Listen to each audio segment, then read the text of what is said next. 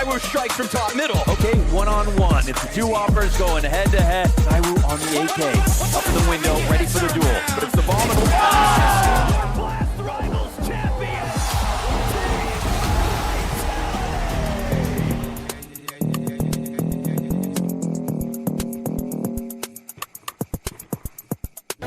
Wildcard not to get lost in the source as much.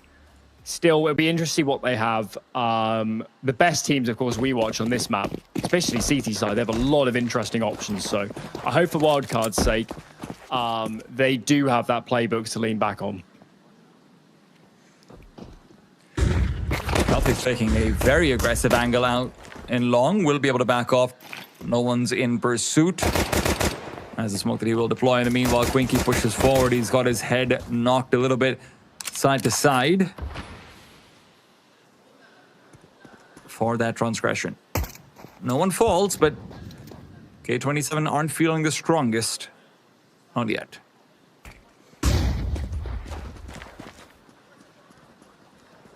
Cash's grenade is supposed to be used for this exact angle on short, if he can find it, but no positions will be given away. Now with Shelfie spotted out, taken down, 60 leaves the charge. Grenade is slowing them down, but doesn't actually do too much damage. X5, you've got to be joking. Coming out with 2 kills in that spot, and now it's that long cross. It doesn't even need to be made. Rek can stay all the way out to try and protect this bomb. There won't be a smoke to stop the spam away either. So Hex now only has to try and just bide for time, and time's been given aplenty. Rek gives in with another quick kill and an HE grenade that just doesn't do enough to support still. X5 does well for himself. It's not going to be sufficient.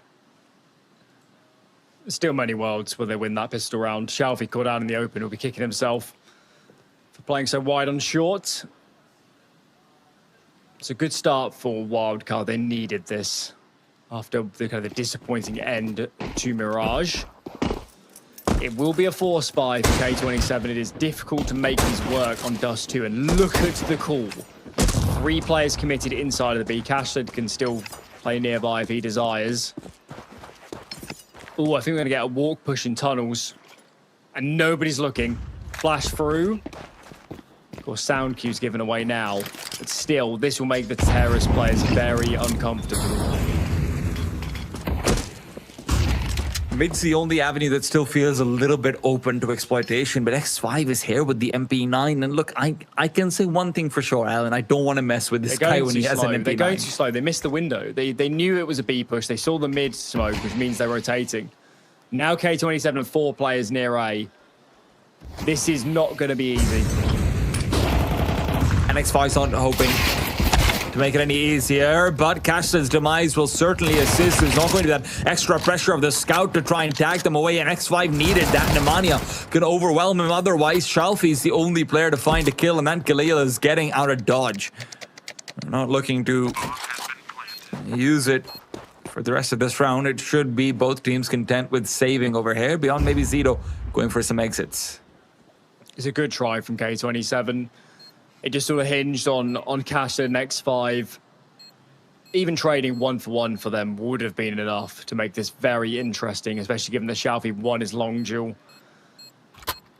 So, unfortunately, the duels there on A in the end didn't fall the way of K27. They'll have another go in the next. And Wildcard will do well to try and keep all these guns alive. MHL, I don't think he died to the bomb, but no, he is out of range there.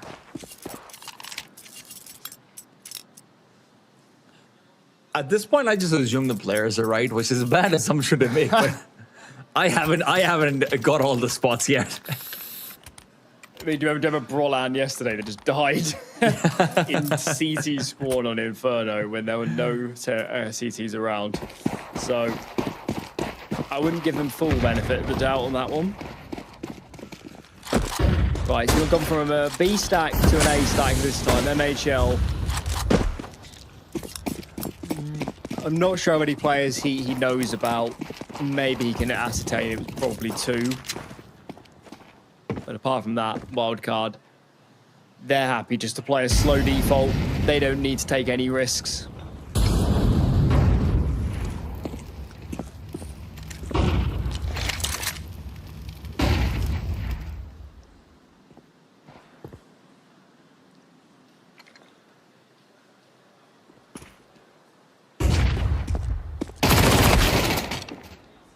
Oh, caught out on the jump, Zito. Not even getting a chance to do any damage back. The MP9 lies wasted. And any chances of even getting a swing in onto this round feel like they're very much gone. The CTs would do well to save their armor and the Galil into the next one. Any extra bits and bobs of change are certainly going to help.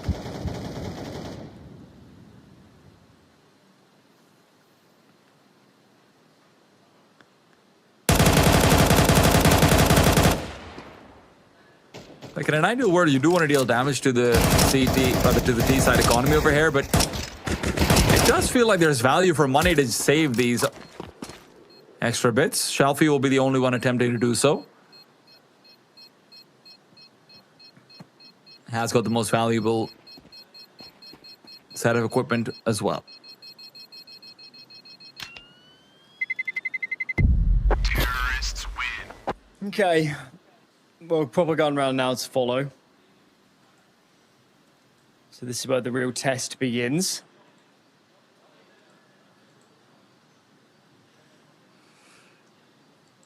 God, I'm having my patience tested by taking a look at this beautiful PC. I want to enter that giveaway, and so can you. You can compete in that giveaway. I don't think I'm actually allowed to win those, so you've got a better chance than I do. Check out the details down below by clicking on that tab.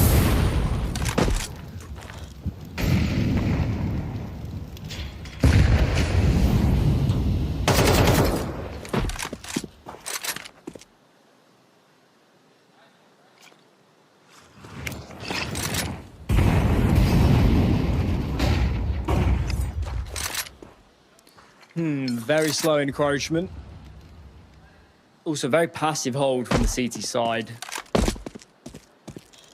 Solo B for them at the moment, as they lean 2 players to fight for any mid moves.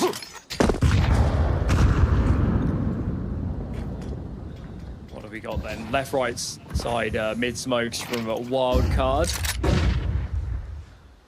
Shalfie's cleared out long as well. They're going to start to collect back in for a short focus, surely. I think it's being red if this smoke actually blocks, and it will not. They're going to come in front of it. It's the right call. Rotations a little bit late, and that is such a critical pair of openers. Wildcard have all but won this round already. X5 can't even back out of it. He has to go forward. He's got to. If it had been 3, that would have been the best spray down of the tournament, I'm sure. But MHL now takes a corner and takes a shot. Cashlead's not been fantastic early on. I know we've only got a scout round and one off purchase to judge him off of, but these are critical places where impact could have been delivered. And right now, I mean, it's just the clearest miss you're ever going to see. Even in the late round, X5 having that kind of impact, you know that they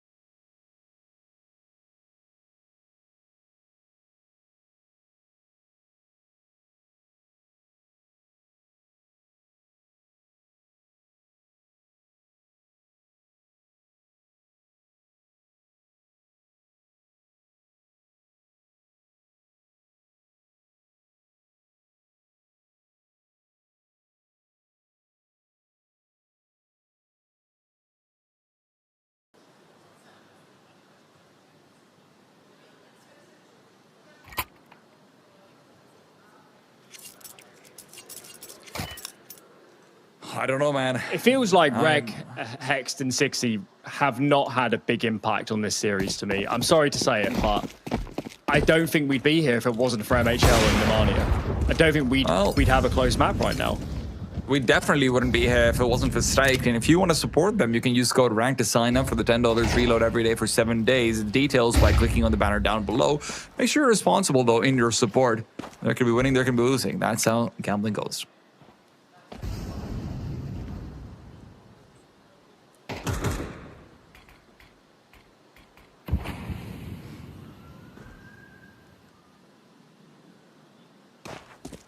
This is going to be a B-side hit at the perfect time. There is a smoke to block. The thing you have to kind of respect here is what do K27 actually know? And if Shalfie sees the mid push, this timing is going to be brutal now, and they will commit because they've seen so many players mid. Hex has got to hold on for dear life, and he's done just that. 3 versus 5 now, and the T's will not be able to plant the bomb before taking some fights, and those fights are being lost. Nemanja and Hex swarming onto the bomb site. Cashlit alone. K27 will not find the equalizer. That info play down middle from Nemanja. The fact that he stays alive, Shalfie's not able to punish him. Some of that mistiming on the mid smoke. I think he misread how much time still has left on it. And Cashlit looks to save. That was very bold from Wildcard, and probably the right decision to fight before the bomb could go down, but it's so scary. Just fighting in through doors and window. There's such choke points. K27 would have loved to have taken more players to the grave on their round losses. Because this isn't bad for Wildcard. 4 alive, they've got a bit of money themselves now. And K27, they burnt all their pauses, didn't they, in the first half, so they just have to continue playing.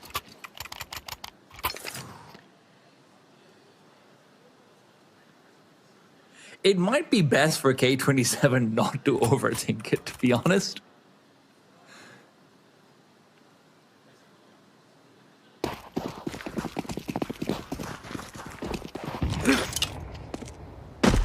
The best strengths have been on this T side late rounding, just having a very good go button together, having utmost faith in the call being made.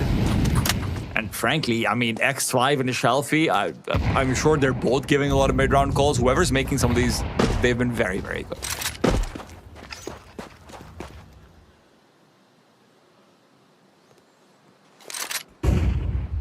Shalfie's playing out for some retake util out towards long. That's going to keep MHL distracted as well, but the real play is coming out through middle, and Sixy's found now with his head on the ground. The B-bomb site has a guillotine holding over it. Can Nemanja stop it from swinging? He cannot. Hex, double kill in the previous, probably needs 3 of a hair to make this even possible. Brings it back, and he's still alive. Shockingly good display, and they've got no way of closing him out from platform. Shalfie makes his way over. Remember, it's still only a 2 versus 1. In the best case scenario, Shalfie comes over from tunnel, and X5 swings with him. That patience from X5 is everything. Knowing that mid is cut off by Cashlit, Hex doesn't even get a chance for 3. So many players would have swung. So many. To have the presence of mind to just stay calm. And I think K27 have been the better team in that respect in this series than Wildcard. Wildcard to me look more flustered. It looks more confused. Of course, you've got more of that kind of international team language barrier sort of problem as well. K27 are in tune, and X5 is on track to be probably the MVP of this series at the rate he's going. Terrorists win. MHL can't die over here. Brutal. That's what they were looking for. I mean, the worst possible time as well to have your money be this screwy. I don't think they're going to have kids. I think they're going to have to sacrifice on some HEs for sure. And look, this isn't terrible. This is still a decent buy, but even disabling your ability to retake is such a mental load. Bombs with left and spawn. I don't think it should matter. Oh, that matters, though. That matters very much.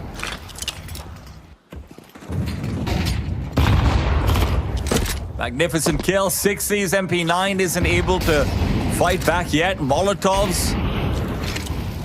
Flashes galore, just making sure that when long's been given up, short can't be contested. 1-for-1 down middle is more than good enough for this T side as well. The only way they win over here is by finding the bomb, and Cassidy is waiting for 60 to make a move. It's a 4-on-2. You're at best going to save one player, and even that might not happen. Shalfie's turned around looking for MHL to push through the smoke. He's found it, and Nemanja is on 4 HP. You're saving zero weapons going into this round. K27 just They had just absolute so much command. They had absolute command of that round. They knew they killed the B rotator. They started kind of collapsing on B. Then they kill all of the A players, and they realize at the last moment after Shalfie kills the player coming through the mid smoke that there has to be only one player left on B, and even then they ran the bomb back. So many mitigating kind of moves from that T side, and the frustration from Wildcard. They're blowing it, man. They had a tremendous lead. What was it, 9-2? 9-3. 9-2 in the beginning. Yeah, it was 9-2. But, that is... It's not good enough. It's not good enough. There's too many skilled players in this team. Nemanja, he's too experienced. I respect it's a new lineup, but... Man, to lose this many rounds... Something's going wrong in their camp right now. You can't be the first team to go out in a tournament like this where you're playing up against a stand-in. And listen, I'm not going to take away from what K27 are showing us because it is good. Right? It is objectively good Counter-Strike being played for them. Forget the caveats. X5, I mean, that's savage. Everything that could go wrong is going wrong right now. I know it's a half-buy, but still, luck is not falling the way of Wildcard.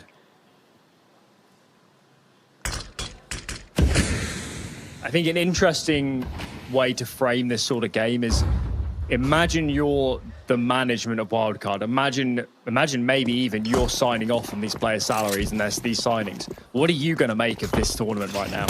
That is, because that's who matters. I mean, who cares what the fans think? It's the management that actually make decisions. And they surely are not pleased by what's happening on this server at the moment. double swing attempted, and Hext is really just going to be cannon fodder. They don't even want to deal with him. They're taking no risks. It's also just, this has got to be one of the most frustrating things to feel as Hext, right? You know, you're sitting there, you're thinking, well, you've already killed my bloody teammates, guys. Can I please get a damn chance to fight? And you're going to hear bomb has been planted pretty soon. How tilting is that? Well, that makes most difference to Hext. I mean, the overall circumstance is the most frustrating thing. It's very easy, by the way, for some of the frustration 60 they were showing to bleed over to the whole team. And, you know, you can show emotion in it, not to be a huge problem, but if I had to wager, I don't think all their players on that team are responding well to somebody being so viciously angry. Listen, but to be fair to 60, I can't blame him. No, I can't either. What's happening? But... you know, in the moment, you have to do everything in your power to win the game, and that applies on and off the server. If he's dragging his teammates down, he's not helping. It's as simple as that.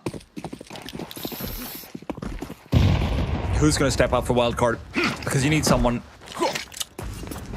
You know, MHL had a really great start to this map, but he has been a non-factor on the CT side.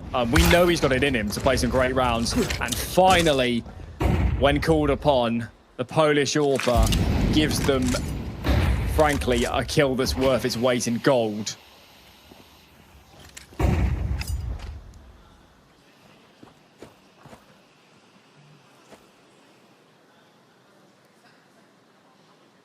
Repositioning to defend the A site. Yeah, and if they come off short, they'll test MHL again. I'm really surprised they're not trying to split B, because that has been their bread and butter of this T side, hasn't it? The number of times they've got up and onto B and traded well has been ridiculous. Yeah. They've always had Quinky playing up and towards tunnels, and look, they're threatening it, right? They want to make it feel like, yes, we can still do this, but it's an empty threat. It is pulling a long push. The key man is obviously MHL. If they get past MHL, this round is on, and it's a fake. Oh, they're going to go back. Wreck, the timing is fabulous. That bomb is in the open. This is going to be overtime at the rate we're going right now. 30 seconds remain, and I'm not sure if that bomb can get to A. Zedo can't connect, and we have gone the distance. Wildcard can breathe a big sigh of relief that they haven't thrown this map away just yet.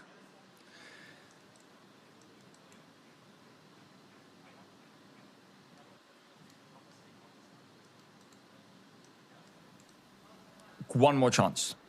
You've got guns, you've got money, you don't have to care about the economy. Coming into round 25 and beyond. Critical kill from MHL, and you are going to be looking for more of those. A reminder for everybody that the veto is not favorable for a third map for K27. They, should we say it? I think they need to win this overtime. I don't think they're going to win the third map. So, Yeah. you know, they've done something tremendous to get to this point, obviously, but now it really matters.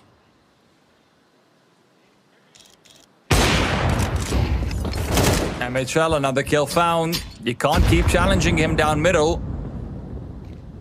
Zedo takes the time to plant himself right next to the B doors, pushes past the smoke, gets a trade, gets two! Brutality on display. And Hex has no choice but to push. Rek trying to do the same, but Shalfie's here to play cover up, and guess what? The other side's not too different. Okay, so they know it was solo B. The thing is, they've seen mid smokes now, so K27 aren't quite sure where these numbers are. If I'm them, it's better what Shalfie can do. If Shalfie can get good information, they're going to pressure B with Quinky. He needs to not overcommit. He can even get spammed through the smoke, and that would be bad news. But Shalfie, They know. huge kill. Shalfie's won them this round. Wildcard, it is overtime, but they might even save just to ensure that MHL can AWP no problems. All three of these goes. I mean, 60 revealing himself with the HE over there just makes it so much easier for Shalfie to go swing out. They know that there was two players back over towards the B site. Zedo, what a savior. Felt like this was going to be a round not too different from the previous one. MHL starts off strong. You've got a lot of control over middle, but Zedo, the hidden element. 60. Yeah, Just pushing him down. It's not going to be saved. They do need to clean up this early fight from X5 onto mid. I think X5 was kind of jiggling that, expecting Zedo to swing with him so that it would be a guaranteed trade. It didn't really happen like that. Maybe we'll see it in the replay here. Yeah, I mean, MHL gets off the angle very quickly. MHL not pleased with that scenario. And of course, in overtime, up against elimination. Ooh. The odds, Alan. Feels like only the logo's switched. I think that's too far. I think That's for the best I of three. really feel. I know. I think Wildcard will win this series if they can get through this overtime. It's a big if.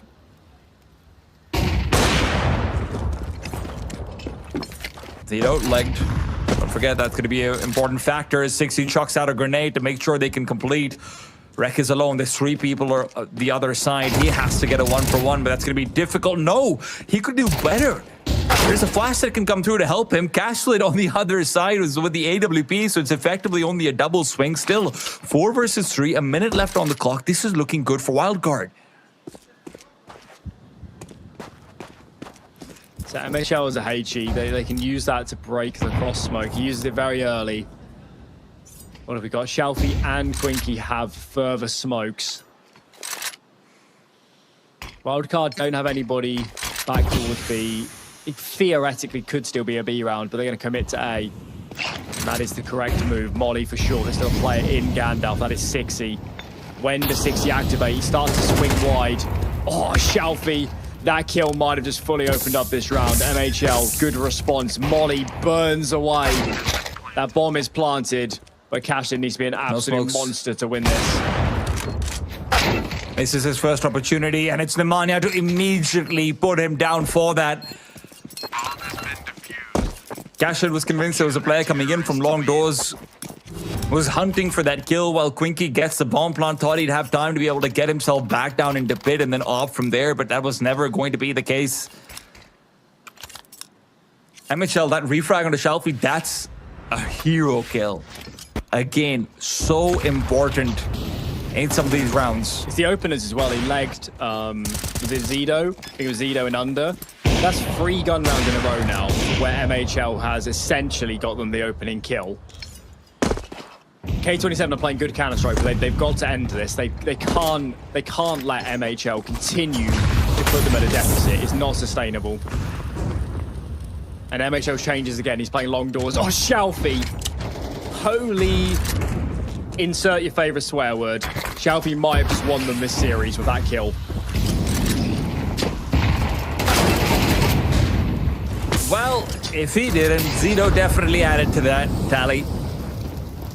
I need to see the replay of Shalfie's kill. I really want to see it. It might have been a straight-up pre-fire. Has been planted.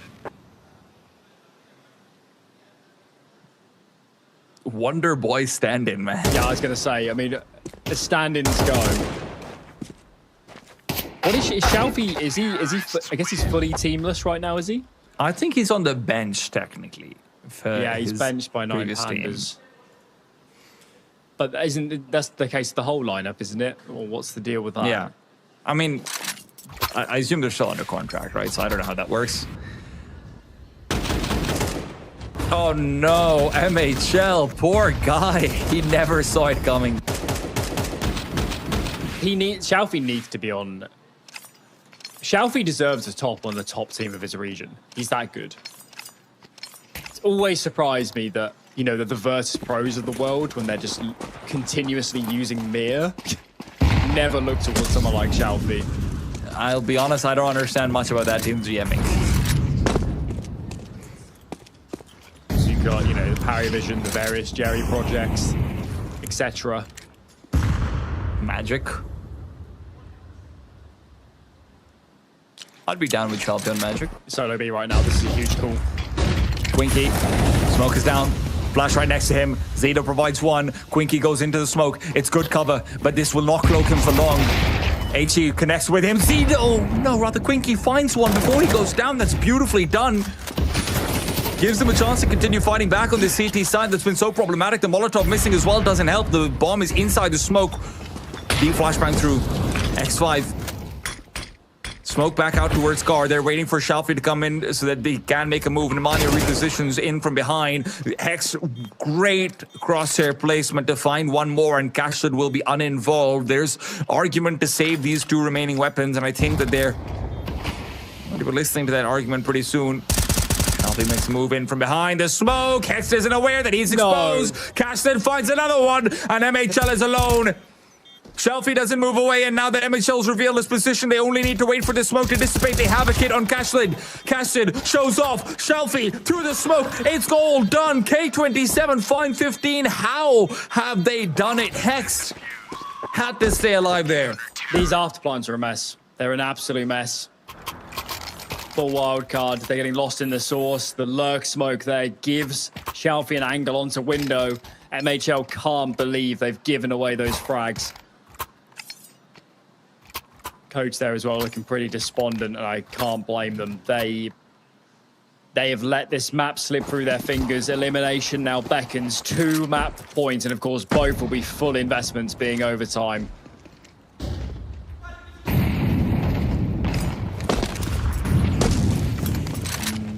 That could be it. Nemanja tries to solo get up short fast. He is fragged.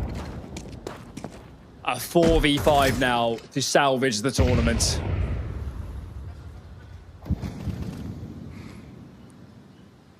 Hex is out on a solo mission. He's asked for support, but he's been given a couple of shots in the back. 60 trades. And X5 taken down. They might be doing it, Alan. They might be bringing it back. Quinky wants it not to be the case. He goes back to fortify the B-bomb site again. Remember, he's already used some of his bullets, only has 9 left. At best, you're hoping for 1 kill with this circumstances, but maybe he can deliver more. How is he doing it again and again? 23 HP is all that separates K27 from a massive upset. No scopes will not matter. 16 is found. They were down 2-9. They will end 16-13. I can't believe it. Unbelievable set of frags there on B. K27 thoroughly deserved to win this series. Mirage was comfortable. Dust 2, we're not going to say that. The first half put them in such a terrible position that they had to brawl all the way back. 2-9 was the deficit at his utmost. And K27 recovered the series. Shalfie was the absolute super sub. But my man, I think X5 is the MVP today. And that's just his individual play. Not counting any calling. On an individual level, he was the best player on the server for me today. And if you do count calling, he's Yes, definitely the MVP, right? I mean, what he was able to deliver on both Mirage and Dust 2 is so impressive, Alan. This is a team that forced Wildcard to look like they're turtling in advantageous situations. And sure, maybe it wasn't as many 4v5s or 3v4s that Wildcard were losing in the second half. But I mean, the fact that you're in a 9-3 advantage, and from that point on, you just look like you're being outcalled again and again. You talked about it, Alan. Mid to B was free territory, and the way that K27 exploited that, they looked like they were just tactically miles ahead of the North Americans. It also just sort of felt like as soon as aggression tried to be piled on, it didn't really work. The one card they had to play was MHL getting openers on their defense. Apart from that, maybe Nemanja with some nice rounds, but all in all, not the performance we wanted today. And I'm sure that Hex will agree with that, but we've got a quick interview with him as well as an exit interview on the sidelines. That's right, Mamoon. I'm here with Hex. Unfortunately, just became the first eliminated team wildcard out of the stake ranked episode 3. I know these are always very difficult conversations to be had, and obviously the game just ended, but through your perspective, it didn't really feel like you guys got completely blown out of the water. It felt like it came down to some of the smaller details. So can you just walk me through what you think was not enough today? Yeah, I mean, we haven't been doing the things we practiced in scrims over the past week, so it kind of just comes down to that, to be honest. Some of it has to do with the heat. Maybe like we're getting more frustrated because we're all fucking drenched in sweat, as you can see. So I think as most of with the fact that we didn't do what we did in scrims, but some with the heat as well, but not putting it on that really. In terms of, I guess, starting off the season, this was your guys' first tournament in more than a month, right? The last time you were here in Europe, you won an event. So do you feel like maybe you weren't able to showcase 100% of what, as you said, you've been showing in practice because of the fact that you've been away from officials for such a long time? Yeah, I mean, no team comes back from their break like 100%. No team. So even when Vitality came back, they started losing Insta, which is weird, you know? So, I mean, it's just kind of, we have to get back into the swing of things and make sure we're being really disciplined in scrims because, you know, we played a bunch of NA pracs before we got here, and I think that made us a lot less disciplined because no one was punishing us for what we were doing, you know? So, yeah. Well, with that being said, I'm not going to keep you here for too long. It was a pleasure. Thank you very much for giving me a little bit out of your time, and I hope to see you again in the future. Thank you. Mamoon, Alan, back to you. Always hard to have those conversations, but Wildcard will be walking home with $7,500 tying the last place for this one. Alan. It took a lot of years, a lot of sweat, a lot of pain. In the end,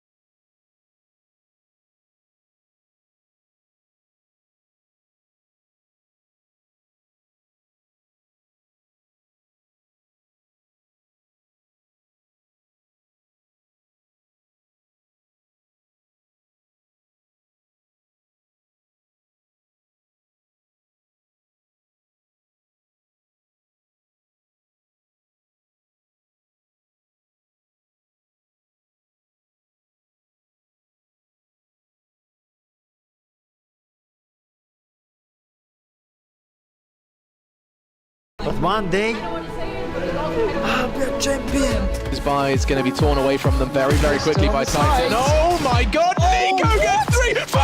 Iron Shox is going to walk into it as well. Nico is on fire. She's left, then listen, Nico.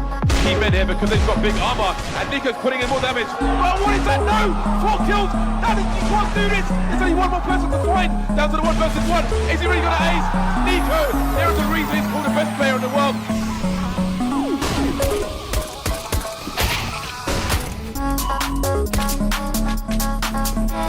Here we go then, it's Nico coming in, the backline takes down Chris J. All of a sudden it's flipped around once again. 2 versus 1, the world's best player up against it to stay in the game.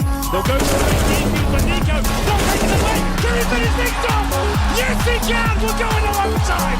Oh, the peak is so dangerous, but down he goes. Nico makes it past the top. And we'll see what he can do.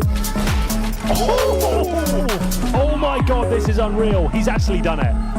Snacks is terrified. Nico needs one more here. This guy, right, that is one of the best clutches you'll see. So, they're looking to burst again. Just one flashbang to go straight through. Here they go. In the meantime, that is absolutely disgusting. There have to be laws against that. One tap through smoke, that works. For Nico.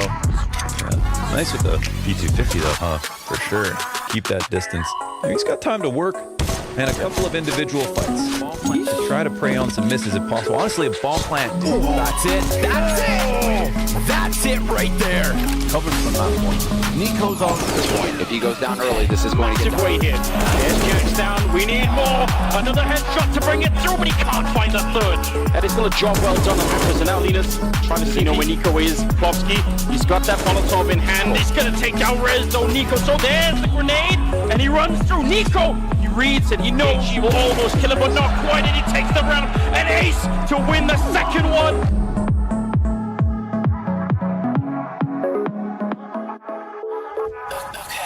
Now instead, gonna have to try and open it up again.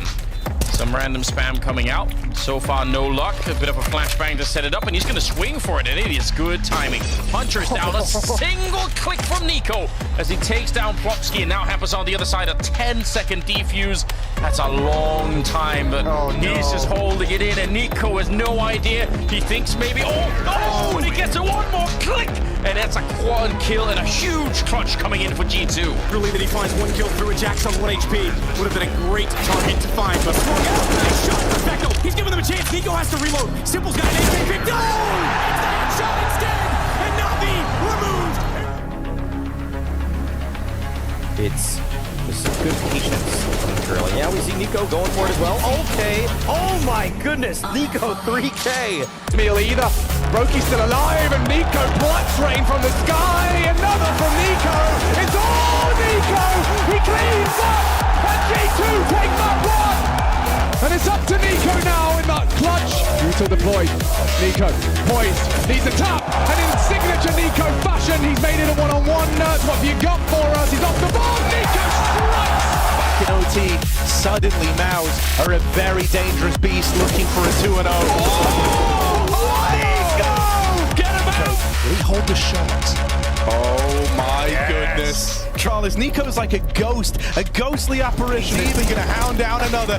Beautifully played from Nico. Great. Heading towards that A site here, and Nico his skin into his spine with the blade. 5 Half four. Nico's going to push further forward. I think he's going to spam on through. Yuri gone immediately. That was one of the healthy ones anymore. Some more bullets. Okay, Nico keeps going to rinse and repeat. It's working. And the ace looking likely. Nico will add one to the tally.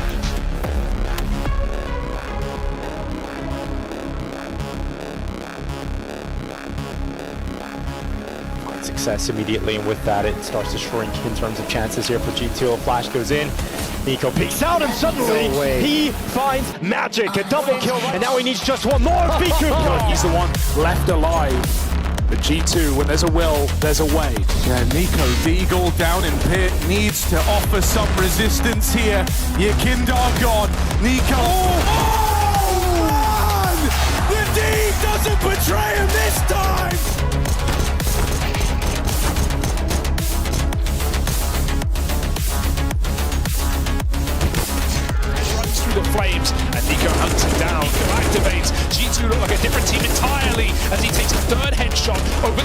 SCTs meant to work this forward. Utilities off of the mark. Can Hunter sell this? Can Nico clutch it? Will he be needed? Because that Tech-9 drops, and here comes Nico's rifle. It's headshots galore. All three dead, and Nico's gonna keep it back and forth. And now Nico wins from dark, shrouded in the cover of the shadow. And it's Nico who is the demon in their dreams. The bomb will go off. Falcons have their hero, and that is Nico chucking flames over to the catwalks. Got a low health Rainwaker inside of the A side. Cover him. But if he sees it and hesitates, Nico's gonna find him first. Nico arrives. Wait a second. Yeah, he just kind of caught out. Just gets wind of it. You know, you're stuck staring at it like a treasure. Oh, so awesome. Oh, it's perfect, yeah. No, it's a misthrow. Wait, he hit himself for 20 damage. And now the M4. Oh, he cleared it. Dang. Wow. Nico, yeah, it's still on his mind. Could have made that way set. Crazy pace. Nico's got players up above him. Great for Nico. Triple from inside of this. Then quick, swift move. There's the quad. Nico on his own as the bomb site falls around him. Nico feeling it right now on this USP, claims his second. Nico and m0NESY with all the kills in this pistol round. Nico trying to come in on a big old backstab. And Alexi, not long for this world, trapped in between the Falcons. Pistol. Nico backstab connects. And he starts this progression series in fighting form. That's a massive 4K for Nico. another retake, but they've got a fast flank from mezii. They're not prepared. Kerrigan goes down. Great kill from mezii. Apex goes through. m0NESY fighting it all fronts. Nico's right there with them. And the Falcons force cannot be stopped. That was the bubble bursting. Comes heroic moves. Nico with another. Why not make it from an easy round? Arriving quickly, and that might be what's Nico gets that just in time. Unstorm, he cleared it. He thought he had it. Doesn't catch KSCERATO. He's on high alert, and he does once again deliver. Instant from Nico. Accelerates for the trade events, but he wants more. Another scalp. It already is with m0NESY's frag. Drops out from heaven and sends Holiday to the hell. Quad kill out of Nico.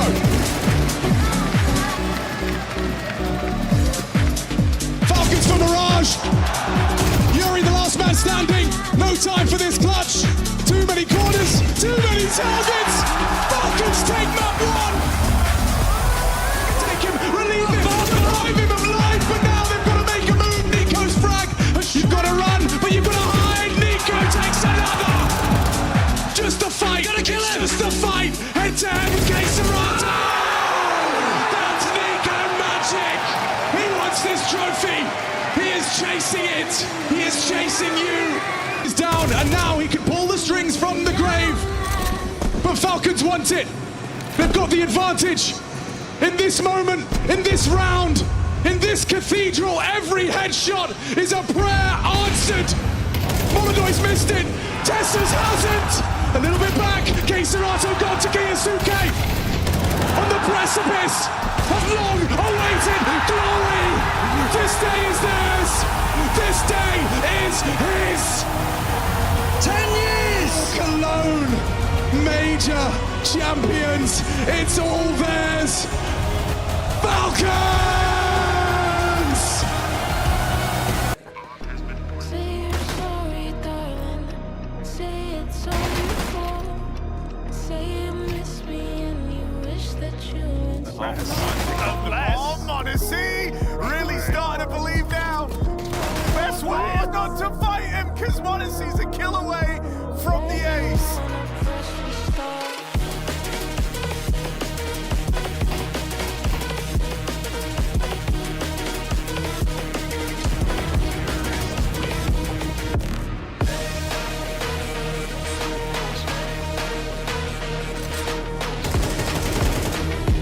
Oh no! Spam in the mid-smoke. B-Site has to hold up on its own, and Nilo delivers, no problem. Oh, he's on for the ace. Go on, Nilo. Hounds him down. All 5 for Nilo.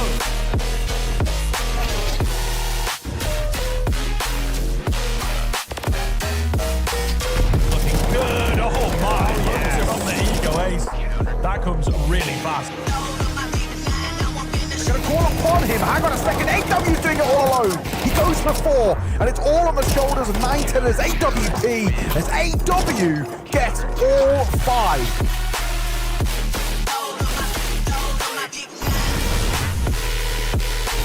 going to win off the fight, so they think, until Martinez comes up with a clutch.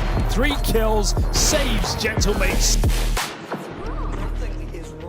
Something is obviously bothering me. By triple for Kyosuke. As he just finds the perfect pocket to peek into the execution, he'll catch the quad kill. That was awful.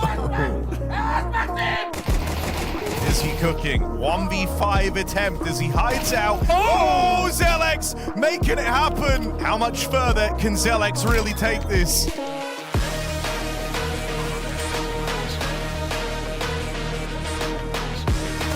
Oh, one away from it. It was right there. Lure them into this position from the chop, and he's going to come out swinging. Flashbang is good, but Luchon holds his position. Beautiful fourth kill, and he's going to pick up the 8 crisp headshots across the board. Once again in here, but Luchon is decimating them. Another headshot, and he gets another one in the first half. What a demon. Looking down the barrel of this orb. Oh, that's a lovely flick. Yeah. Toshi, why stop there? Owns the angle. Some Pius is living on borrowed time, and that time's expired. Another 4K from Toshi.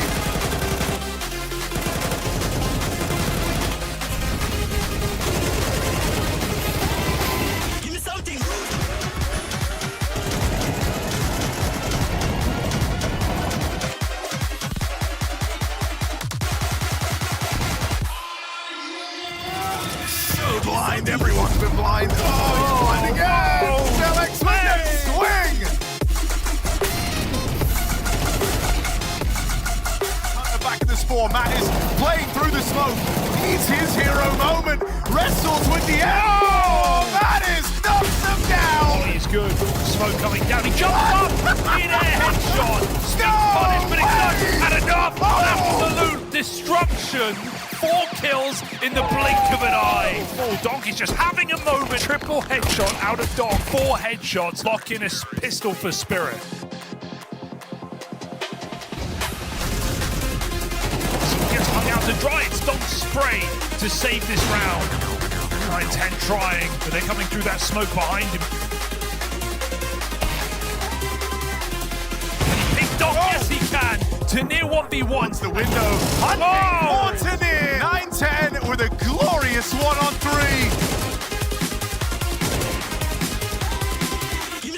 The Cobra needs a lot to go right when so much could go wrong. Swing on out. Nails Shiro. And we'll get this bomb plant. It's safe from the cave site. The spam gives away Tanir's position. Oh! Cobra's got him! Oh, they're not happy with that one. Absolute joke. Takes down the pistol, then Nico's got a chance. Oh! From inside, 1-on-1. Oh, but now he reloads himself. Nico's quad kill finishes off the map.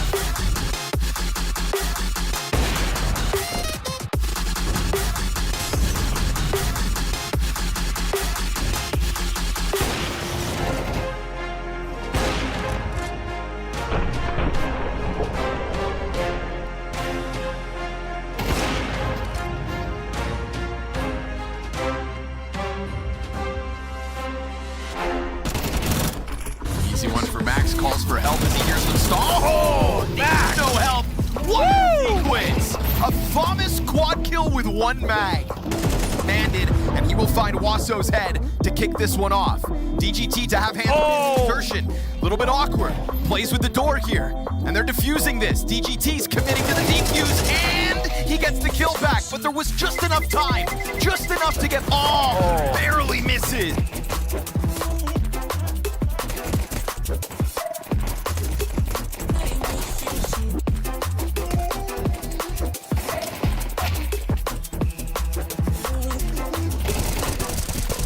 Not going to get away with the multi-kill, but the bomb was dropped there on that spam out of Wakadia. Just planted with seconds to spare. Oh, it's close. He will follow up on a Belchanok, and now the dualies firing back. No way! Wakadia! That's a John Wakadia moment right there. Game looking for this. It's at the peak, and Wakadia 1v3 on low HP. Oh, that's clean, Wakadia! No way! No way! 1-on-3, another clutch time, a shot away from certain death. Had to hit the first bullet every time. So pretty.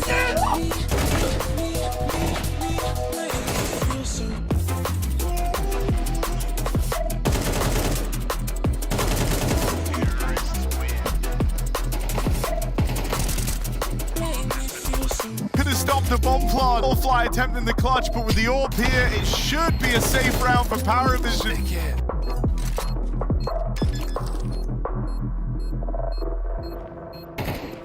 Down to the jump shot, and now Soulfly knows on that defuse. Belchanok can't do it. What a weird round! Oh, this is crazy. Replaying the whole round. The game they have had a bad reputation for being inconsistent. A lot of damage done by these blocks, you know. Hunter comes round though to bail them out. Another eco ace for Hunter.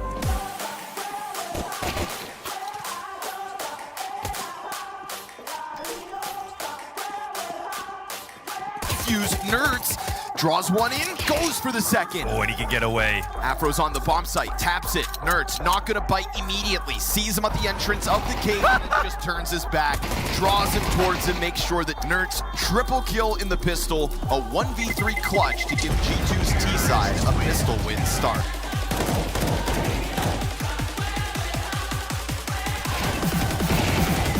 Got the spot of Nilo, just gonna dink off and eventually get the kill. Next round of fight. One of his own. Nilo looking for more. He's finding.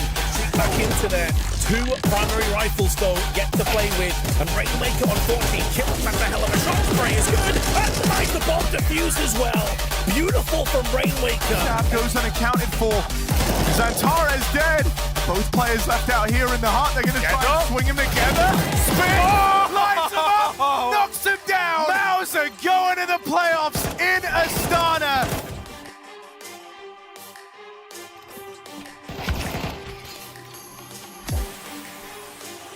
A couple of headshots back to back.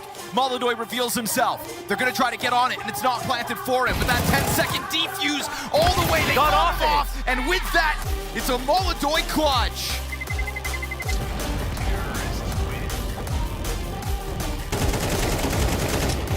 Three cleaned up Molodoy. He's got himself the double. They don't have the kit. He picks it back up, and as he dives for it, close. Real close. Double digits Furia. Yes, sir. Yeah, they got. Oh, he was mad about that. He's got a Molotov as well. Throws it preemptively onto the bomb, and it's gonna spread wide enough. He just gotta get Sotsel. He will. He pushes. 1v3. Fallen sticks the landing.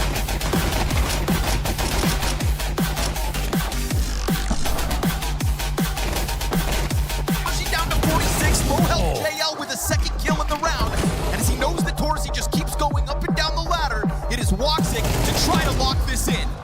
Low HP duel in a 1v1, a single shot either way, and this time it's Aurora. Comes in, taking next contact. Spirit is still closing the gap on this, and it's Donk with all the kills in this pistol round, and there's the fourth.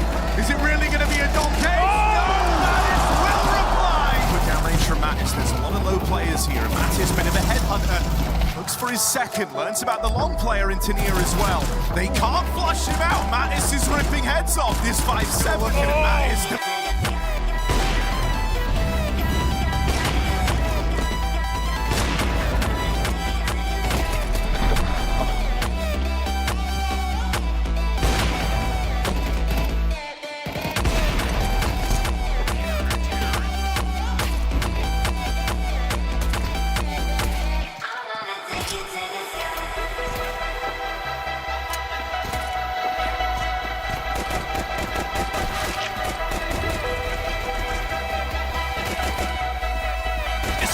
Let him escape. 2v2 for the Falcons, for the bomb not down. Knows the whereabouts of Kiyosuke out towards the spawn. Surely not. Who's being held? Suke gives him the fight, rips heads off. That's the start from the young gun you want with a retake ramp site. Odyssey gets the better of him. Molodoy been good in his head-to-head, but no long. Huge hat trick. It's the backstab, and he's one step ahead of it. That's more like it from Odyssey.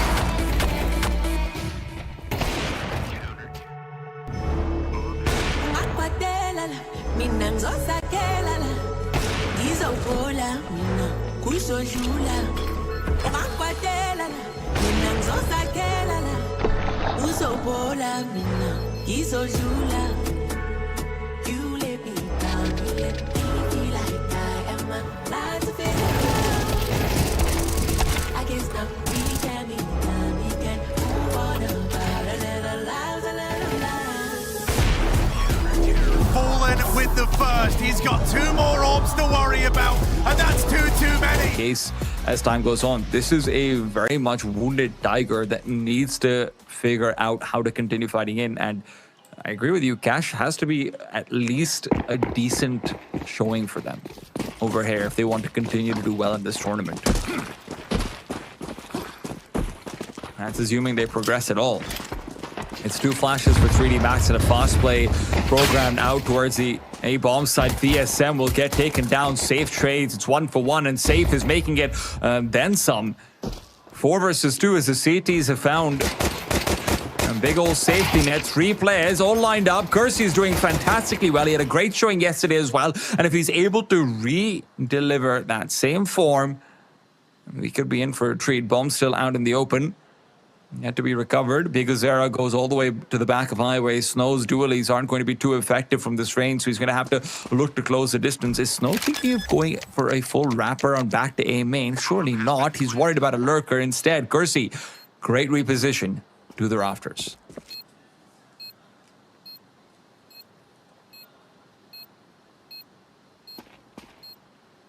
I can't imagine they check this. Bigazera reveals position. Snow will reveal Kersey's dead body. Lucky alone, 1 versus 2, playing back of quad. Good position to be in. A swing from the side is destined. Bigazera worried because of his HP, and now the dualies give pursuit. Snow is having his time wasted away, and now there's no longer time to win the round. Snow will have to say goodbye to it. Lucky, really well done towards the end of it. Bought time as much as he could, and that proved to be enough. So 3D Max on the board first. Again, they have these pages of notes on Cash, but I do really question what they actually know and what's on them. I mean, at least Payne could have watched 3D Max play yesterday and at least kind of know positions, know a little bit about how they tend to default. But even then, your sample size is so small that it would be a mistake to just assume that they're going to do exactly the same again.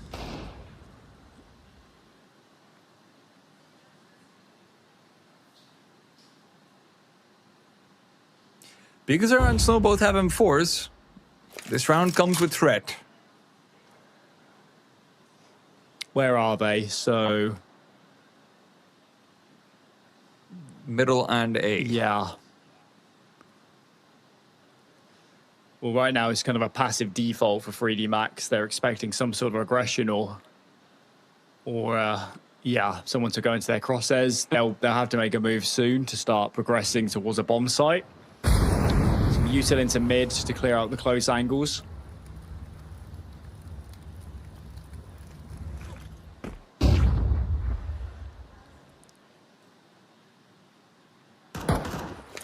Cool smoke lineup. Yeah, I was going to say, you definitely couldn't do that in Go.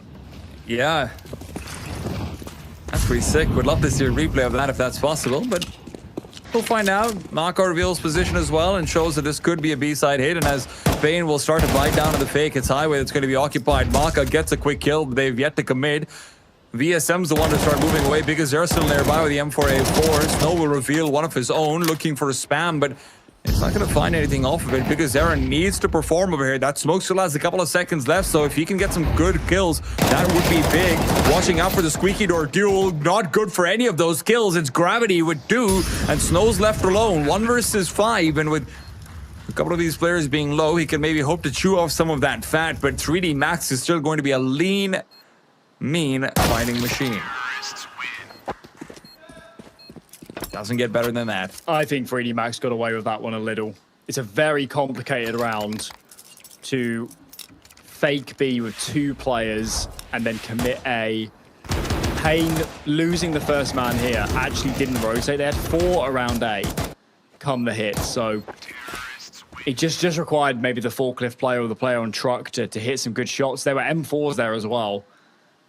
So I know it worked out very well for 3D Max, but yeah. That very complicated set of moves in that round could have spelled some problems.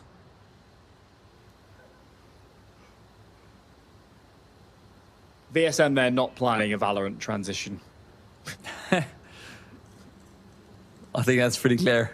How funny would that be if Riot disallowed him from playing because of that? Wouldn't put anything past him.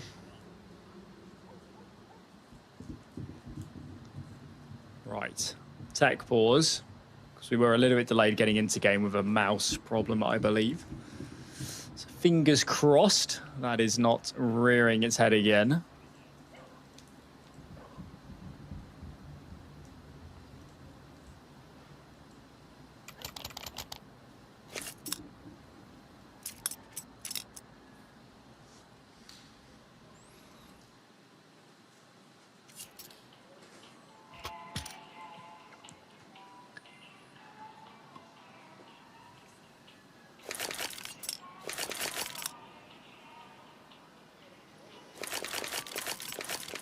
I like the break music in the background.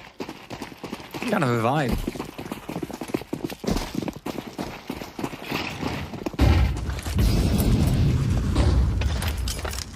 Player will be continuing to be left to his own devices. His devices are not looking fantastic in this anti-eco from 3D Max. They've just dealt with them all too quickly. If you keep 5 alive, even 4 alive over here, you just made so much money in the last 2 rounds. It makes the CT side a nightmare for Pain. I think they will keep numbers alive. They don't even need to hunt on this round because Pain have nothing to save. So odds are 3D Max going to keep at least 4, maybe all 5 players alive. Kersey here, he doesn't need to stay in mid. He could go into the vent.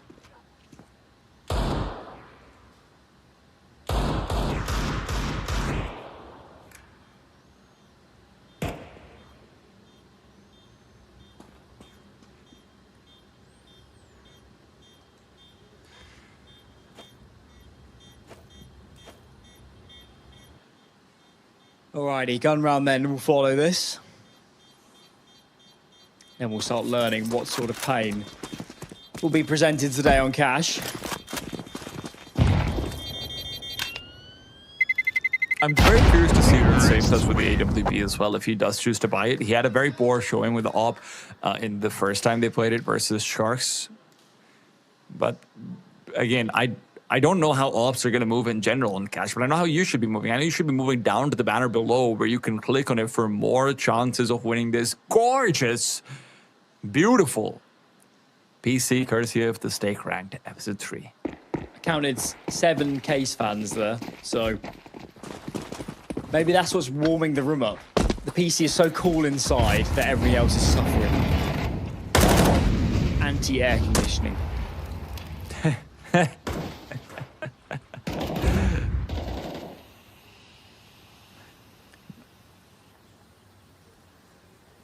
Well, they do like a default 3D Max. We saw quite a lot of mid yesterday, so that will certainly rear its head at some point in this half. For now, it's a 3B default. They'll probably look to take into checkers and leave a player there. And in they go. Snow is still in the vent, and Kersey walks straight to his demise. Snow is completely pinned. Surely he's a dead man, and he is. Here's still not in a bad position over here to deal with the Checkers player. He's starting to re-navigate back to default. Gravity finds VSM in middle. That's going to be a much bigger problem than you might expect. Highway is completely opened up because if it's safe pushing forward this deep into A main, is going to give himself a chance to cut this bomb off. Because expecting it. Oh, he's worried about this possibility. But a repeat back in. Lucky's dead. And with that, 3D Max's chances in the round might be as well. Big Zera spotted out, just needs to back off and make sure no one can actually go inside A main. If they can't pursue safe, then he should be A-okay. And 3D Max might be forced to save over here. Peria Spots out Gravity. Gravity's just hoping to navigate away. Parry up. I mean, that feels ambitious from Gravity. Yeah, well, even saving here is troublesome because they're so deep in enemy lines. So Pain with a good round on the board. Safe got so much space. I mean, of course, we only see the very end of his play, let's call it. But at some point there, he made a decision to fully push into A main. So, you know, great timing on that move. Perhaps he realized how heavy the B default was, and he thought, okay, I can get some space here.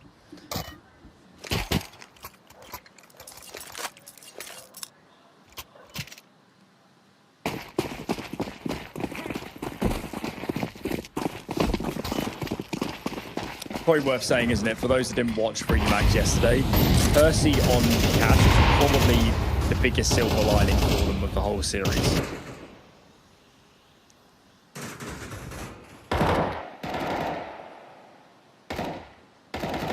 I mean, not just a silver lining, he was a golden streak, dude. He was insane.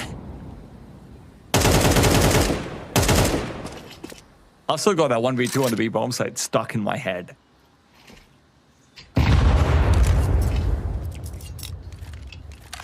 Very default heavy rounds so far.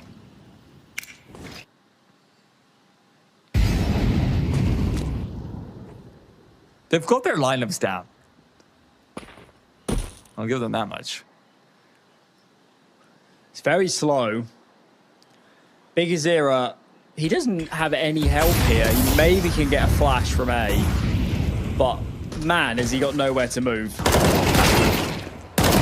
I mean, Snow's supposed to be providing him with that help for a double kill to be guaranteed, but only finding the one is not enough. The A bomb site now will be forced to have VSM rotate away. Period Jr. once again called to task. He's got a lot to do. Unfortunately, a Molotov does miss, and now he has a lot of space to work with. Peeks out for the first. Lucky gets taken down, but Period takes damage for that trade. Goes in for a second, still alive somehow at the back of this B bomb site. And now with Maka holding the bomb and the other play being low, how do you scale up? That's how you find Safe pushing through the smoke and ask him, what the hell are you doing here? Gravity with 2.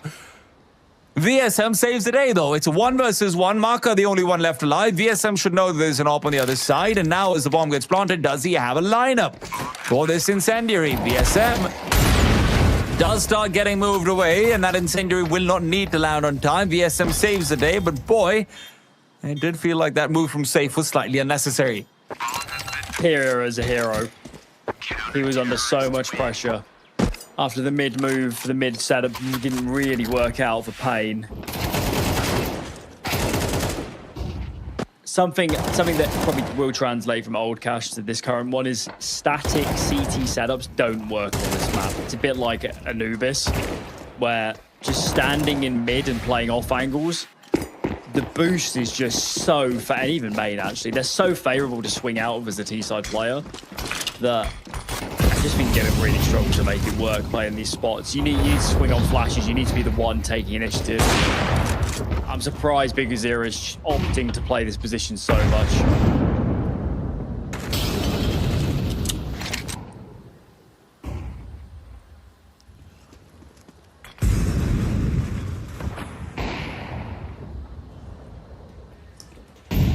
Good find. Very good find. Safe has to be careful. Kursi's so deep in, and Safe can't hide away. VSM pushing through the smoke will be washed out for, but not long enough. Gravity is the next to fall, and as Lucky's refrag will fail, it's still a 3 versus 3. Full rotation out from CT spawn is going to be possible. Lucky knows that he has to beeline back to A main if he wants to be relevant to this round even now. But Kursi's position, my God, he could do it all. Another kill found, and why stop there? Kursi finally traded, and Snow in a 1-on-2 can't do it. He knows it as well. Not gonna try. Huge round from Kursi. 3 for him. I think Big Azira needs to reconsider how he's holding on to mid. Maybe it's time for Safe to play that position, but the money's gone for Pain, so I'm not sure what they're going to do in this round. Their loss bonus is 1.9, so it's 2.4 coming. They'll have to pretty much full save to buy in the next.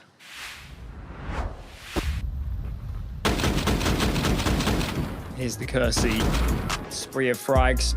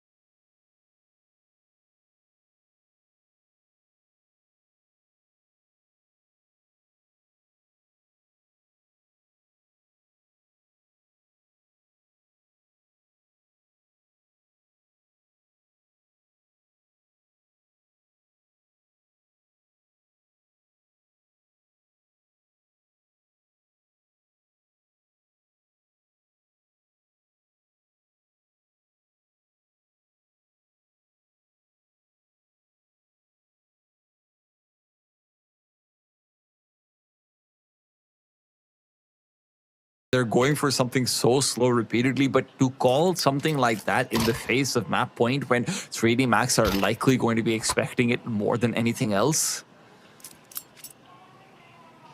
I don't know how you do it.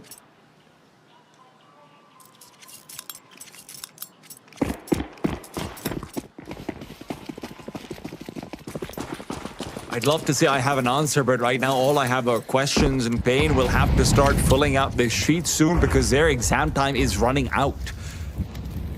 Maka aggresses as well into A main, and he'll be able to hold on to this. Gravity swinging out wide does make noise. Another boost will come through for Kersey, but Biguzera's on the other side. Does he have utility in his hands or not? A flashbang will make it indifferent. Gravity and Kersey both come through the kill apiece immediately, and Kersey's not done just yet. Spots out the legs in the smoke gaps that he himself created. And Pain are down to 2, and they'll be down to their own map pick pretty soon with the way things are going. Peria left alone.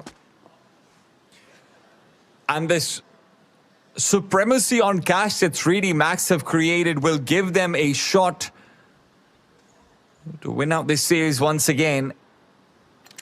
You have to commend them for it. I'm sure they've taken time out of their player break as well just to make sure that they can actually contribute coming into such a significant event for them. And Peria is going to be the unfortunate victim to end things. Bumping and bobbing, knocking inside the smoke. 20 seconds on the clock. Peria good for 1, but in the end, he will be taken down 13-10. 3D Max will have to sweat more than they did in that upper bracket, but even so, looking comfortable all the way through. Yeah, no doubt, though, the pistols made a huge difference for them. It would have been a very close map, and obviously Kersey, big moments and big clutches from his team on that first half and recovering, you know, unlikely positions. I'm not sure Pain will present those opportunities again in this series, but nonetheless, it's what 3D Max wanted. They pick Cash, they make their opponents, you know, as uneasy as they can, and now they got a chance. Now they can play without as much fear. They can throw the kitchen sink at these last 2. Look at the top 5 kills, Alan. Only Kersey is in the top 5 kills. That's how much of a safety net he was for this team. The amount of multi-kills he had to offer over here was absurd. I mean, just looking at it, he had 8 multi-kills, Alan, across this entire map. That's ridiculous. KDR, top kills, everything feels like it's going the way of Pain, but it doesn't matter. The question is, can someone replace Kersey, or can Kersey show that same form going out of Cash? Yeah, I'm just trying to remind myself, what was his overall series? His overall series yesterday was reasonably average. It was just that Cash was fantastic. He was the worst performing player on the other 2 maps. It's obviously we need a bigger sample size before we cast any overall judgments, but he seems to be significantly more comfortable on Cash than some of these other maps based off what we can see right now. Yeah, well, we're going to maybe hear from him or his surrounding teammates on why that is as well after the break. We'll have a quick vibe.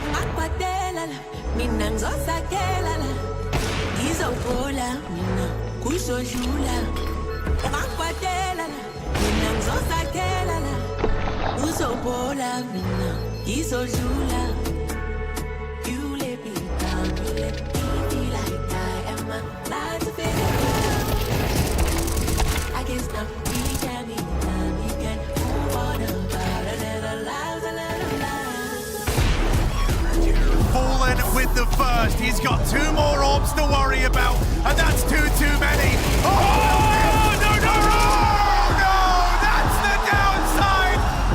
Suke, clean tap to get the ball rolling. Can he find any more? Closing the distance on him now, Kiyosuke. Oh, it's lights out. He's not stopping. Still a threat, not dealt with yet. And rotates start to arrive. Kiyosuke lays waste. He's got the chance.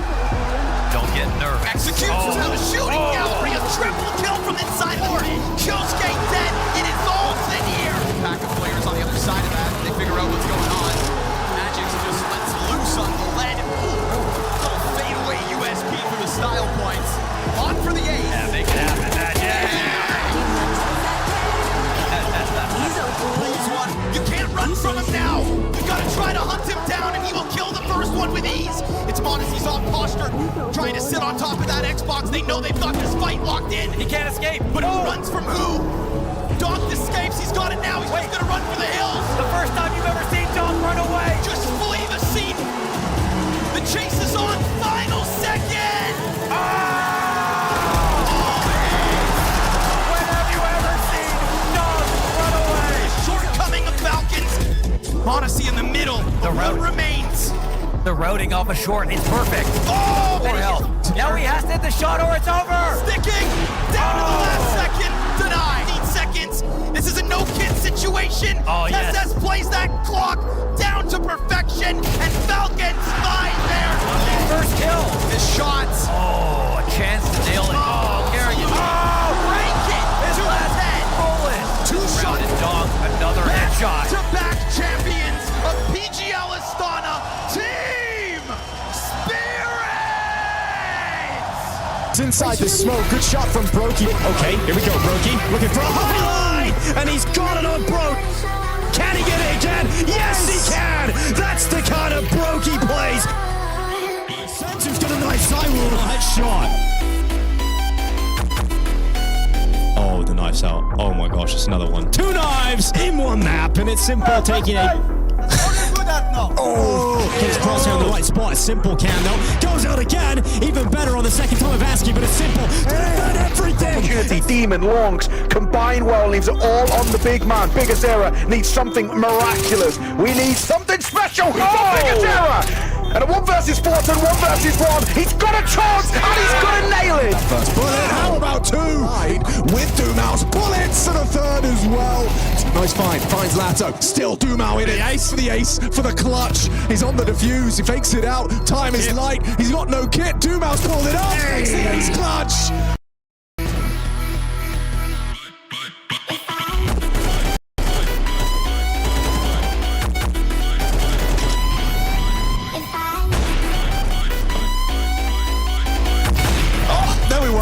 Shot. Yeah, great flick. Liverpool closes it down. Okay.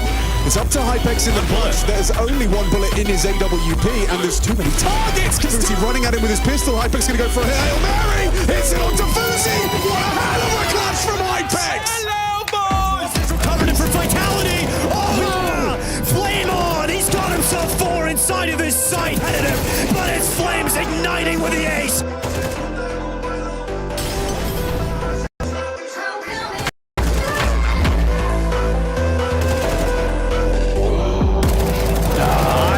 Maybe he's a genius, so all of a sudden the defense looks so much better.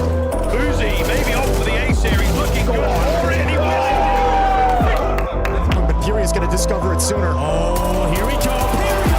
Knocks the over. What a start to the playoffs. He can rock the playoffs here, and he's Furia, what a step.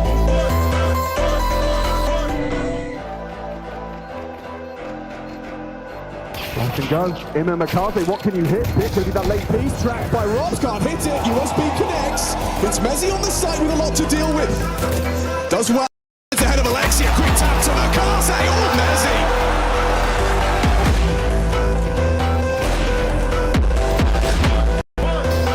Smoke. Suddenly in position to push this. Does catch. Bit walking. McCarthy. He's down as well. Zaiwu. 1 frag at the start of this second half. And another one for Zaiwu. Emma peeks on in. Peek him at your own risk. Get the chosen ones back in the server. Perfect. God flash. Connection. Wonderful. Sensational. Shut down. Headshot. Perfectly primed and ready. Transfers for number 2. Messi down. No trade. No. You can't stop McCarthy. Ow. Catches Zaiwu just as the smoke blooms. It's an advantage in RV. More from Wonderful, really? How's he not there? Take a bow, son! Unspotted 1 and he's got both. Sort of this for Gabriel Legion just to get into it, and Art is for snacks, and Art's going to take everything away. trying to save his team. It's got to be Lato. He's been quiet the whole time in the semi-final, but this would be a great time to get you. Transy reach next, and Lato's done it! Legacy can do no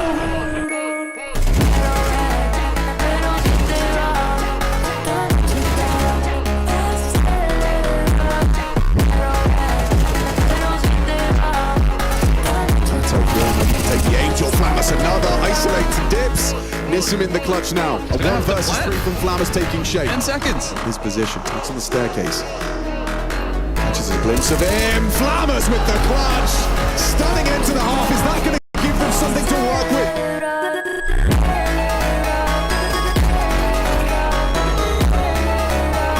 This is down. Nice taps from Magnajez. One just goes down, but looking good. Shady win this one up. Magnajez makes it 4. He's on for the ace, but someone's going to have to sit and abuse it. Could have had it. Lado was going to down.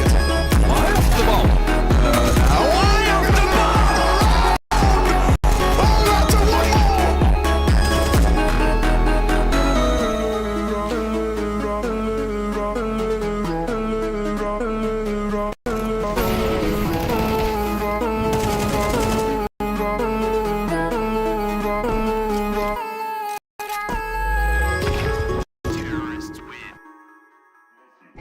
Figure out what's up. You see Game Religion just accelerate once again into the A side, but you've got Alexi B trying to step up this time.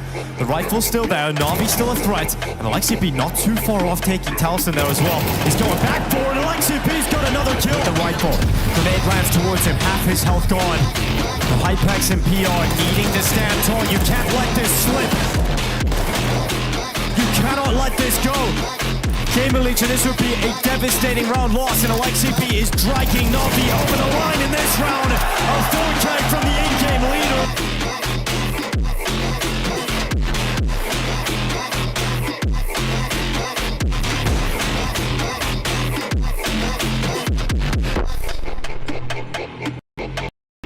Hypex has to clutch this up. Mikaze's moved off, changes up his position. He's even got utilities to boot as well. Hypex. Oh, what?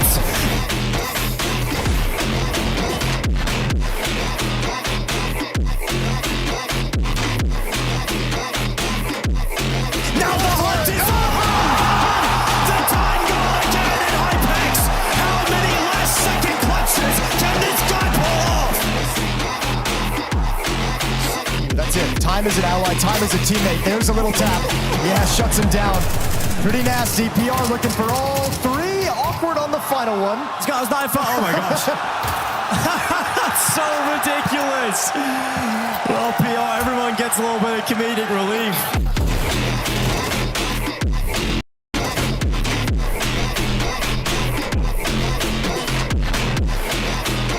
Has been the most valuable player for Na'Vi. He's got to go get the bomb though with only 20 seconds and having to fetch this and having to find the defenders. It's just way too much to ask. Yeah, especially with one player being up on A as well. But Wonderful's got the headshot now. The vent dive coming in. He's got his knife out there ready though. Rez is in the right position. And now they will step to the front of the stage. They will enter Cologne as your champions, the Intel Extreme Masters Atlanta champions.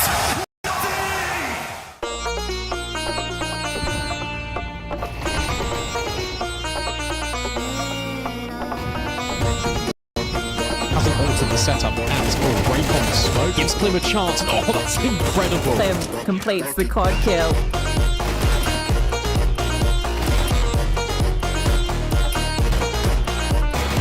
In an untenable position, Dilberetta's going to swing in and hold up. He's making a case for it. Clean kills and oh my god, Shush. Just getting the start, but he's putting it together. And he's got the chance here. Into the final frag and it's Shush. But he doesn't slow down. Look at how much trust they put in Kaspersky there as well. The reliance that he's going to be able just to spring forward. And in fact, he's on for the ace too. That's remarkable. Oh, but they just go dry in classic electronic fashion. Kaisuke Modesty trying to do an electronic with a quad kill to his name, keeps BCK breathing.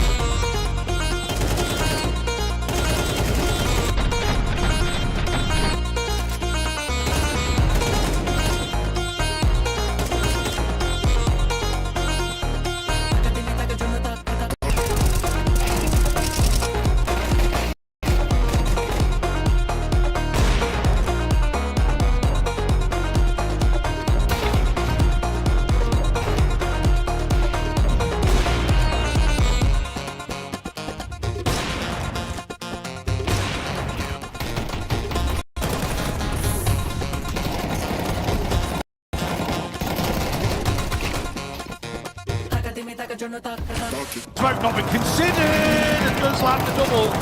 Oh man, Zacha's going to be moving USP. Is it enough up against the Tech-9 here? And he's looking to play around that. A big opportunity for Grim. And gets 4. And he wants Ace as well. Shut it down. Big ask for him now. Bomb is planted for this long position. He has the lineup. He has the lineup. Look at the time on that bomb. Bombing soon. What a time for him to step up. Another kill for Elige, taking matters into his own hand. Zinho alone, pushing through the smoke, will not be able to get the adjustment. The GOAT of North America still lives.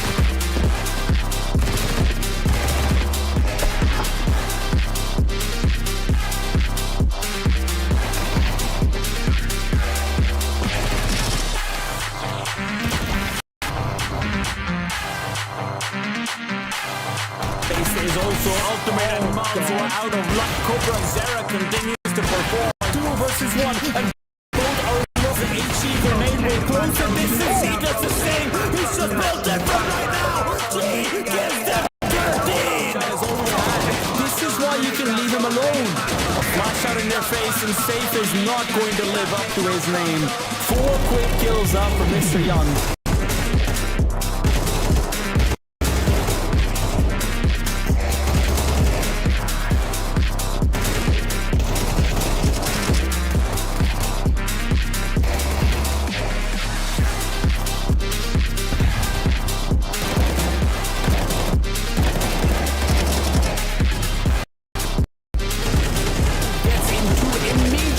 Make it 3. What are Pain Gaming eating?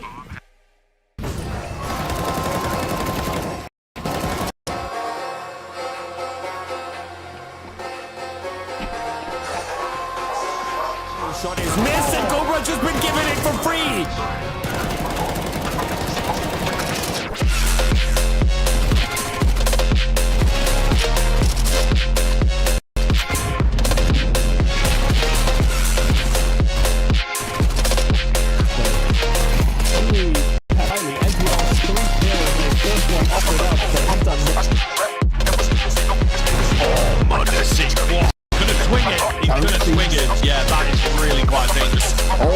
Probably not, because Monacy's there, and that's what we said, won by Bert.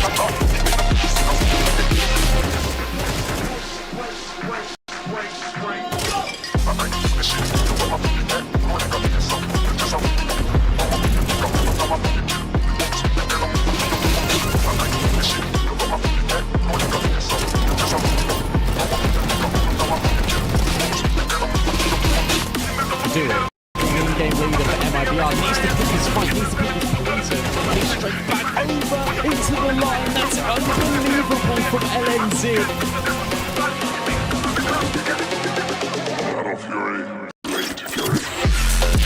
Here, but it's worked in his favour. They can't see it, but he finds another. You can't be serious, and now the supporters arrive. Sergio, absolutely brilliant from Al.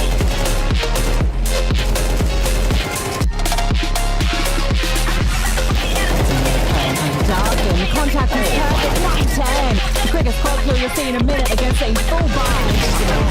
His movement though is really good. He's stuck in the corner, but maybe they're just stuck in with him. He's hit the double no-stop. 9-10 reposition, which we're asking for, but spotted by 9-10.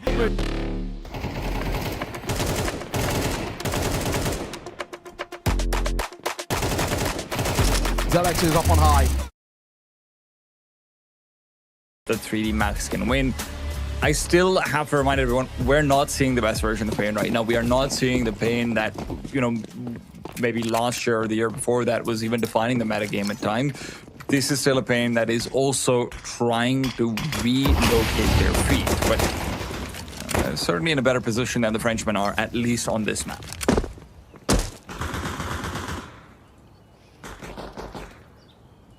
Okay, well, to win this series, I think 3D Max needs to continue winning pistols. Kersey opens up the scorecard well. Maka traded, still man advantage, and look where the bomb is. The bomb is outside of Boiler, and Kersey continues his reign of terror. he's definitely skilled. It must be, being a complete player at the moment, or growing into being a complete player is what's holding him back. Because he can't be this good on Cash and this good at fragging people with that pistol and not be a super, prospect in the making for this team. And maybe that's what a national team gives to you, right? Maybe that's where you do get that old school style of proper, true mentorship into being a player who can maybe be like the equivalent of a Blame F for Big Clan over here with 3D Max, right? I think that's the model that everyone's looking for, who's looking to make that big jump from being like a ranked 30 team into a ranked like 18 or so team that's contending for true tier 1 invites. But they will have to raise him into a superstar.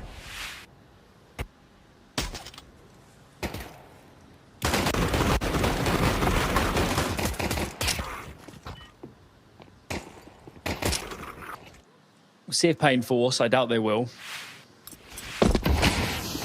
They will. Okay. Pistol armor. This must be a set round.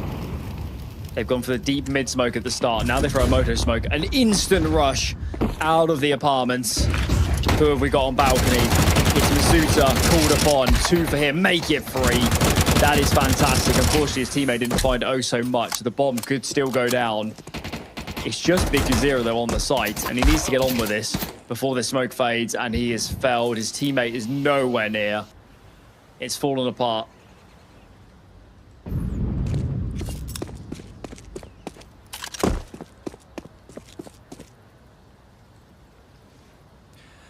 Masuda is another one of those really interesting players when you consider how his career trajectory has gone. Obviously, he first came in to the last great French-only lineup, which was the Vitality of 2022. He was there for 2 years or so, and you would have thought that being dropped into the tier 3-esque scene, tier 2.5 at times, would be something that he could easily handle. But that sharp drop down in form that he had, I think really made people lose faith in him. So to even climb back to a place where you're contending to be at lands like the Stake Ranked series and whatnot, it's a feel-good story, but you really hope there's more to it than just, hey, I appeared at a big LAN again and I got knocked out last place. 3D Max really have to capitalize on this Cash. And they started off well. Again, this should be a 3-0 beginning, just what you need. Masuta's actually their highest rated player over the last 3 to 6 months. Which is a little bit surprising. But yeah, he's been playing pretty good Counter-Strike. Obviously, compared to Vitality, you've got to imagine he's got a lot more say over his positions on this sort of team. So that certainly would be a factor. I mean, that was also, that was CSGO, different time, a lot of it online era and everything as well, right? That's a time gone by. Good first kill from Lucky, just making sure that the CTs can keep on banking up some of this cash. Lucky will compound.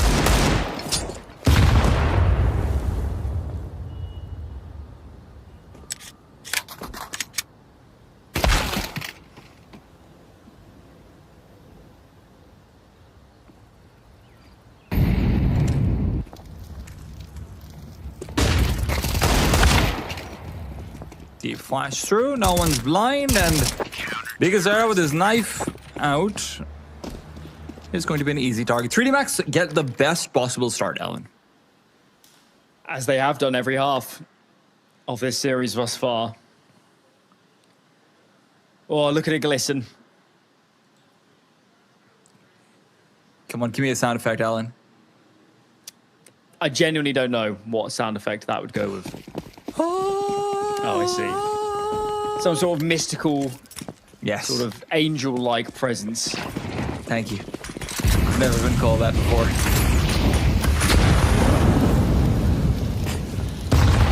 Lucky. Careful now. You're asking for a nade to your face. He was spotted out, but he'll back off now. And that HE, which was destined for Lucky, will not be able to meet it. Birya Jr., thank you very much. 2 kills that way. Absolutely, I'll take it. Aggression is punished, and Maka's now caught out as well as he's courting out middle. Now, going to the B-bomb side after getting 3 kills on it would be... I mean, that's where every matchmaking player in the world just has their head in their hands, but they'd like to be able to hunt these last 2 weapons as well.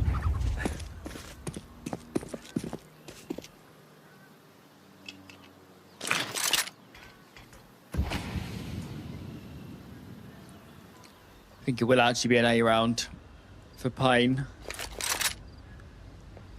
Totally disparate are the CT players. Dude.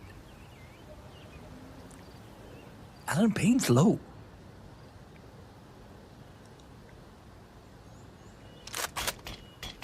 Still. Far be it for me to imagine a world where 3D Max can win this. He just keeps finding especially now nades. that he's revealed. Oh, especially now that he's revealed. They're going to be thinking there's 2 players over here for sure. They can't imagine there's going to be 2 smokes from 1 player. They're so worried. They're scared. There's 18 seconds left on the clock. The time is not on their side. And eventually, Lucky will have 2 players crossing him. Do they check this properly? The pre-fire is not helping anyone. He could line them up right now, Alan. No, Snow actually is the one who takes out his own teammate. 5 seconds. If he got that kill, they win that round. Yeah. Almost. Graffiti might opt to at least stick around and try to take away more guns. I think he should. Inferno A blast radius is pretty punchy, so... Is it still? Well, I think if he kept them in apartments and such, I'm pretty sure they would die.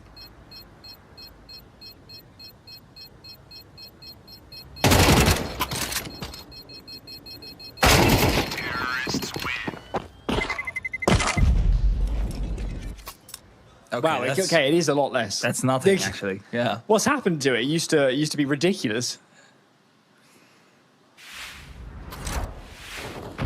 Big walls in apartments, apparently. Yeah, I mean, even the fact that you can save in church is kind of wild to me. Like, you can save in church if you've got 40 HP left.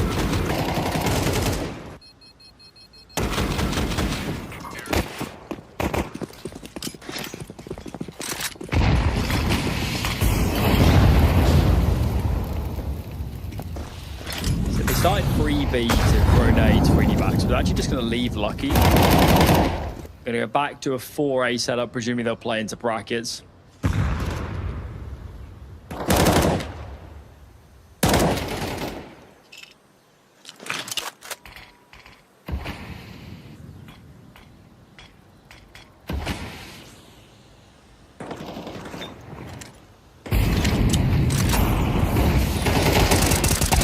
Flash out, and it's Kersey to come through with a backstab. Maka's already got one with utility, and where Snow hopes to find Kersey, it's already a quick moonwalk back into smoke. Maka will eventually end up fading backwards, but in a 4 versus 3, Pain don't feel to have too much control over this A-bomb site. Kersey's re-aggression will make sure advantage stays firmly in the hands of the CT. Maka is smoked off. He'll back away. He's aware that all he has to do is really cover out this cross. That's all that matters. With Gravity's position as good as it is, the 1 kill that Maka should be able to guarantee is enough. Now, do they smoke again? Yeah, Remember, they they've got 2 smokes, so they could just wrap. Show it off, and Maka punishes the first. Surely expects another one, facing into save, giving up the AWP, and Gravity's in a good position for that op to shine. Lucky's wondering how everything went wrong. 1 versus 1, op on the other side, but the HE, oh, the HE will not matter. Safe Free, who was dead, only had time to pull the trigger before the explosion came. Ridiculous.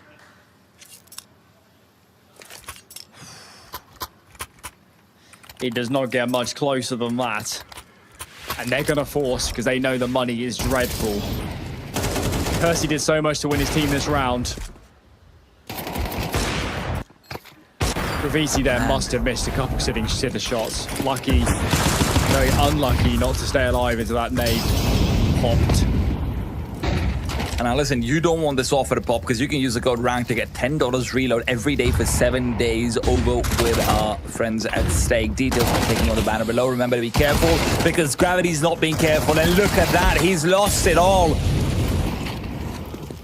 3D Max now having forfeited all advantages from the pistol round, despite having some winning ways, have not been able to tread them. Well, they threw everything into this one to try and get a reset off, but it's not going to happen. And now it's them that have to probably even save already here, and then Eco in the next. Pain are getting back in control.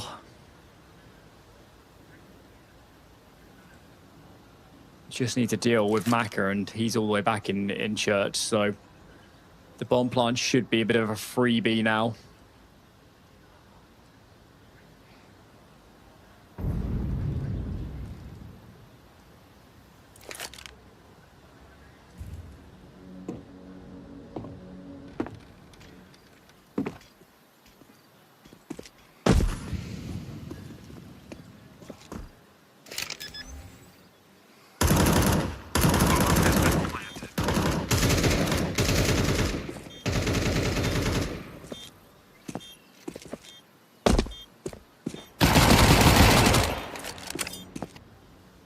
All right. Money's made, and it will be increased very soon.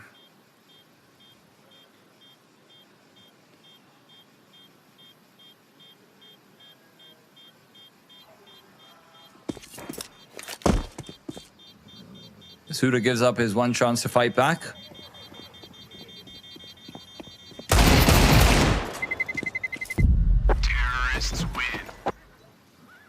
What? There's like 17 miles. What? I don't understand. It seems so That makes no inconsistent. sense.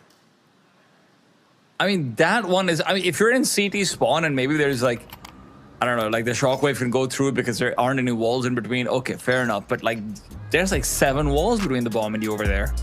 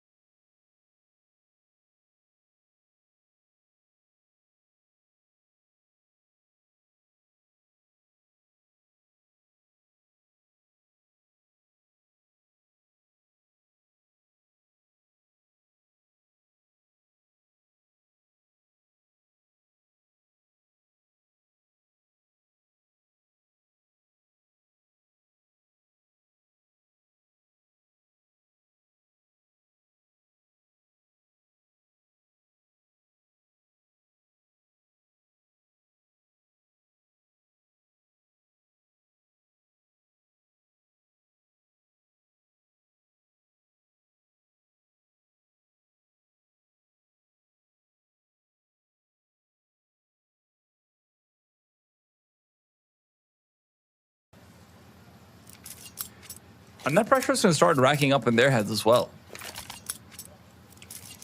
They're well aware that individually, Pain is just objectively, like, man for man on an individual level, Pain is just better than 3D Max. That's always been the case for teams going up against 3D Max. So to be fair, this has always been a team that relies on cohesion to win games, not individuals. But, I mean, Kersey could be looking to change that over here. A flashbang overhead would be nice to see, but he doesn't get it out in time. VSM, not fully blind, is able to reset fast enough. And while Period Jr. is low,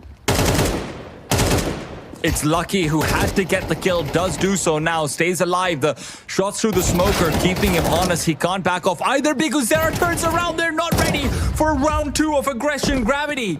The one to provide the flash is good, will move them away, and Maka now waits. What an adjustment! Safe's head is on the ground before he even knew it, and an HE to the face of Snow that will not connect. I cannot believe he faced into him. Snow gets given a chance. He has the AWP, he has a Molotov. Both players are coming in from one angle, but the problem is the utility. There's so much of it. They walk through the smoke. They're creeping forward. A flash will reveal intentions. But playing in from coffins is a death sentence. A Molotov should be all they need to move Snow away. But they're not going to even use it. Gravity just takes him down. 3D Max finding round number 7, and Pain's money is not good even with the bomb plant. They lost the first kill here. That's the crazy part. Kersey could not finish his food. And still, Graffiti behind him continues to press the issue. 2 fast kills, and then completely flummoxed. Here is Graffiti with those frags. They're just not ready. Pain after seeing the first man, should have fully pumped the brakes. Because they had a huge advantage. They didn't. It's not like they dumped all their nades and had to finish out their default. They could have slowed it down. The thing is, Lucky had pushed down in the mid as well. I guess they just assumed that, hey, that's going to be like, oh, they're surely not going to push with 3 players, right? It turns out they were. Snow, are you dead? My brother, how are you alive over here, Snow? I thought it was dead to right. Sam Molotov doesn't do nearly as much damage as I thought it would. This is really not good for Pain. They have struggled so much in these last few gun rounds to get a foot in the door. Man, 3D Max were not nearly this aggressive yesterday. They've done great homework, that's for sure.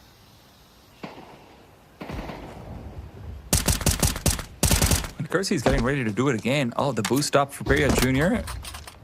is going to be spotted. Kersey's got an HE with his name on it, decides to use bullets instead. And now in the 2 versus 4 where arches are being watched, VSM doesn't want to show off position, so he's not going to smoke this. Lucky's got this nasty angle that is so hard to deal with, but it will be dealt with nonetheless. 2v2 on the bomb site. Here's the game back on. Pain still hunting out for that 5th. Kersey, HE should be dealing with him. No, it doesn't go deep enough, and he even gets another kill. This A-bomb set has proven impenetrable, and 3D Max are getting ready to line up that 8th round. Kersey continues to be a menace.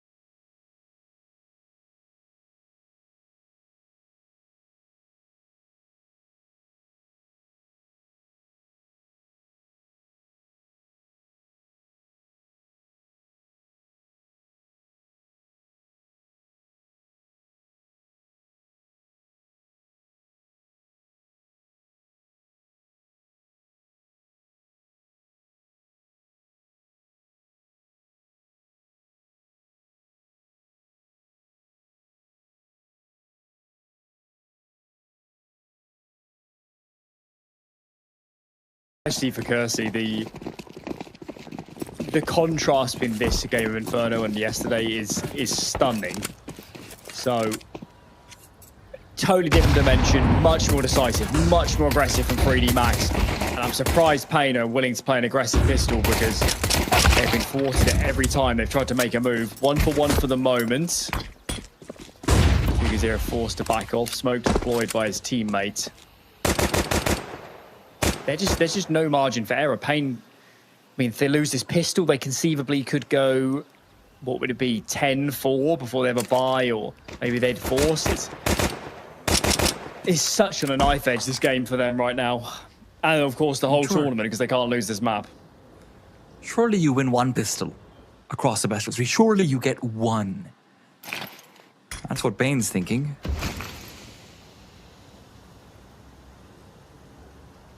Was it heroic yesterday that didn't win any pistols for ages? Wasn't it the same? I think they got 1 out of the 6. Yeah. 3D Max. But they did win, like, they did win 4 spots. They like a pistol round with 3D Max. This rap might be completely unexpected. I'm not sure the player site heard that much. Bigazera now knows what's going on. Not back, and Bigazera needs to continue to try and find a kill. He just can't trace one down for the love of God. And misuta's double, 17 and 7. Not a chance over here for Bane.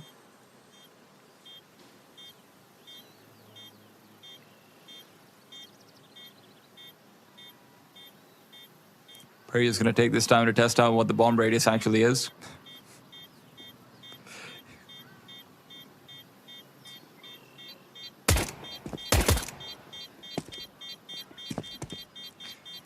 Hey, you take $300, $350. Why not? Hey, 400. 31 damage? I don't understand the science of this. I think you get, like, I think Church, if it's a default blood, I think Church, you get dealt 38 for context. I mean, I might be wrong about that. I just remember that from yesterday. Huge kill from Masuta. 3D Max, they're just the team possessed right now.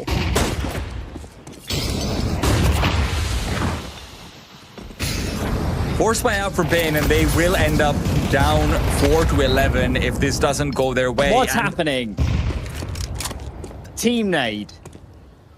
I was about to say that's a great nade from 3D Max.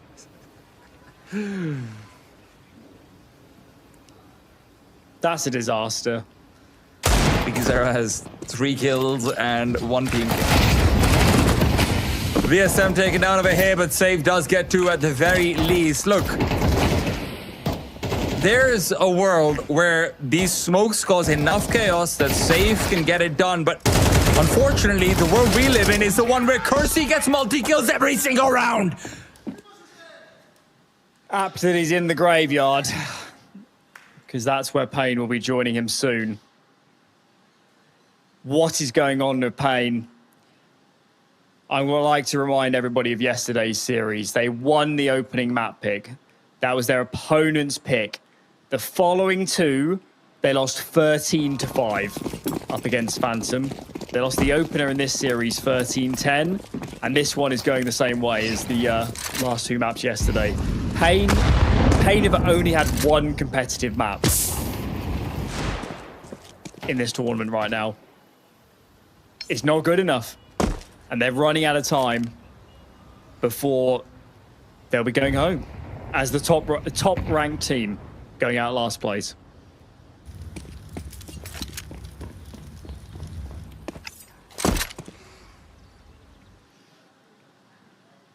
And that's a huge, huge impact to Pain's VRS this season if that happens. I have to look at their results, but I would imagine that some of their earlier VRS points are also probably about to expire, so losing out on opportunities to get more. Yeah, I mean, they came here for a top placing and potentially to lift the trophy and to, you know, bolster some VRS ranking. They're a long way from achieving those goals right now. I came here for a trophy. They're getting a reality check. 3D Max, on the other hand,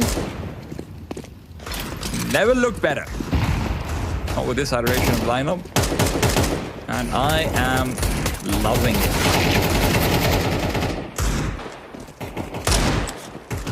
How many Pain? What, they got one pause left or something? They can't have many. They'll probably burn They don't have many before this next gun round, because this could be. I mean, they lose the next gun round and it's quickly becomes 12-4.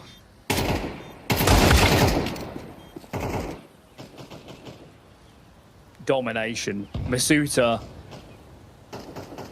had a sleeper, excellent map. I think Kersey's had more, let's say, highlight moments, but Masuta, consistent output.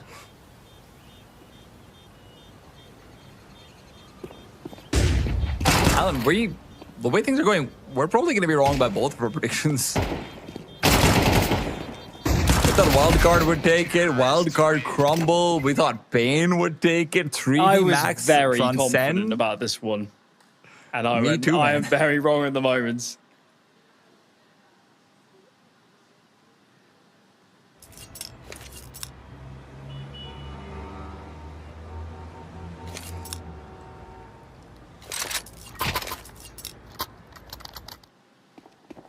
They haven't used their timeout, Pain.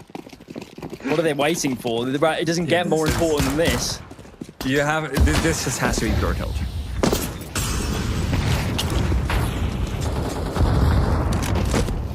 Safe, had he stuck around over there, he would have been double naded. 3D Max are doing their best to make sure Safe will not get an early shot, not before at 1:15 mark or so. Oh my! Oh, he's not gonna get a shot at all, Masuta.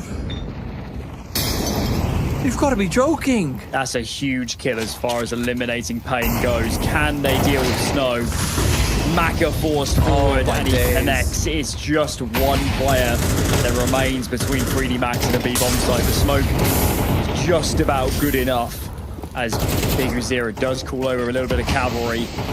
U-turn into CT spawn. Big Uzira is going to test this. Maka in the meanwhile is being an absolute nuisance. Big Uzira, he's got the bomb site, but he's completely surrounded.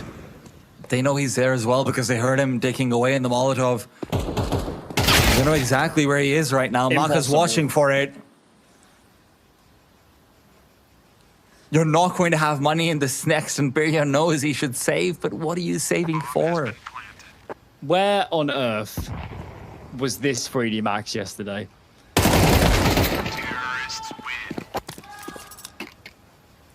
Didn't France just win their match like the day before that in the World Cup? No, they lost to Spain. They lost? Maybe that's why. They were just sad, Alan. Maybe. And they're in Spain where everyone's celebrating that. They feel like it's being rubbed in their faces.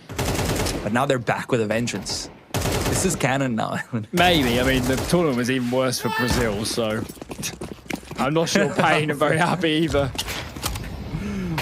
You can be happy by using the code RANKEDOVER at stake, though. Use it for the weekly reload. $10 reload every single day for 7 days straight. Details by clicking on the banner down below. Make sure you're responsible. Make sure you're safe. There's winning, there's losing, there's everything and beyond.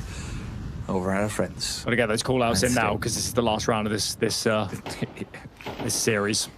Look at the buy. pretty sure it is. Look at the buy. It's a disaster. FAMAS's, and they require 8 rounds in a row. They've got the advantage.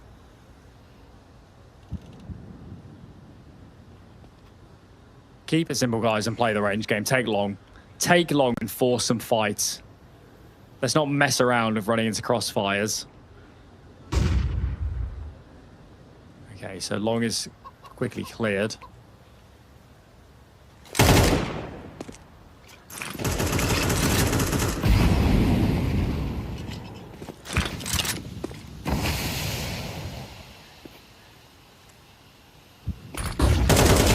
DSM. my gosh. Snade's gonna open this up as well. Snow's dead. Peria with 2 will be stopped over there. It's all over for Pain. Because Sarah's had a very poor game individually and more. And with 22 HP, that's not going to change. 30. Love that. But it kind of pays off. Oh, for a second, though. Mikaze comes out with 2 back. Navi give you the kills, and Mikaze is not in a giving mood. Mikaze just confident. He could have failed any time, but he is looking for this round. The timing is huge. This boost is not going to work. Oh my goodness, what a spray.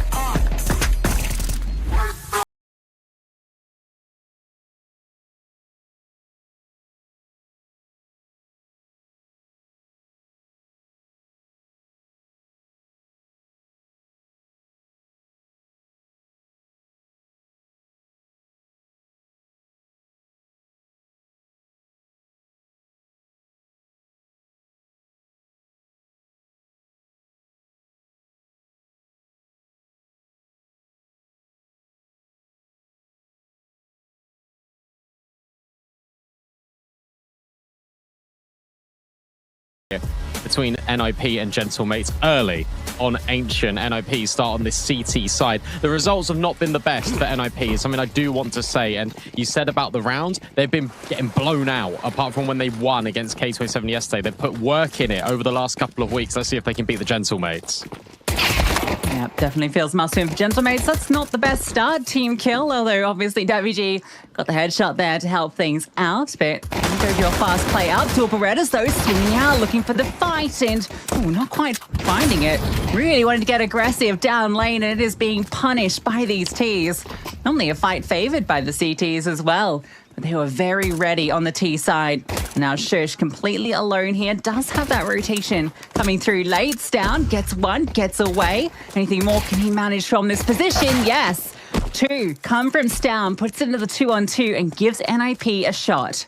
And look, Snappy is dinked, but at least he can be together and almost be the bait for Sjuush. No smoke in CT, but at least there's a flash, and Snappy now starts to realize it. So he'll creep close, but he can't go by himself. Sjuush needs to come over, because if Snappy gets removed, that's where it's going to get a little bit dicey.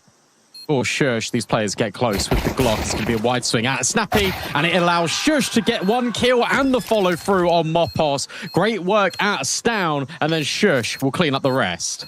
Absolutely brilliant from Sjuush. I remember he's not too bad with the pistols, is he? Didn't he do the 1v5 at the last take ranked? Was that last take ranked? I think it was. It was recent anyway. Phenomenal player when it comes to those moments. Yeah, brilliant stuff. Well played. You kind of highlight exactly what they need to do there. Snappy just being the bait to set up Sjuush. You can see how this plays out perfectly. Sharp shots. Stown also, I think, really giving them the chance to do that with his double. Because it really felt like they were in dire straits before he got those 2.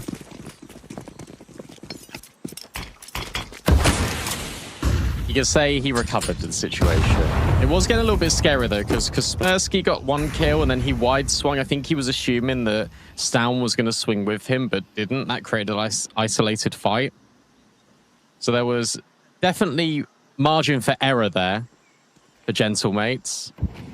NIP able to sweep it under the rug quite quick. In comes the force, as you'd expect, especially with the bomb plant and only leaving 1 player alive here on that defense. And there's a prioritization of weaponry rather than utility. So Gentlemates leave this late, NIP are going to struggle to block.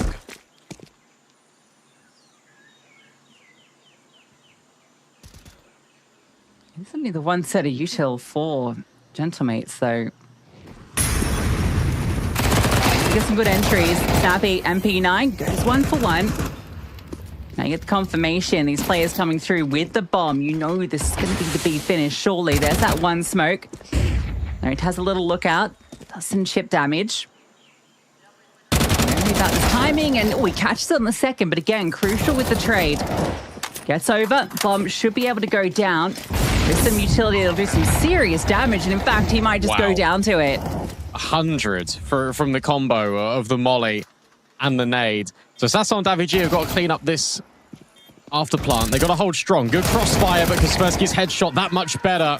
And then Sasso can't hold the number of players. And even if he dealt with the long threat, he then had to 180 to try and hold the spray. Going to be tricky. And I love the responsiveness out of NIP. I was concerned for a moment when it was all 3 players in at CT, and they didn't really have a multi-dimensional hit on that retake. But no, the mollies, the nades, enough to flush these players in the open. And then they just use the player advantage to their benefit. Great work in that retake. Fundamentally, NIP have been on point so far. Absolutely. Save for a little messy fight at Heaven, but yes, they did recover that. But yeah, Genomade's sort of just in a really awkward position there, right? When Crucial gets burnt and naded out, you're in this 2-on-3, you got no utility in the post plant, so you have to play on site and just isolated fights there. Gonna force again, and it's a similar situation with the utility. Only a few smokes and a single flash to get it done, and it looks to be a very similar round.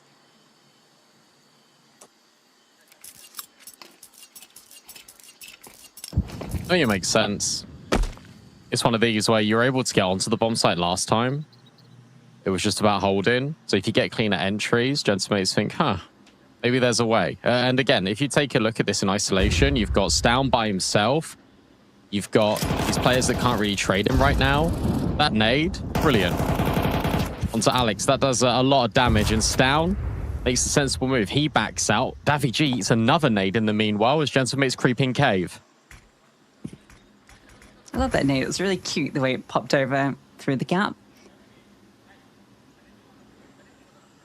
All right, so Davy G's just on a little adventure. He has got all this space for free. And if he just gets donut, is that going to make them want to move back? Or does he just try and fake the presence? So at the moment, he's got a huge amount of space. Yeah, they're going. Snappy's on this push. Well, he's going to get caught out, surely, if he goes around this corner. Oh, my God. All backs turned. He gets the kill, and he gets the confirmation. Body's moving to A. Should be good info as well, because if they're just rotating towards A, that means that someone has to already be on site. That's why Shush is waiting. Snappy takes the contact, but Davy G was also holding. It's brilliant out of Davy G for a moment. He buys enough time to get these players forward. It's Note that finds Crucial. Now Sasso is in a really tricky spot. 10 seconds. Limited time, but limited HP on Note. Stown will just swing in from Donut and surely confirm the kill. It will be the bomb down for the Gentlemates, but it's NIP with another clean mid-round. All comes down to the timing there, doesn't it? Snappy pushing through at the perfect moment. If he'd gone a couple of seconds earlier, I think he would have got caught by the players descending down. But every single one of their crosshairs was looking at red because obviously it's not smoked, right? They're so limited on utility. They can't replenish that smoke there after Davy G lurks. So they have to be worried about that P coming mid. Snappy goes 1 for 1 and gets, just 1 and gets away, which is plenty for him. The little things as well, like he's the one that then takes the contact over at main, and sure, Davy G's holding for Shush, but you can see what the idea is, right? I take the contact out elbow, I've only got the MP9, you then swing in with the rifles, but also if you just take an extra half a second, the contact comes in from main, not only a crosshairs going zigzag, you've also got an extra player that can immediately swing off of CT. That's what happens there with Shush. And NIP are just able to yet again overwhelm the odds when they're in this retake bomb site scenario. It's really nice. Structurally, it's been really good. Sure, 3 rounds in, but I'm enjoying what I'm seeing. For Gentlemates, they've got to be feeling like they are still in the fight, though, because this is 3 rounds out of 3 where they've got the bomb down every single time. A fair bit of damage too, and this one's just going to be dragged straight up towards B and not in good position. Down, forced back, misses his chance. Has have support by his side. Shush actually steps through for 2. That's the contact out from Long. Little flash in and a push out. Snappy gets removed, and Shush surely going to be run down by Sausal any moment, but no, he just leaves. And he gets away. Bomb to be planted. Kaspersky's back, found one out and looks to try and get another.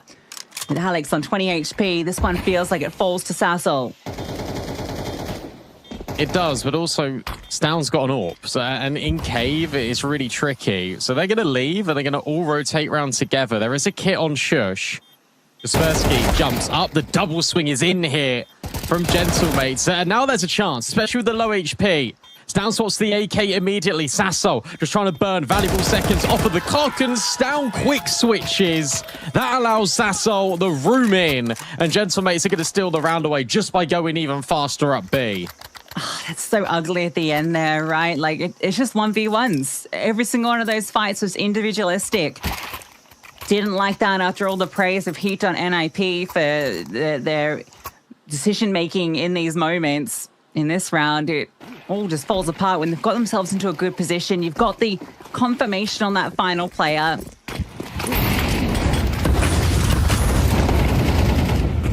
Now you've lost the opening. Trish gets removed. Kaspersky gets dealt with as well. Alex, a huge double opener, and that was your primary weaponry. That one round could just quickly escalate into 3.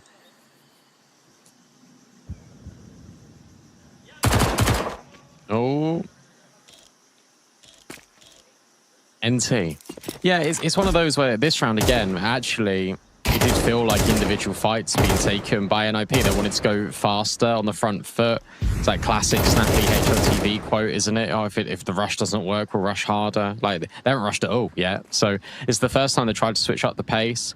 It is very aggressive. It also is individualistic. We're still coming back to that same word and that same phrase, because those are the mistakes that creep in for NIP the most. That's why we praise them on the other end of it for being so good fundamentally when they show it. It's just about that consistency. It's just about making sure that it isn't just flashes in maps, in series. It's so constant throughout. Sure, it's going to take time. You're embedding in Note. But also, it's a shame how it can quickly go from 100 to 0 in the space of about 45 seconds. That's all your money dwindled now, and you're right that this should be the equalizer, bar a ridiculous calamity from Gentlemates. It's going to be a push out from A-Main, which is being held for. And, we didn't see them. Wow. I don't know if that's going to matter. Oh, he only gets the one, but Stown's low, and now you got confirmation of all the bodies. Should just be a charge up, and a quick kill on Snappy. Spursky can try and hold him to the AK, see if he can do some more damage. This will be the equalizer. 3 goes 3.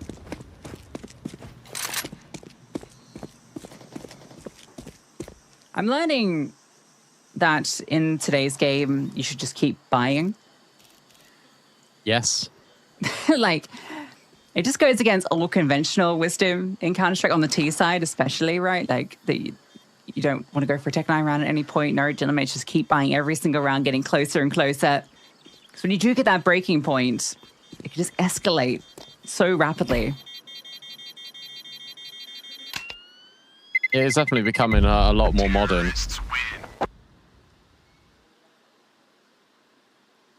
I guess, like, for CTs as well, I've seen a lot more force buys out of CTs when I wouldn't typically expect it. I think it's just because you've just got more ways to make money in the game now. Like, obviously, T-side always had the bomb plant and stuff, but the CTs, like, this update's been out a while, but it is still relatively new in the life cycle of CS2, where you kill players on the CT side, you get a bonus per player killed. So that, in theory, should be sort of stabilizing the economy a little bit, but because teams are prone to dip into their pockets a little bit more, just try and keep pressure on every single round. I think that's what it's turned into. And I think that's honestly why I think I say a lot in Tier 2 and Tier 3 that it really is just a momentum game. Because as soon as you put that pressure on enough, that you're right, it's one domino that just falls over and suddenly you can just landslide a victory. It's very rare that you see maps of Counter-Strike 2 anymore, where it's like one back and forth round. It's normally in streaks of 2 or 3 for one team.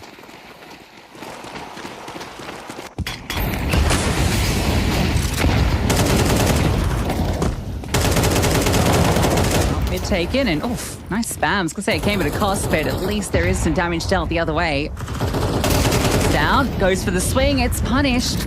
And now they can just go straight in towards B. A lot of damage has been inflicted on some of these players, but Note also incredibly low. Kaspersky, flame at his back. He's in a lot of trouble here.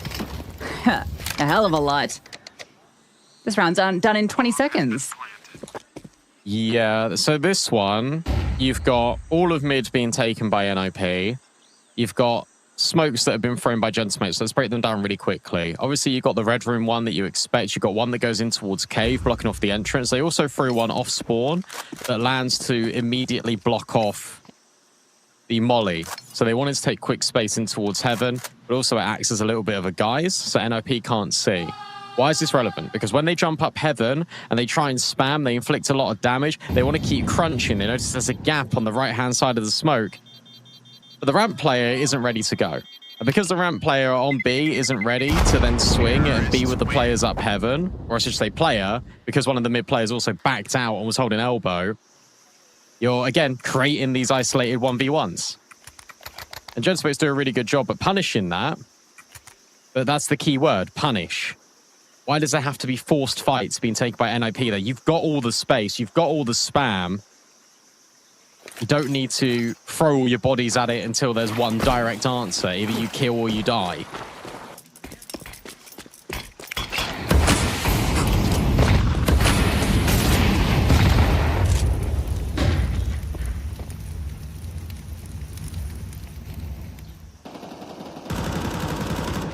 Well, at least with what they held, they've got the investment. There's a lot of gaps in the utility. Crucial just hoping someone oversteps. No, it is currently tucked into the corner.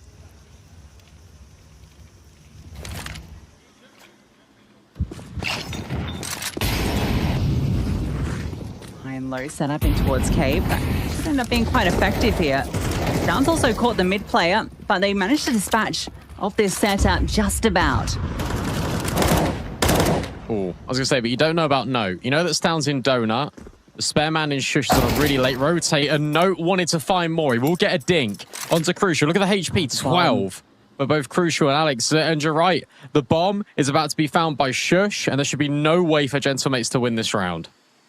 Yeah, you can just park up here, and he's guaranteed to get this first kill. Second, surely, very simple, and indeed it is. An AK to be picked up, and NIP break the streak of Gentlemates. And that's them not trying to take the initiative, just sitting back on their lines, a double setup in towards cave, and then also Stound just playing a passive line.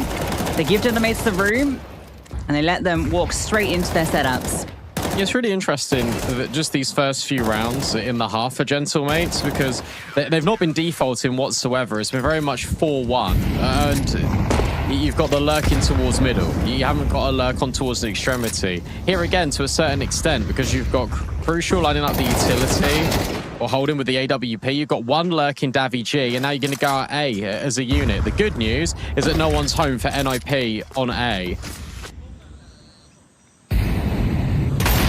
Playing super passive. No one's actually crossed his line, and I think it's confirmation of that. Trade comes in from the Flames. Second player's here, and Snappy bests Alex. So a player advantage. Hustle sees Snappy cross back, but can't avoid the shot. Instant kills on each side of the site. And there's another successful retake, this time with 3 alive. Another interesting one for Gentlemates, where you've got Crucial with the bomb, and you've got your mid player dying immediately, and they almost waited to try and support Crucial over, even though he didn't have to go through elbow, but there was a nade being thrown by NIP, and Crucial was maybe a little bit worried that he couldn't get to A in time. Why am I speaking about that? It's because on the bomb site itself, Gentlemates didn't take space. They only started to walk the way over towards Donut once Crucial got in A main.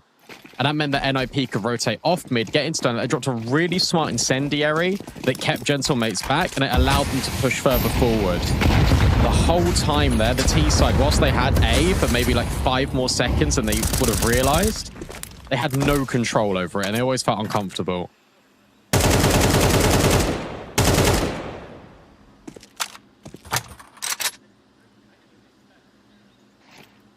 Straight bullet here to take out Moffaz.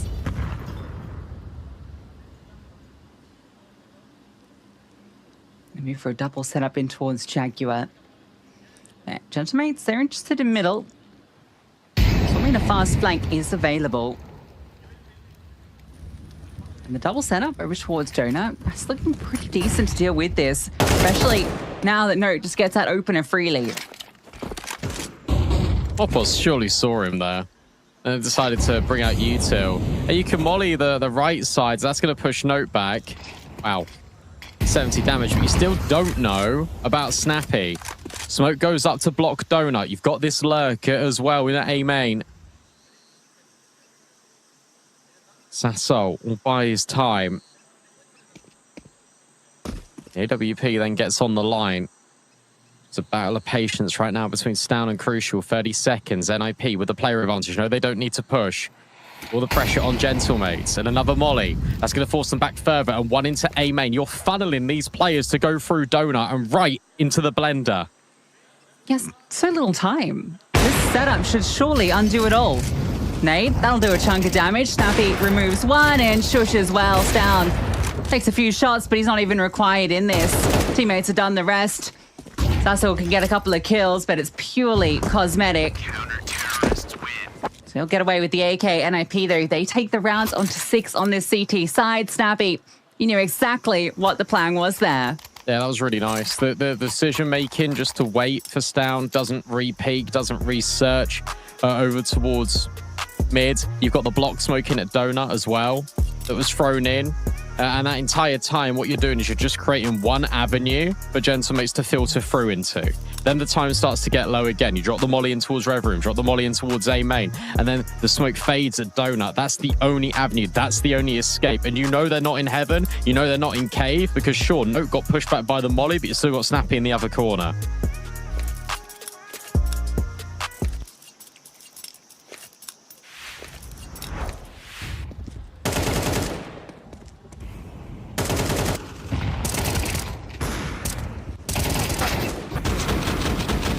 Nice home for Snappy on that push too.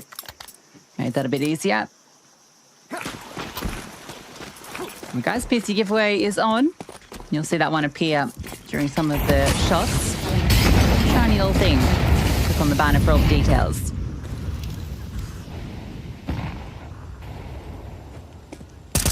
It's now even faster scaling in middle from NIP.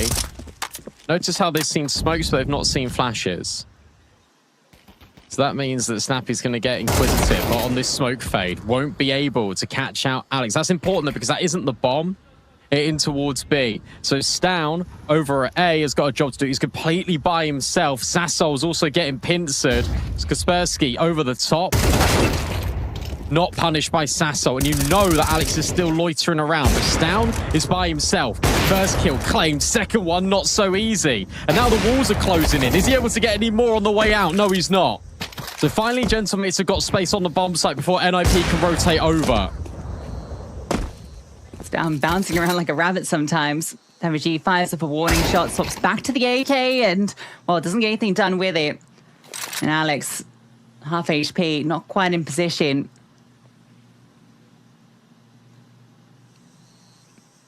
Bomb is on site, goes across to get it. Shush spots him, and that's simple enough to clean up. There's a little concern there, but Stown getting his one was enough. NIP have won out the half. Question is, can they make it 8-4 and double the scoreline of Gentlemates? Haven't had any bomb plants in 2 rounds either. A little bit of a frustrated one because you did have the advantage on the smoke fade. Here's the Stown sequence. Oh, he did get him. I didn't even clock that he killed Crucial there, I'll be completely honest with you. Because I was thinking, why haven't they planted? Like, there's a second guy there. You guys should be taking the space. But no, Stown actually did get that double. That's my mistake, Stown. I'm sorry. I hold my hands up.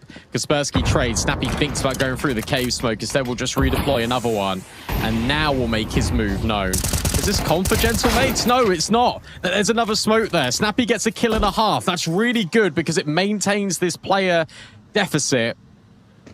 It creates a little bit of stabilization for NIP. The difference and the main question now is, where'd you put your pieces? You saw the bomb and elbow, right? So that's got you a little bit concerned. This is going to be A. It's going to keep at least Shush over here. And in fact, they're going to come back to crunch mid after seeing that in case Gentlemates re-clear it. That means B is completely open. The bomb is moving in that direction. But I think after this clear comes through, they'll start to rotate players back. And Shush actually might mantle up here. Oh, unless they've got the wrong read. They still think this is A, and Shush goes for the flank onto A. He's going to get a kill here. Looks like he's got a great timing to backstab Sassol, so that's something. Mopos, if he gets caught here, that might just be the round. Timing was missed, and now they are going back to A. Okay. Shush just needed to go an extra step, and I think he would have had that kill, but he decided not to. He's going to drop the bomb, though. Maybe. Or at least spot him out. And you can ignore the player right here if you're no, or you can just hold for it. Shush just runs down Alex. It's confusing towards the tail end of the first half there for Gentlemates. They are losing 8-4.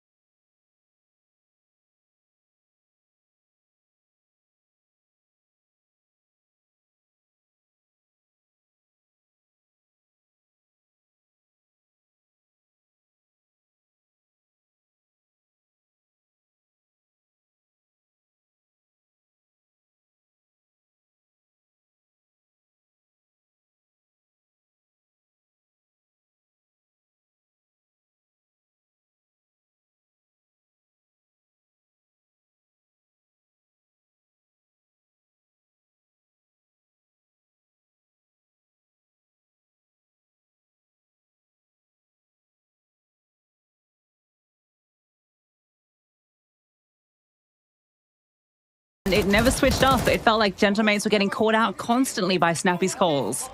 And it's because they slowed down. In Gentlemates, I think what they wanted to do is try and punish NIP, getting aggressive, and it didn't work. Especially in the mid-round. I think NIP were just everywhere, and it was really nice to see. They got their mojo back. Gentlemates couldn't handle it. Kaspersky has got a kill and a dink. Has been such a nuisance maker. Over towards that B bomb site, another dink onto Davi G. This is just bullying. Sassol, is he able to get a multi? No, because that's Kaspersky is just doing all the damage. How's he hit all these headshots and not killed them? He's got a PT-50, right? Or am I just imagining the skin there? Well, either way, that's now left it very difficult to retake this. 2 players with 15 HP combined. You don't have a kit. Mopos doesn't have armor either. He's got the util. And you might just save it, honestly. Like, you're not going to win this. You got armor on these 2 players that you can buy head armor because they got headshot. So yeah, I think this is the right call, as painful as it is. But it means NIP are going to be in a great position to start off the second half. Just remembering back to yesterday when Alex was speaking to Ted. And he said, Snappy calls a crazy game. Certainly does, and this is now on the T side as well here for NIP. And if you've got Kaspersky just shooting like that, Note having the game that he is, everyone with the same mood board and vision, that's how NIP are going to be starting to climb the ranks here, just in VRS. And everyone is on the same page. This team is very dangerous. Just sometimes getting to that same page that could be the most difficult thing for this team.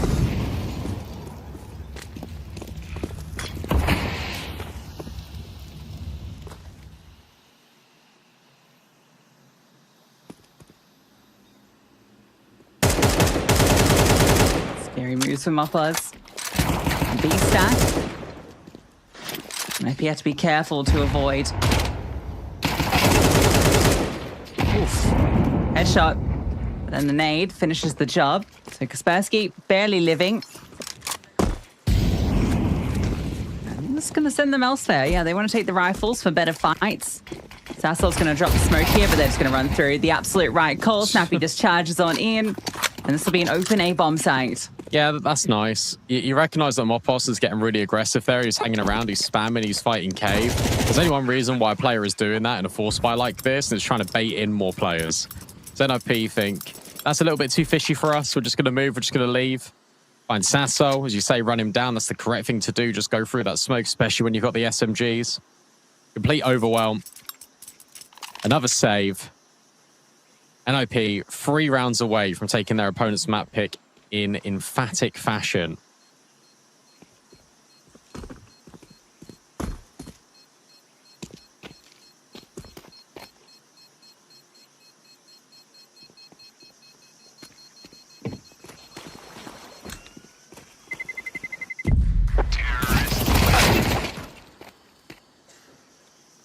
The Mac 10 sent to hunt, but that's fine to lose. This is looking very scary for Gentlemates at the moment. And I think particularly given the context of this series, when Nuke is next, sure, Gentlemates had the bounce back yesterday on Nuke after some disastrous results on it in general. But NIP are a slightly different beast in Wildcard. They don't lose Nuke too often. Where did that nade go? I just caught like a pebble or something. It just flew to the other side of the water. That's a shame for Stown. Molly's good onto Mopos. He's just been harassed all half long. I mean, that's ridiculous. Double Molly, double nades. Can you do anything about that? No. I mean, to be fair, that's one of the players you're kind of happy to lose in the situation. You are keeping money for the next, so he didn't have quite the loadout. These MP9s can do the damage. Just about bested. MVG gets the trade. There's a little push coming on down, but the flashbang is perfect from Snappy. Not sure it was even designed for that, but it worked. Now they should just be able to walk it in on B. All these players are low, so maybe Davy G can catch Stown and Snappy, but that's a really speculative ask. Although, he saw one to go into short. Definitely knows about it. Maybe that can set up Sassol, not quite. Now David G can't do anything, but you could see the stars maybe aligning. If Sassol got the pick onto the player in short, that round was back on. But instead, doesn't quite work out that way. NIP, as expected, and as they should be, taking that run and going up to 11.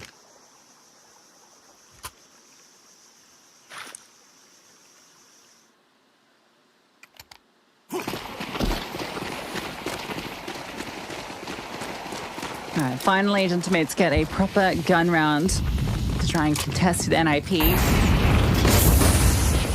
And it's just a straight B rush from Snappy. Spam from long range and from the side does good damage. Alex gets one through the smoke. Mopos swings out around the smoke, doing a kill and then some. So looking like the rush, not going to pay off. You can never hate the call to go for the rush. When you got the rounds to work with, but this time falls a little flat. However, bit of Snappy, we knew that was coming. I could have predicted that a mile off. I rate it. I think it makes sense as well. Like, is the right round to call in a play like this? Because you've been able to convert. You then go into a gun round. You know the pressure's on for Gentlemates. A straight rush up B. You catch them off guard early. That would have been game over. So I completely understand it. Gentleman's just ready. I love the defensive smokes just being dropped all over the site. Just creates new angles for the CTs, prevents the scaling. You see that Kaspersky gets really caught off guard. He just starts jumping around the smokes and spamming, and then completely loses his tracker of mind. Like, oh, I can die to short here. I could die to long here. I could even die to a player in cave here. Brilliant hold, and hopefully that gives them a little bit of respite. Crucial be on the AWP, but NIP have got all the AKs again.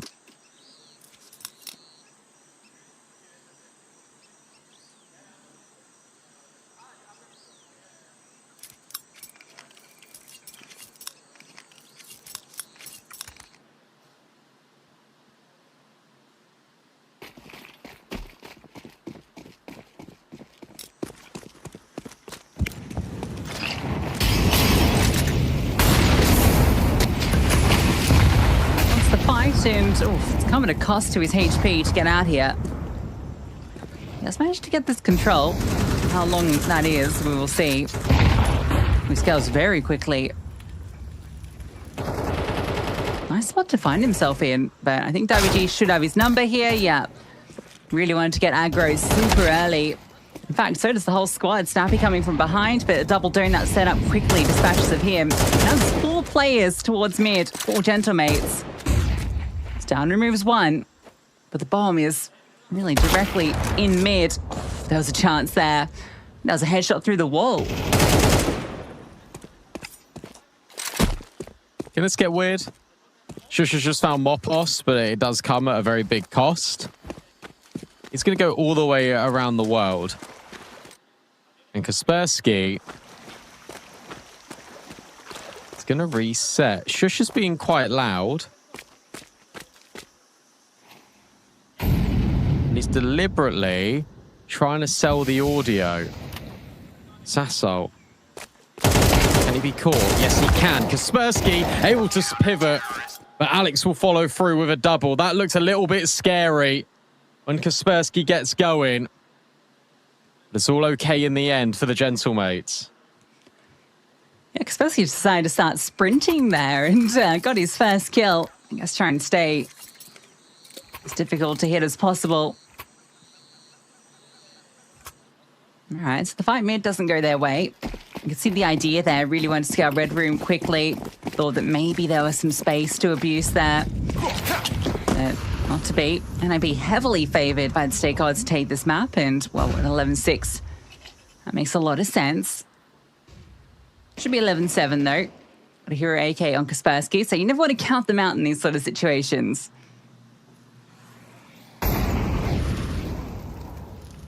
Especially with only 1A. That nade does a lot of damage, though, but they'll still give it a little shot. Kaspersky dropped. Sassol Davig. Oh, owned by Stown and Note. So this is a 3-on-3. The bomb can go down. I rate it from Note, but that was the sole AK. Oh, and then the bomb gets denied. You'd like to get this down, but you're not going to be able to. Alex just walks through the smoke. I'm surprised the bomb took that long to go down, to be honest. There was definitely time to plant it. So I don't think Note made any mistakes there, but I think Stown was just too slow. I don't know what he was focused on that prevented that bomb going down 5 seconds sooner. So they definitely had the time to do it while those smokes were down.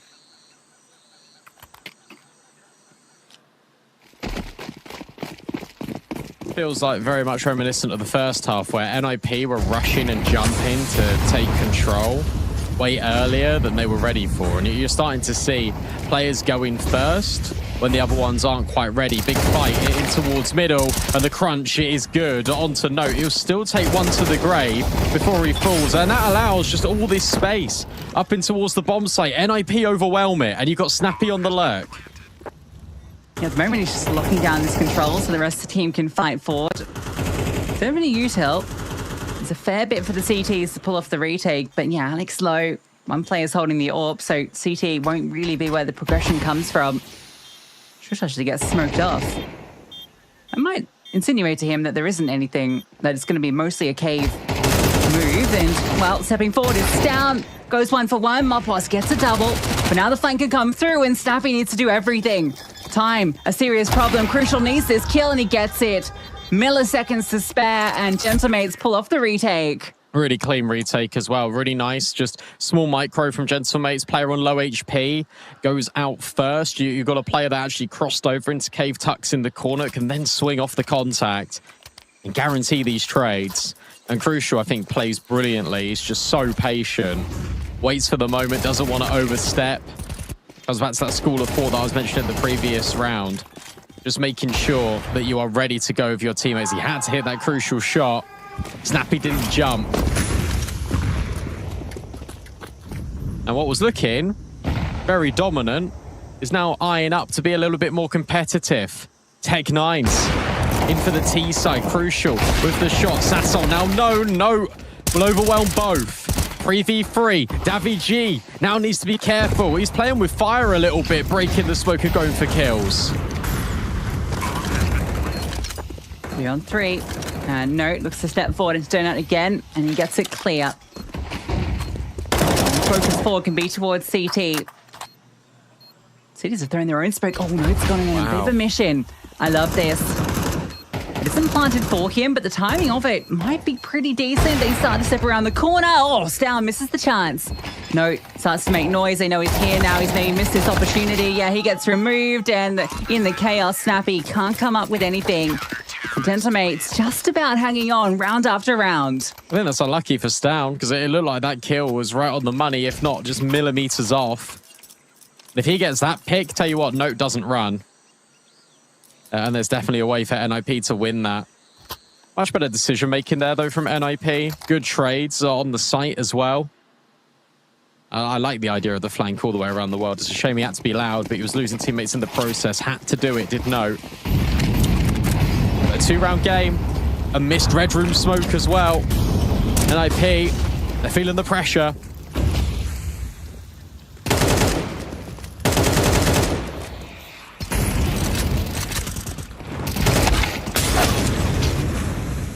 Here he comes. Note trying to get aggressive again, but at least Snappy is there.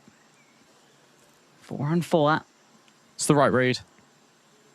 I'm going to go back towards A. Just Sassel here, and he might just get completely caught out here. This timing is terrible for him. Yeah, Shush just walks through. Surely he was aware of that threat being possible. It had been so long since that mid kill came in. Now there's no smokes. There's 1 HE. That's the one piece of utility. Oh, how lucky is that? That kill came through just before that smoke got through in A main. And I think that's just got to lock you out. Surely you just have to try and save. Doesn't feel like they're going for it. Not with these positions. Exits, perhaps, or maybe Alex wants to try and steal it at the very end. They're not going to let him steal it. Surely not. Oh no. He's going to walk in. He's going to get on it. He's giving it a go. Has he got the time to do this? Alex, this could be the play, but not quite. Half a second too late. He would have had it. I think even if he'd moved half a second earlier, he would have had it. They weren't anywhere nearby. He just mistimed it. That's so unfortunate. What?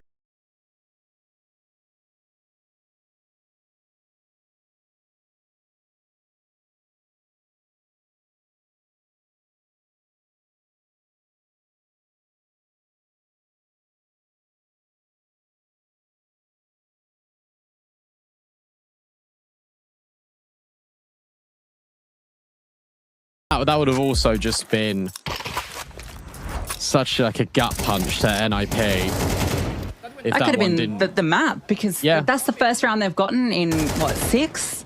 It would have been 1 round between the two teams. And the mentality. Yeah, you can see Snappy was not so happy with that. Probably a bit of relief when the bomb still did go off.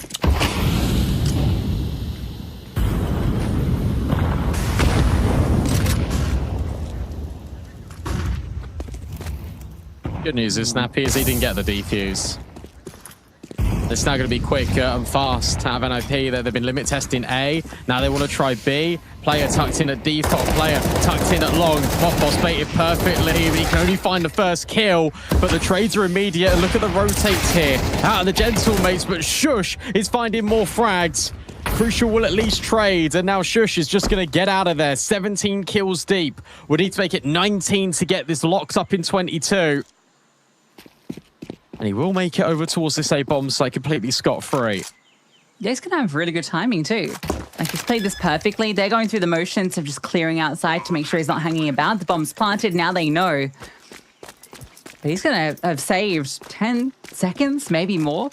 Because now they have to worry about where he is. They're split up, so they have to each take their time with this. He's killed so much off the clock. Now there is a smoke. I think at this point, you just throw it on the bomb. Got nade.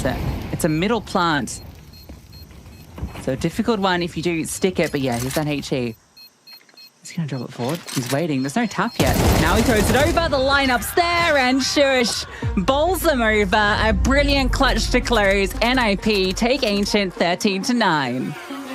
Really, really great clutch there from Shush. And he just plays it perfectly. He just needs to wait. And I love the fact that he holds the nade just for an extra second until he guarantees that audio. I will say, though, full credit for Gentlemates, because they came back in this. They were down 11-4. This scoreline now looks and feels a lot more competitive. And now it feels like they were definitely in that game. But for NIP, you got to look at the positives. And that was everyone was playing brilliantly. The fact that you've got 3 players of Gentlemates dominating this kill graphic is scary, but that's just going to show how dominant it was for Sasso, Alex, and Mopos for the last 3 to 4 rounds. Outside of that, there weren't many kills for NIP because there didn't need to be. This was an 11-4 game. Yeah, it was a weird one. Like the 9 rounds that Gentlemates got, they were all streak, right? It was 4 in a row in that first half and 5 in a row in the second. It felt like when they got the ball rolling, they were in a great place. But as soon as they lost the momentum, they just couldn't gain it back. And NIP, that massive runarounds in the middle, that was enough to get it over. It's down, having some decent impact with the AWP, but I will say crucial. Didn't really feel like we had the sort of impact that we did yesterday's series here. So that's going to need to be changing as we go into Nuke, Brandon, a map where we saw Crucial do some great work, and I'm hoping we get the AWPers battling head-to-head into Nuke. That's NIP's map pick, and that's coming up after this.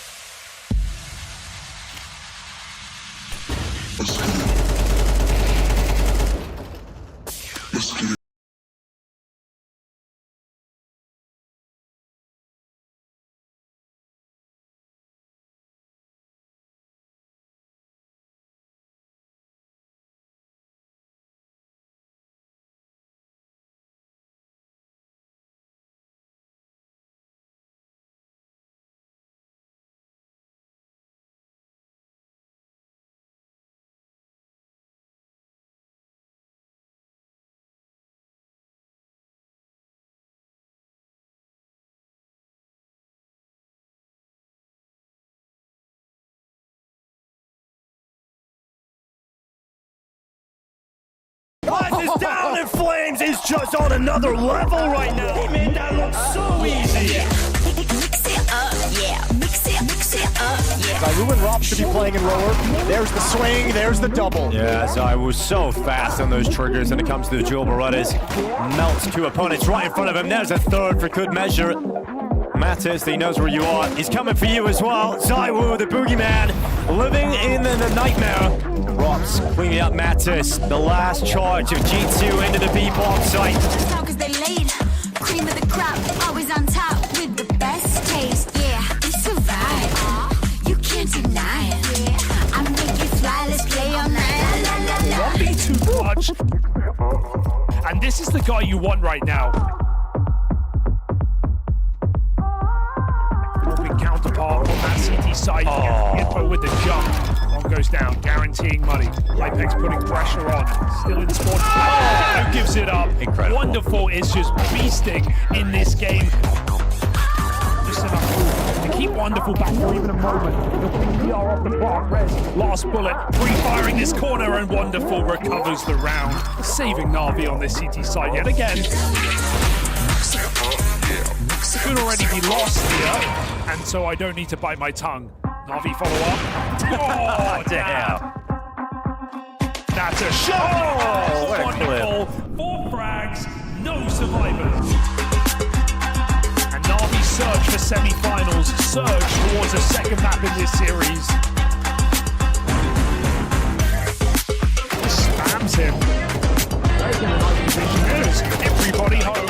again.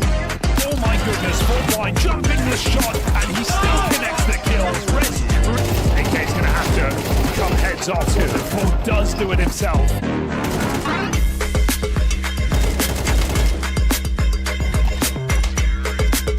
Snacks. Wonderful is on for another clip. He's had 4 kills already. One more bullet, and Wonderful's got it. An ace to clutch up. Julies, careful. He's just got an ace. He's just got an ace. You're going to give him another one? This A bomb site. There's a flank coming as well from Heavy God. About long, but it's not required. So Pius grabs an extra round. Utility coming in. He goes forward. Good shot. Got information as well. So it's Pius on the off. Mattis making his move. Flash comes in. Frozen gets the kill. Thank you and Frozen. That'll be a 9 for FaZe, and it comes in the blink of an eye. Heavy God again. The Tech-9 enters the kill feed. And that old familiar sting. FaZe Clan are gonna lose the pistols unless Frozen and Twist, the OGs from FaZe Clan, looking to deliver some life for the P250. A disgusting retake that felt you had no business winning, having to come through a smoke. Frozen triples him up and shuts it down. Just full sending it back in, and it is the OG players. That's the dead keep Frozen in the team. That's why they want it. Most comfortable player in Palace is his usual spot, but there's plenty more where that came from. And Heavy God doesn't care about the call. He shuts down all 3 players in Palace. So Heavy God can't he do enough? He's under a lot of pressure. Will you clear this? Cleared. He hasn't been checked. And now Heavy God, he holds the trigger. He's got the kill. The time he's holding on, and net shoots. 3 seconds.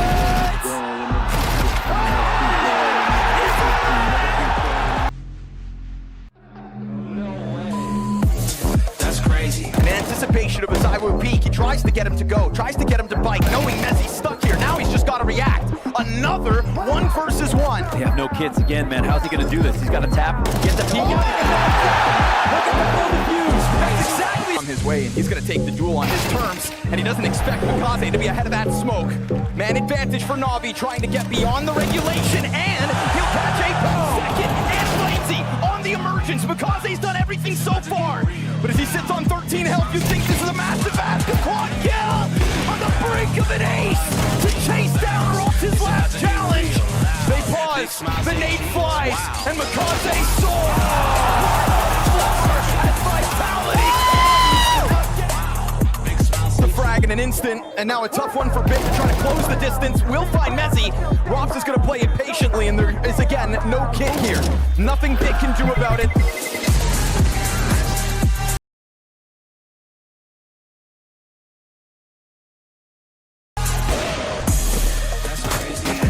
But then Zywoo strikes from top middle. Okay, 1-on-1. It's the 2 offers going head-to-head. Zywoo on the AK. Up in the window, ready for the duel. But it's the bomb and Blast Rivals champion!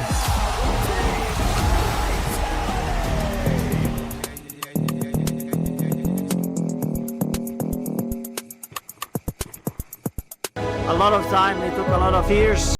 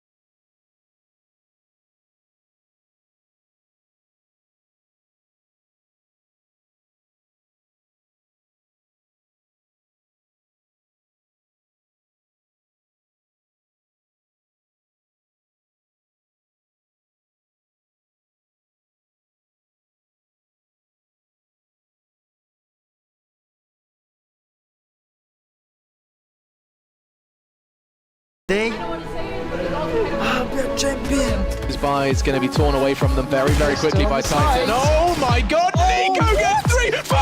Iron Shox is going to to walk into it as well. Nico is on fire. She's left, then listen, Nico. Keep in here because they've got big armor, and Nico's putting in more damage. Well, what is that? No! 4 kills! That is, you can't do this! There's only one more person to find. Down to the 1 versus 1. Is he really gonna ace? Nico! There is a reason he's called the best player in the world.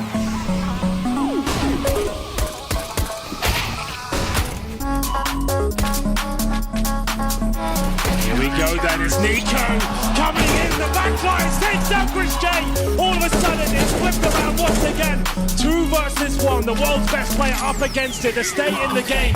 They'll go to the defuse, but Nico not taking it away. Can he finish things off? Yes he can, we're going to overtime. Oh, the Phoenix is so dangerous, but down he goes. Nico makes it past the top. And we'll see what he can do. Oh my god, this is unreal. He's actually done it. Snacks is terrified. Nico needs one more here. This guy, right, that is one of the best clutches you'll see. So, they're looking to burst again. Just one flashbang to go straight through. Here they go. In the meantime, that is absolutely disgusting. There have to be laws against that. One tap through smoke, that works. Thanks for Nico. Yeah, nice with the P250 though, huh? For sure. Keep that distance. He's got time to work and a couple of individual fights. To try to prey on some misses if possible. Honestly, a bomb plant. That's it. That's it. That's it right there. Covered from that one. Nico's on this point. If he goes down early, this is going to get Way here. There's Jax down. We need more. Another headshot to bring it through, but he can't find the third. That is still a job well done on Hackers. And now Linus trying to see where Nico is. Plofsky, he's got that Molotov in hand. He's gonna take down Rez though, Nico. So there's the grenade, and he runs through. Nico, he reads it. He knows he will almost kill him, but not quite. And he takes the round. An ace to win the second one.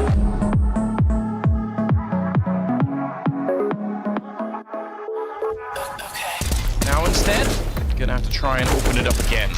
Some random spam coming out. So far, no luck. A bit of a flashbang to set it up, and he's going to swing for it, and it is good timing. Hunter's down. A single click from Nico as he takes down Plopsky, and now happens on the other side. A 10-second defuse. That's a long time, but he's just holding it in, and Nico has no idea. He thinks maybe, and he gets a one more click, and that's a quad kill and a huge clutch coming in for G2. Really that he finds 1 kill through a Jax on 1 HP. Would have been a great target to find, but nice shot, Perfecto. He's giving them a chance. Nico has to reload. Simple's got an AK. On that stand-in, all better step up a bit here because you can't just rely on Salsol just carrying the entire team as he has been. Yeah, I'm glad you mentioned it because I really do think Crucial needs to have an awesome first half here alongside Sassel. I want a bit more out of Mopos too, and I hope we get it as we come back to the battle here at State Ranked episode 3.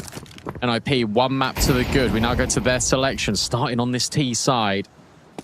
P250 out for Stanley, sees a player already at back garage. Looking for the fight. Oh, spot again. Crucial is on this push through towards Secret, so that timing looks good, but this is going to be going towards A. I'll walk through this smoke and contact out. Good job from Mopos to get 1 there, but immediately 2 players fall. Bomb 2 planted and a player deficit for Gentlemates. I love that. Really cool round immediately out of NIP. You've got Stown that can still remain over at red, and he can punish the Secret rotate. Now things just get really tricky. Alex drops into the site, but he's completely by himself. Has to fight his way out the corner. First one's free. He potentially find anything else. You've now got this rotate in up heaven. You got Sassol that has definitely heard Snappy, but he can't deal with him. And now Alex is in a world of pain. Stown dropped, but time, the limiting factor. As he shuts the squeaky door, it also shut the opportunity on him clutching this round. We'll just look for bonus kills. None are being presented. Snappy will even kill the in-game leader. So it's NIP with another pistol. That's all 3 pistols for NIP. Yeah, been really solid on them, haven't they? Even when they are on the back foot. I like the approach that one. Stown just being a nuisance outside. Crucial begins to move over. There's a lot of focus on Stown and his presence out there, and just the wrap out from every direction at once. It was hut, it was door, it was main. Maybe the force buy again. Gentlemates did this in Ancient and it didn't work out. Can be a little scary if it backfires on Nuke. Pressure. Shoulder spotted, kill not collected out of Shush. At least there's a trade, and now Kaspersky steps in. And this timing, I was going to say, is pretty good, but Mopos, he will find him. No outside, in at main. There's also a boost up on towards the rafter. This feels really good for Gentlemates right now. It's going to be difficult for NIP to try and recover this. Well, saying that, Stown has just got rid of Mopos. Snappy knows about both players, and in fact, a third. That's a lot of information now for NIP. Oh my god. Sassel didn't see him. No, it's just going to stalk and get this kill in a moment. That's going to put it into 2-on-2. Now that's the question of where you go next. Savage worried about Heaven's down. Has a lot to deal with, and he's found that kill top. Hart knows where Crucial was. Crucial into the 1-on-2. Actually goes back in towards Hart, thinking maybe he can isolate. Nope, but no, it's already walked past. Oh, his timing is absurd. Oh, he's heard him now. So Crucial knows where both these players are, but can he do anything about it? Surely they realize that he's escaped, and the swing will come out from Stown to confirm it. A weird round, but NIP get it done. Tell you what, Note plays that really well. He doesn't rush the kill. He also doesn't leave Sasso over towards Hell. He will take the kill. As you said, stalk it is such a good adjective because he wants to guarantee that he gets the kill. There's decision making. It can be really easy, and it's the most common rotation to go up Heaven and help out Stown. But because Stown gets the kill on the top Hut player, Note thinks, actually, I may have got a little bit more time here. As long as Stown doesn't peek, as long as he just holds his ground, then Note can be the one to go and grab the bomb. So it's awesome. Out of the new kid on the block for NIP.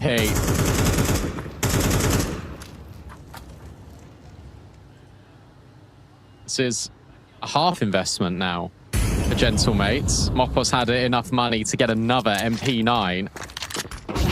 It'll be this commitment over towards ramp, silenced by Crucial and Sasso. That's awkward.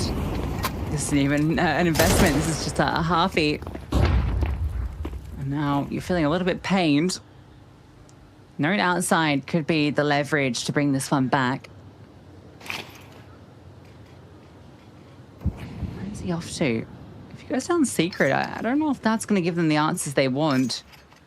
So already a player down towards B.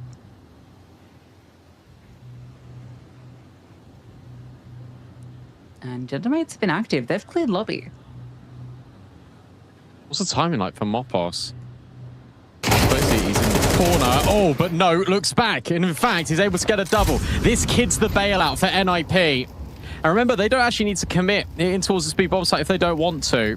Could still pivot. Instead, they're going to look to take the space. Davy G now walks down the vent. 25 seconds. No, has missed the timing on him as well. So this should be a freebie. And maybe a follow-through. Note should come back. It's him and Stown that combine. And now Sasso will get the first. You can go up the vent if you're Stown and throw this into the 1v1. Should be favored in this. Bomb to go down. Sassel's loudly rotated up. Pause to the top of ramp. Put that question into Stown's mind, but planted for main. Oh, Stown's going to wrap Heaven. It feels unlosable unless Sasso looks back and clears this. Or hasn't progressed past the ladder. Is there a weird timing here? No, the drop down. He hears a sound cue. Stown can just lock this in. Simple work from Stown. Knew that he had a bit of time to work with that. There wouldn't be a kid in play either. He manages to confirm that clutch perfectly. Wouldn't mind a pause here for NIP. Just to make sure they all are on the same page. That's now back-to-back rounds that Note has really bailed them out. There's that ranked PC that we're giving away here. Get raffle tickets just from watching. Stake ranked. Full details in the banner just below the stream. Check it out to enter the giveaway. So 3 out of 3. Rounds have not been clean out of NIP, it's got to be said. But they are getting it done. And that's a sign of a good team, when you can win ugly. You got to give so much credit to Stown and Note. Stown for 2 back-to-back rounds where he clutches it out, essentially. And Note for the massive multi in the one previous. We've been able to get over with the bomb completely unharmed. Davy G has moved down, and actually disengages, so he's missed the timing here. But might still catch them out. No, quick shot back, but Alex now goes to join in, and he comes around the corner as Kaspersky's throwing flames. But Note's looking for fights elsewhere. Eventually undone, but the trades are so good from the T side, and Crucial reveals his presence, and surely his chance in the round is very low. Yeah, he's not going to go for this. He'll just save. The fact that Snappy's lurking here, though, oh, potentially scary for a moment. Because if that kills isolated 1v1, you could definitely think about giving it a look. I didn't even clock that Stan was 8-on-1. I knew he was doing well, but that's ridiculous. There's been some weird timings in this game, it's got to be said. Note hitting that one on Davi G, then the player coming down the vent, missing Note. But I love the fact that Note just takes the space. He opens the decon door, he kills the ramp player. His teammates behind him have got the trade. They don't lose their timing. That's the important thing here for NIP.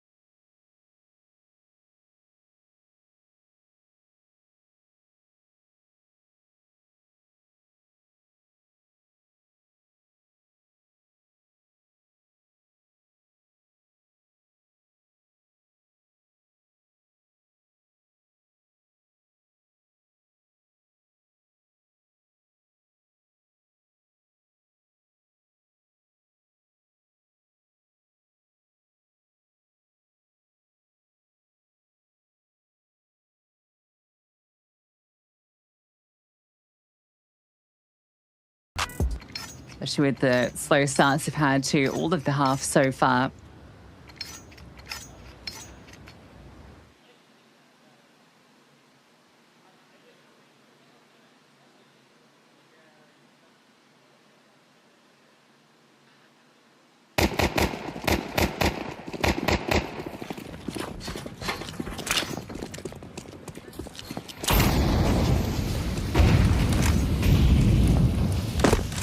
Starts outside, man. Have a good chance here for the opener, and yeah, punishes Styles trying to do the same. Big kill. No. Oh, he's got the AWP now, and he sees the player in heaven, but can't quite flick up. With that info over at heaven, though, it might make you want to force the issue over towards ramp. Sasso is so blind, but he's still on an off angle. They need to clear him, and they just about manage it. A dink onto Alex as well. That gives NIP room. So they want to go down B. So they want to press forward. This is wild out of note. What is going on here? Surprised he kept the ADP and just got back to the AK as he changed his role in the round. Spursky gets one. And now Note's just lurking with an AWP, and oh my god, he's actually going to be rewarded for it. Oh, no! God, no, that's not what you want. And now you're dead. Well, he'll be dead, and at least that's information. Yeah, that's something. All right. Oh dear. 2v3, look, Mopos and Alex Lowe still winnable. And Snappy just puffs up his chest and jumps on towards the top of the silo. So you see a lot of players over towards lobby there, so you can imagine they're rotating down the vent. They take a gamble that it's not going to be this ramp play. Kaspersky lies in wait. Snappy takes the contact. That's on one of the low HP players. Now looks to reposition. Where on earth is Kaspersky in all of this? Might not matter because Snappy's getting all the kills. A dink, crucial, needs to hit the headshot, and he's able to. Is there enough time to get this defuse? I think there is. And Gentlemates are going to have the 5th round, and oh, if only Note had an AK. Oh, I can't believe that happened. I mean, you just got to step forward, shrug it off. I mean, it was a close. I don't know how it missed, but it happens. Like, where does that bullet go? Actually, I don't know if I'm that mad about it.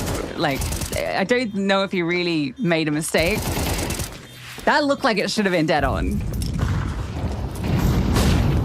Right, ran out of crucial. 6-5, looking for the equalizer now. Are the Gentlemates, and it's Alex that gets aggressive. And the misery piles on because it is him onto Note again.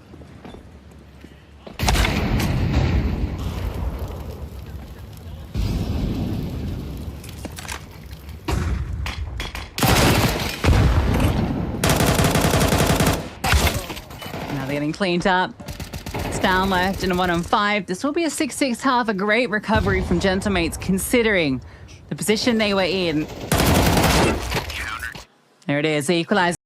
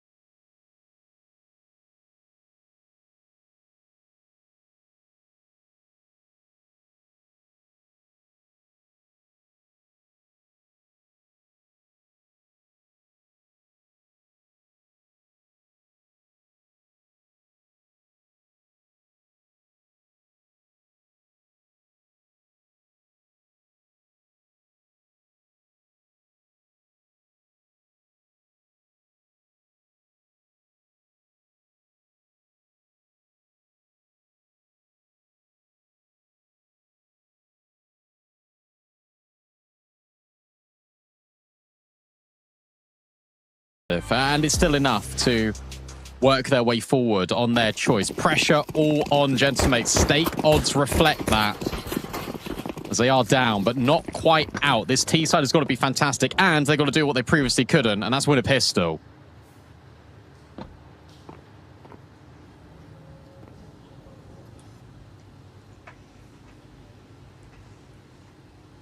Well, it's down, step forward.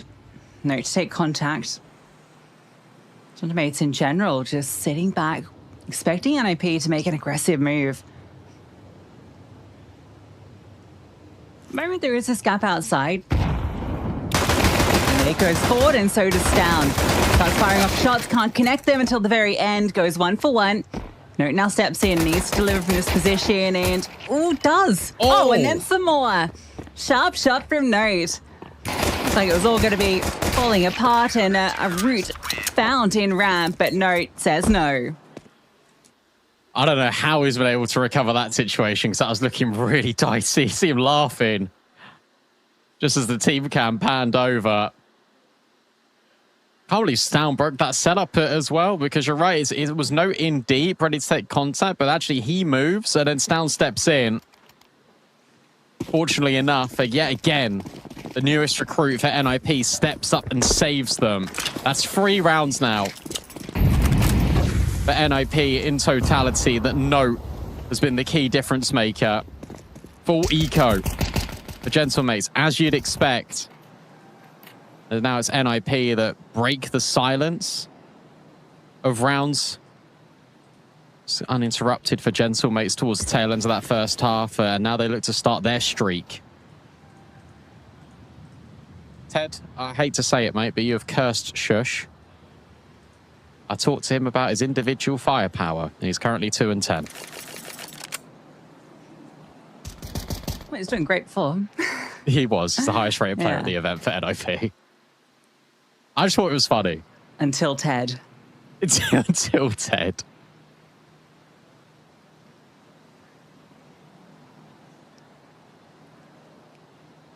Loft angle from Stown. Oh, a little bit painful, but he's got friends. Don't want to get too costly. Can that M4 be given over to an SMG player? Not sure. They might have lost a rifle in that.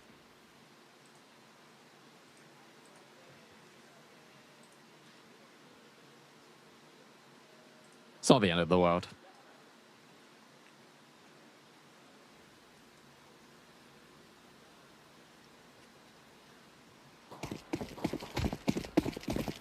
You see those like massive fans behind players? Mm-hmm. I've got the exact same one. Keep it cool. And I can't have it on during broadcast because it's so loud. It's just too loud. Even with like a noise gate. Flashbang, brilliant. Good. What a flashbang. Brilliant. Nothing Davide could do. Alex looks for answers, but he's too blind. Still manages to get a kill. All the trades come in. Blue on red. Up ours. Oh, had a chance for a lineup. Crucial into the 1-on-4. No, the second play was out here, and can't quite isolate Snappy. That one's comprehensive. That round actually felt like it could have gone anywhere. But the fact that Alex is able to get out hut, he's full blind, he's just standing there and he's okay, then gets the kill up heaven, I'm thinking, no. There's no way you bottle this if you're NIP. And they didn't. It looked scary when they nearly lined up it in at main, but no. Able to hold, able to withstand. That gun round, yeah, felt the most comprehensive of the lot. Now it is just Tech9's. That was fast from Gentlemates. Look at them go. It in towards ramp. No, another test. One past, not with flying colors. Only the first kill. Snappy then steps in, able to get a kill. And at least he'll fall back. And down in towards B, you've already got rotates out of NIP. That's the bomb drop, not once but twice by Kaspersky. They even go for the deagle to try and get rid of Alex. And now starts to worm himself around this smoke. Gets complicated, but it will be the kill. The young Pole. And NIP have been locked in on this CT side. Gentlemates haven't been able to win a round yet. And they're running out of opportunities. Scoreline's building up, double digits now for NIP. to get in. And there was maybe a chance there. Skursky says no. Tango 6 guns come back out.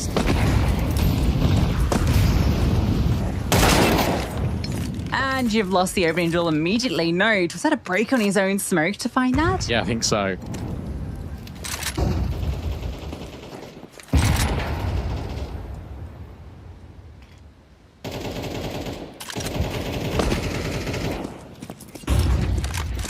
Awesome kill. Look at all the control. You've got secret, you've got ramp, you've got deep outside control out of Stown. And now you can just settle in. If you're NIP, you don't need to peek. It will be another concentrated effort towards ramp. They're not happy with Note. We'll try and kill him. Kaspersky will get rid of Davi G. Now the test, it really is on Note, and he is overwhelmed. Snappy can't do anything because of the utility. Now for Gentlemates, they want to settle in towards this B-bomb site. They'll work their way back in towards lobby. They're trying to be patient, and Snappy will punish, and that will funnel them down into Kaspersky. He actually moves back a bit, doesn't want to be too active. Expecting them to maybe want to take some space. So actually, this bomb might go down. I think the door's open. Is that the reason for this? Yeah. Okay, so as Kaspersky sees Shadow, he knows what's up. Instant. No chance there. Alex with 20-odd seconds. Going to drop down, see if he can remove Kaspersky. That's the bomb. Tap on it and a punish. So into the 1-on-2. Second tap and second player noted. Another fake out. But this one doesn't pay out. Stown finds the headshot from long range, and NIP keep the sheet clean. Tell you what, though, really like the idea from Alex, right? Fake plant, get the kill, another fake plant, trying to get another one. Third one maybe a little bit excessive, but he heard the drop out of vent. He knew that Shush was in towards single. He had to try and isolate that kill. Really enjoyed the way that Snappy actually forced that fight on towards ramp as well, because it just gave it a little bit more time for Kaspersky to go from secret in towards the B-bomb site, open that double door, make it really uncomfortable for Gentlemates. I've never seen that shadow be used at the top of the double door as well. That was really cool. Yeah, I feel like if you just watch Kaspersky's POV this game, there's been multiple times where he's like seen players cross because of shadows. Just things you really need to be considering on a map like Nuke.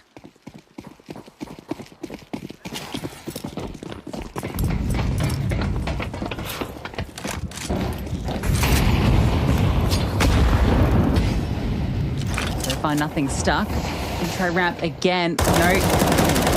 It's a tricky situation, but he stands up and delivers almost 4. Crucial. Tries to go back for the fight, and he really wants to get a kill. This is into a potentially winnable round, but he's not being given that opportunity. Boss tries the same. He goes down, and this should be 12 in a matter of moments. Absolutely love it from Note. That is brilliant. The readjustment to a wider angle that is slightly off, and then but the way he lines himself up is the spray is also going to connect on the player's deep ramp. So he doesn't actually know too much about the triple kill, but he sets himself up to get the most out of his position. Love to see that. No, there you go. That's what I'm talking about right there. And he can just hold left click and go. As you say, that's 12. And yet again, I've got to bring it up. That's still 0 rounds on the T side for Gentlemates.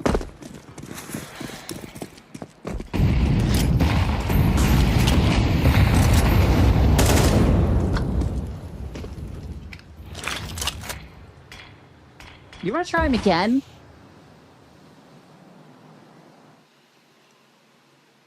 It's insanity. Slightly more aggressive line as the smoke is up.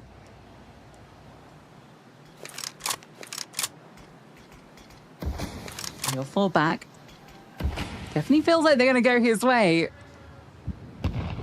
Can Note deliver another magic moment? Looks for it. Can't quite hit that first shot. A drop down and first kill. Can't quite make it 2. Still a lot of damage. Savage in the meanwhile was taking the opportunity to gain space, and maybe he can leverage this. They are considering outside as a possibility here, NIP, and especially that spot from Snappy. Spray, a little bit wayward from both parties, but it's the in-game leader for NIP to consistently push them in the lead. Kaspersky waiting patiently. Now here's the bomb plant. Now tries to take his time in, but it's Sasso up high. It's Alex on the lurk that will punish Sjuush. And maybe there's a way back into this. Four gentle mates, Snappy and Stound. Try and throw this through into the 2v2. Crucial low. And then Alex will have to be rotating down this vent. They drop a smoke on the bomb. And they will catch Crucial as well. Alex now noted because of all the util. There's enough time to potentially jump on this. And Snappy's just going to stick it. I don't think Alex has heard this. Snappy will get off the bomb and claim the kill. It's a quad kill from Snappy. And there's enough time to get this defuse through. 0 rounds for Gentlemates on the T side of Nuke. And it's NIP through to the upper bracket final. And well deserved too. What an exceptional series from NIP. It never felt like they weren't in control of this series. Even on their opponent's map pick of Ancient, there was only brief moments where Gentlemates were able to put up a fight to get those streaks around. But NIP, a masterclass from Snappy in the calling, a masterclass in fragging from the squad. Sjuush on Ancient. Note here on Nuke. Incredible performance from him on both the T side and those ramp holes. Kaspersky was running rampant too across the map, and yeah, even Snappy stepping in with the fragging. So brilliant from NIP, real team performance to put that date into the upper final. And look, there were some mistakes there from NIP, but when you actually think about it, 11-4 on Ancient, and then a shutout on the CT side of Nuke. Like, that felt very easy, and it was going in line with what Ted was saying. Like, he saw no world in which Gentlemates could have won that. I was really hoping that maybe they bounce back into it, but NIP just way too strong. Note the bailout as well. I mean, what an unlikely hero he is proving to be for this team since stepping up into the roster. Yeah, it's been great to see, right? I think that T side on Nuke, which we got today, and also against K27, has really showcased what he can bring. And his decision-making, when you kind of highlighted the way he approached that ramp hold, yeah, it just feels like he's going to be, if he's looking like this in his debut event with the team, imagine a few more months with Snappy in the squad. Like, I think that he's really going to elevate this team, and feels, on paper, like an upgrade. We've got Ted on the sidelines. Let's hear from the team. That's right, Lucy. Thank you very much. I'm here with Sjuush right after NIP have won their second clean series since the start of Stake Ranked Episode 3. Man, I'm just going to start it off very, very easily. It looks like night and day between what we saw in China and what we're seeing here now just a week later. So talk to me a little bit about that level of, I guess, domination. You told me in the break, you gave me a bit of a vibe check, and you told me the atmosphere is just insane and you're feeling yourself. Is that all that it took for you guys to play that convincing Counter-Strike? I think it's been a while since we've seen you play that well. I mean, I think definitely we can play way better than we're doing right now. But I think also practice, we really needed, like call-outs, like keywords and tactics and all that went fully wrong in China. And we just needed those like 5 days extra practice to like be more confident and just calm, like comms as well and all that. Talk to me a little bit about Note's addition, because obviously he came in from the academy. And again, I'm going to refer to something you told me off camera, but I want to address it and give you a little bit of time to actually go into some detail. You told me he doesn't need a lot of micromanaging, which is very surprising considering that he's never played that level of Counter-Strike. Are you surprised by it as well? I mean, for sure, I'm surprised. I mean, he's never late for practice. He remembers every strat and all the keywords we have, like and like mood-wise, he's also there every time. He brings a lot of hype.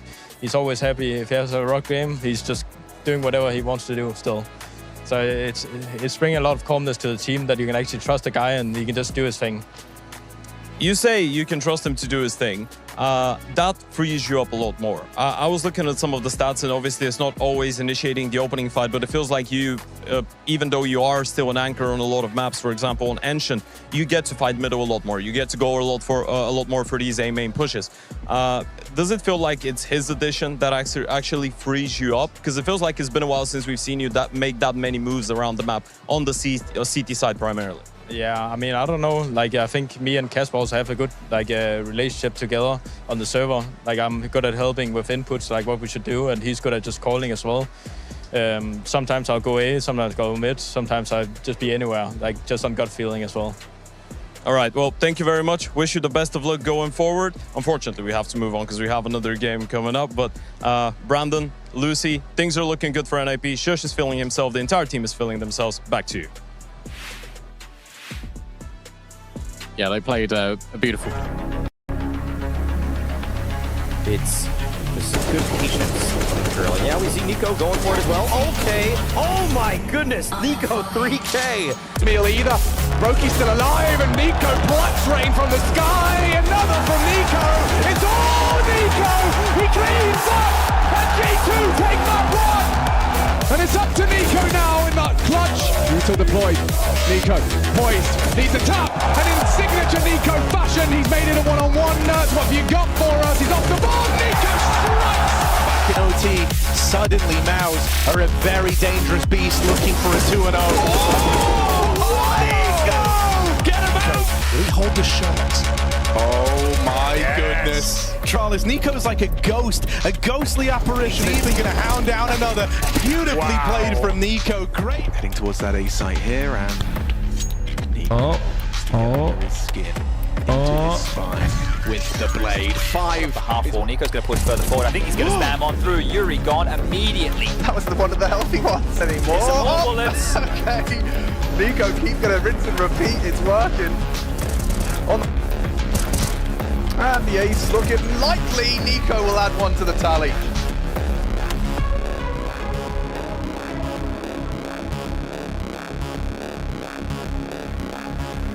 Success immediately, and with that it starts to shrink in terms of chances here for G2. Flash goes in, Nico peeks out, and suddenly he finds magic, a double kill, and now he needs just one more. He's the one left alive. But G2, when there's a will, there's a way. Yeah, Nico Deagle down in pit needs to offer some resistance here. Yakindar gone. Nico. Run! The D doesn't betray him this time!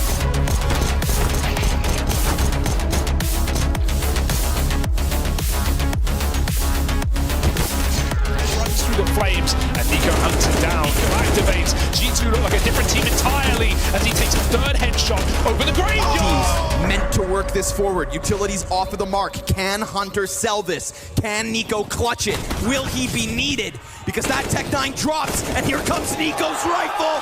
It's headshots galore. All 3 dead, and Nico's gonna keep it back and forth. And now Nico went from dark, shrouded in the cover of the shadow, and it's Nico who is the demon in their dreams. The bomb will go off. Falcons have their hero, and that is Nico chucking flames over to the catwalks. Got a low health Rainwaker inside of the A side. Cover him. But if he sees it and hesitates, Nico's gonna find him first. Nico arrives. Wait a second. Yeah, he just kind of caught out. Just gets wind of it. You know, you're stuck staring at it like a treasure. Oh, so awesome. Oh, it's perfect, yeah. No, it's a misthrow. Wait, he hit himself for 20 damage. And now the M4. Oh, he cleared it. Dang. Wow. Nico, yeah, it's still on his mind. Could have made that way.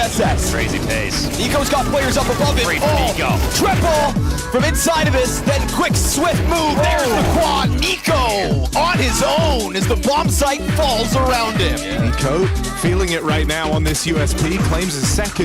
Nico and Monacy with all the kills in this pistol round. Nico trying to come in on a big old backstab. And Alexi, not long for this world, trapped in between the Falcons. Pistol. Nico backstab connects. And he starts this progression series in fighting form. That's a massive 4K for Nico. Another retake, but they've got a fast flank from Messi. They're not prepared. Kerrigan goes down. Yeah, great kill from Messi. Apex goes through. Monacy fighting it all fronts. Nico's right there with them. And the Falcons force cannot be stopped. That was the bubble bursting. Comes heroic moves. Nico with another. Why not make it from an easy round? Arrived it quickly. And that might be what's there. Nico gets that just in time. Unscored, he cleared it. He thought he had it. It's a catch case, Serato. He's on high alert, and he does once again deliver. Instant from Nico. Accelerates for the trade events, and he wants more. Another scalp. It already is with Monacy's frag. Drops out from heaven and sends Holiday to the hell. Quad kill out of Nico.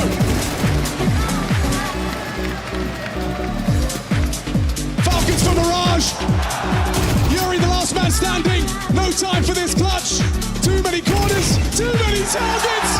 Falcons take map one. Take him, relieve him, revive him alive. But now they've got to make a move. Nico's frag. You've got to run, but you've got to hide. Nico takes another. Just a fight. Gotta kill him. Just a fight. Head to head with Caserata. That's Nico magic. He wants this trophy. He is chasing it. He is chasing you. He's down, and now he can pull the strings from the grave. But Falcons want it. They've got the advantage. In this moment, in this round, in this cathedral, every headshot is a prayer answered. Momodoi's missed it. Tessers hasn't. A little bit back. Caserata got to Kiyosuke. On the precipice of long-awaited glory. This day is theirs. This day is his. 10 years! Cologne, major champions. It's all theirs. Falcons! Say you're sorry, darling. Say it's all your fault. Say you miss me and you wish that you Oh, Modesty! Really starting to believe now. Best way is not to fight him, because Modesty's a kill away from the ace.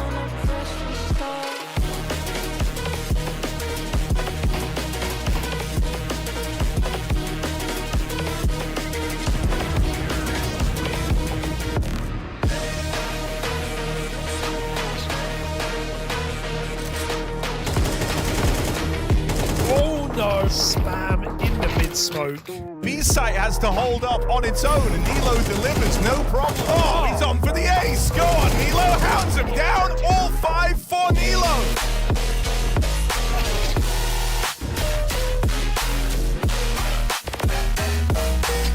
Looking good. Oh my, yeah. From the Ego ace. That comes really fast. Gonna call upon him. Hang on a second. AW's doing it all alone. He goes for 4, and it's all on the shoulders of 910 as AWP, as AW gets all 5.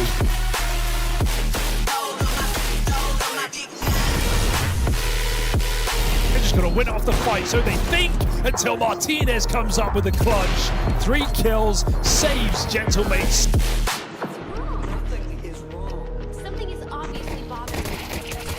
By triple for Kyosuke.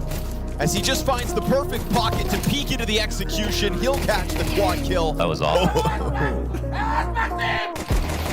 Is he cooking? 1v5 attempt as he hides out. Oh, Zelex making it happen. How much further can Zelex really take this?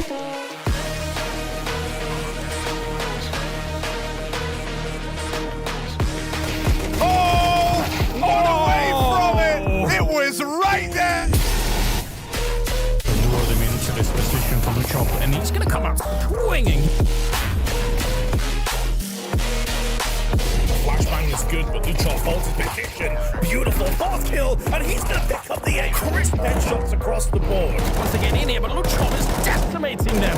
Another headshot, and he gets another one in the first half. What a demon! Looking down the barrel of this orb. Oh, that's a lovely flick. Yeah. Torshi, why stop there? Owns the angle. Some Pius is living on borrowed time, and that time's expired. Another 4K from Torshi.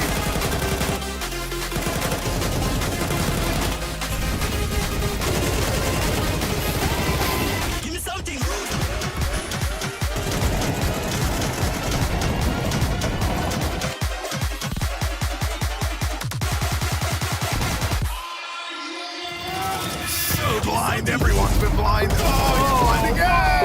Zelex with the swing! At the back of the spore, Matt is playing through the smoke. It's his hero moment. Wrestles with the oh, that is knocks him down! He's good. Smoke coming down. He jumps up in a headshot. Still punished, but it's not had enough. Absolute destruction. 4 kills in the blink of an eye. Oh, Donk is just having a moment. Triple headshot out of Donk. 4 headshots. Lock in a pistol for Spirit.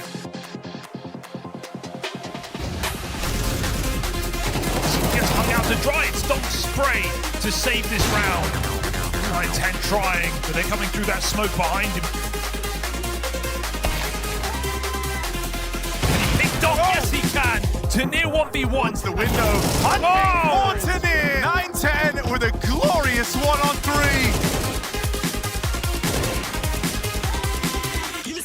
The Cobra needs a lot to go right when so much could go wrong. Swing on out, nails Shiro, and we'll get this bomb plant. It's safe from the cave side. The spam gives away to Near's position. Oh! Cobra's got him! Oh, they're not happy with that one. Absolute choke. Takes down the pistol, and Nico's got a chance. Oh! From inside, 1-on-1. Oh, but now he reloads himself. Nico's quad kill finishes off the map.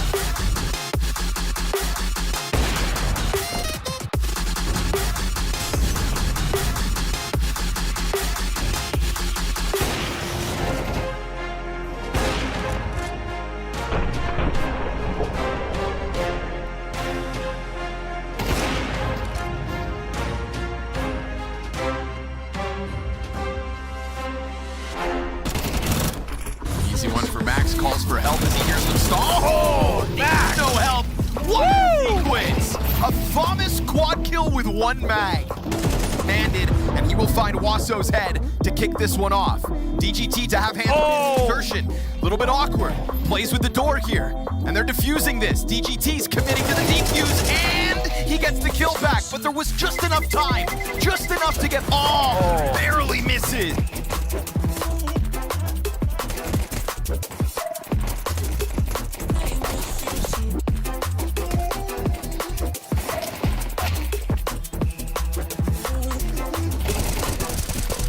Going to get away with the multi-kill, but the bomb was dropped there on that spam out of Wakadia. Just planted with seconds to spare. Oh, it's close. He will follow up on a Belchanok, and now the dualie's firing back. No way! Wakadia!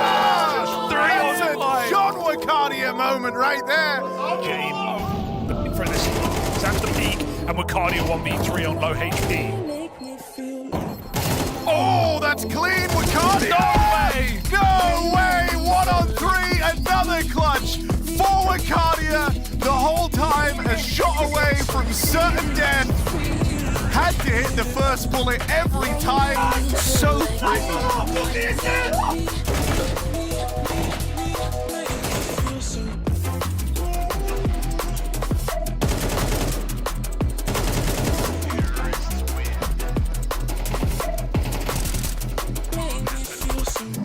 The bomb plant. All fly attempting the clutch, but with the AWP here, it should be a safe round for Paravision.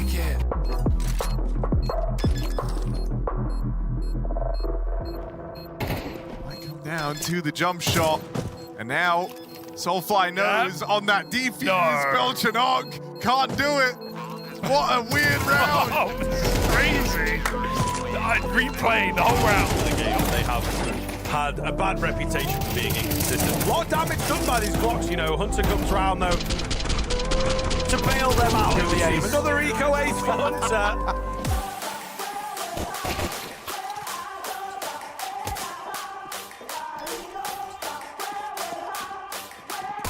Nerds draws one in, goes for the second. Oh, and he can get away. Afro's on the bomb site, taps it. Nerds not gonna bite immediately. Sees him at the entrance of the cave, and just turns his back, draws him towards him, makes sure that Nerds triple kill in the pistol, a 1v3 clutch to give G2's T-side a pistol win start.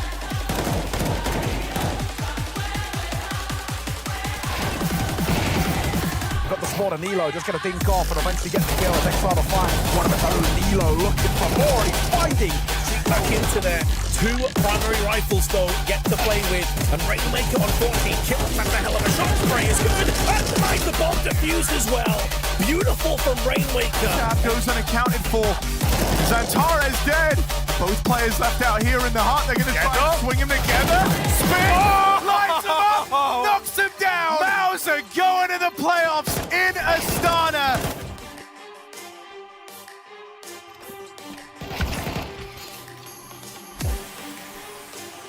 A couple of headshots back to back. Molodoy reveals himself. They're gonna try to get on it, and it's not planted for him. But that 10-second defuse all the way, they got off, and with that, it's a Molodoy clutch.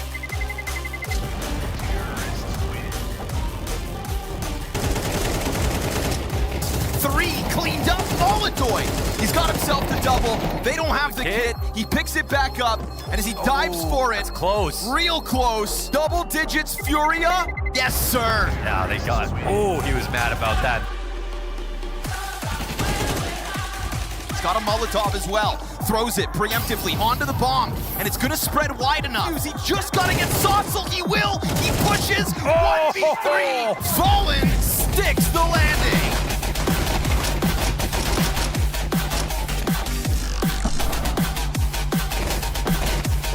Down to 46. Low health KL with a second kill in the round.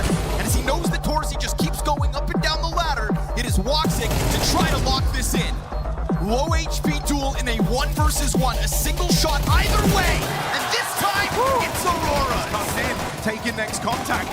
Spirit is still closing the gap on this, and it's Donk with all the kills in this pistol round. And there's the fourth. Is it really going to be a Donk case? No, Mattis will reply. Good down range from Mattis. There's a lot of low players here. Mattis, bit of a headhunter. Looks for his second, learns about the long player in Tania as well. They can't flush him out. Mattis is ripping heads off. This 5-7 looking at Mattis.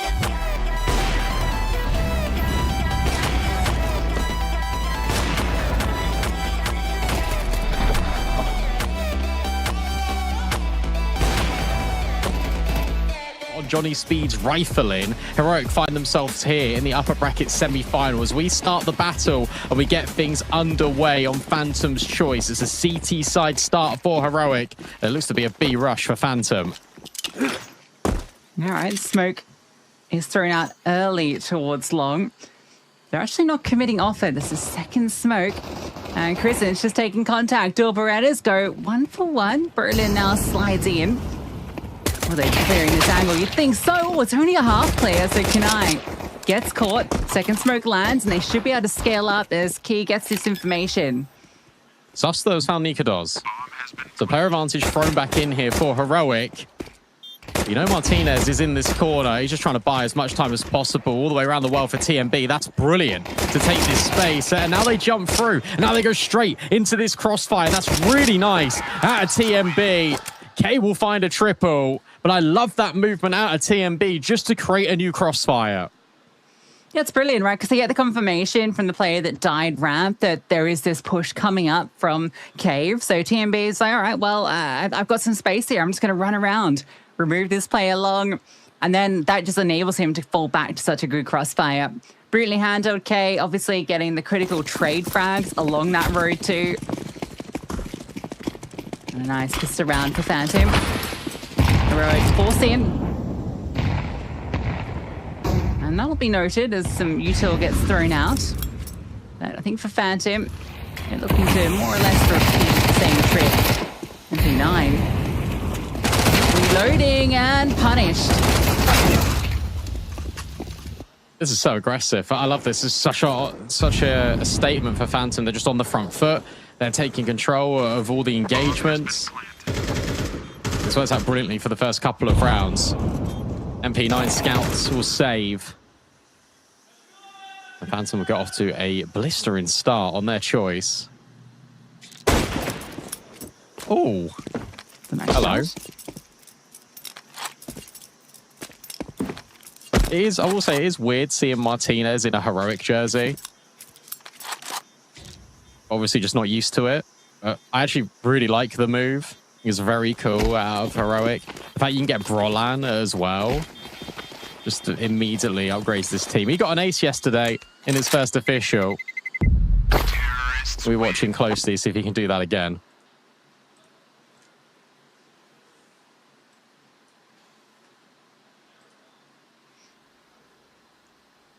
Kind of tricky to repeat that, though.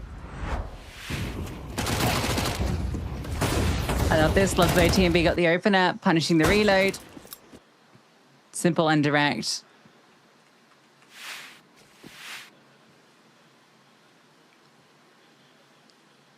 So few things saved for Heroic.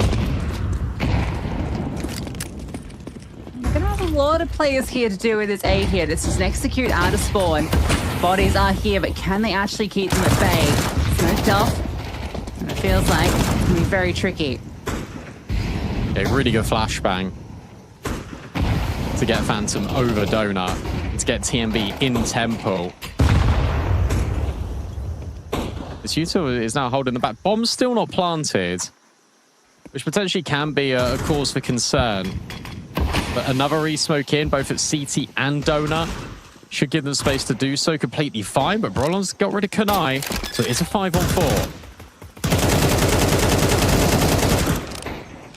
Spam gets another TMB, providing all of the coverage. Now bomb can be planted and should be all fine. Just want to avoid losing too many players here. So USP does catch one. Nilo showing the door in a moment. So 3 alive, 3 in a row. Phantom off to the races.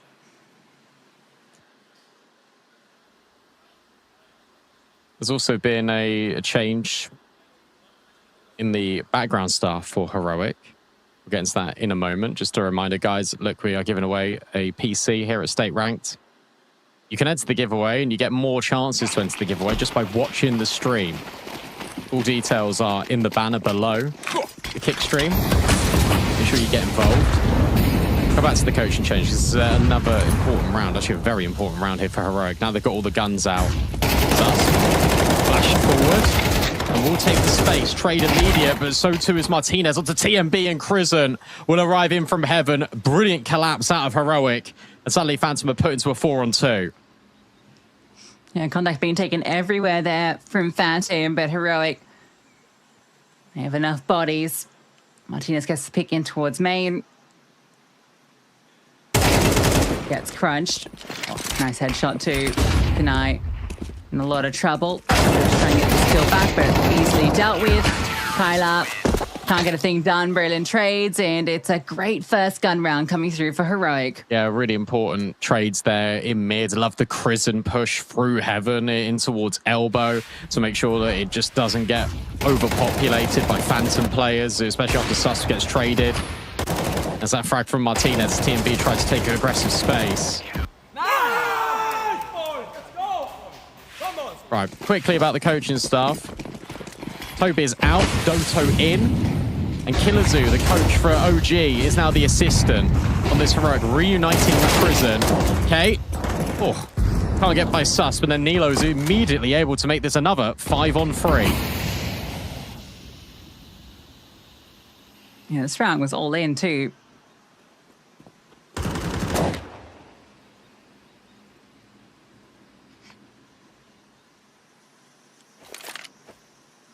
We start for Kyla to have a look. Won't see anything though. Instead, we get a boost up for Berlin as well.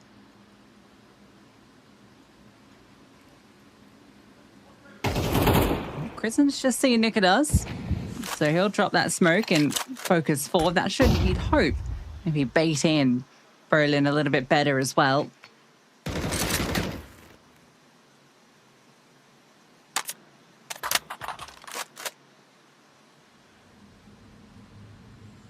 If you go back this way, it's just going to get blocked.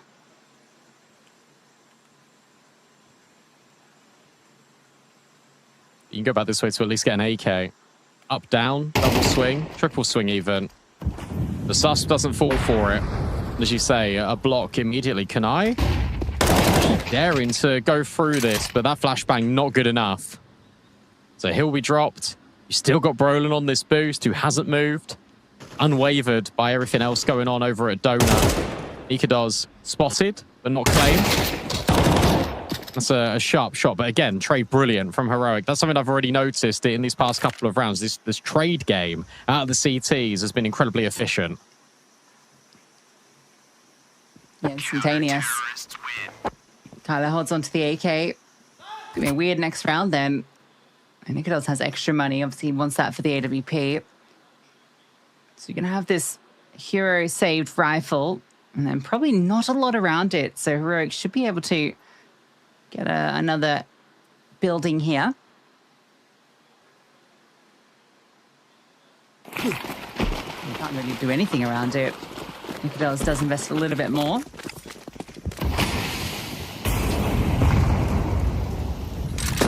Maybe get that AK as well if it goes down, which, oh, actually, really thought Martinez was going to get that. Instead, he's sent packing. This is a nice idea, but Crizzen has provided adequate map control. So you take the contact with the AK in towards A, and you try and take space in towards middle. Crizzen not caught off. Spam only does a little bit of damage, and then suddenly everyone will find kills.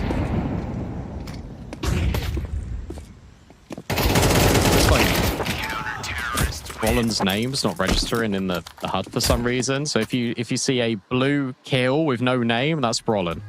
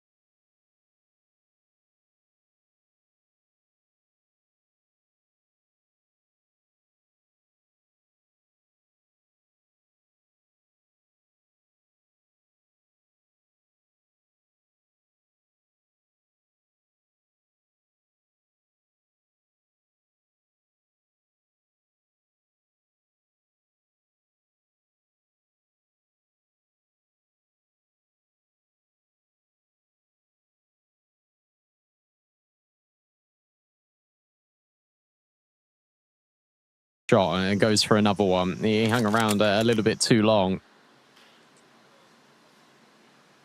Very aggressive AWPer is Martinez.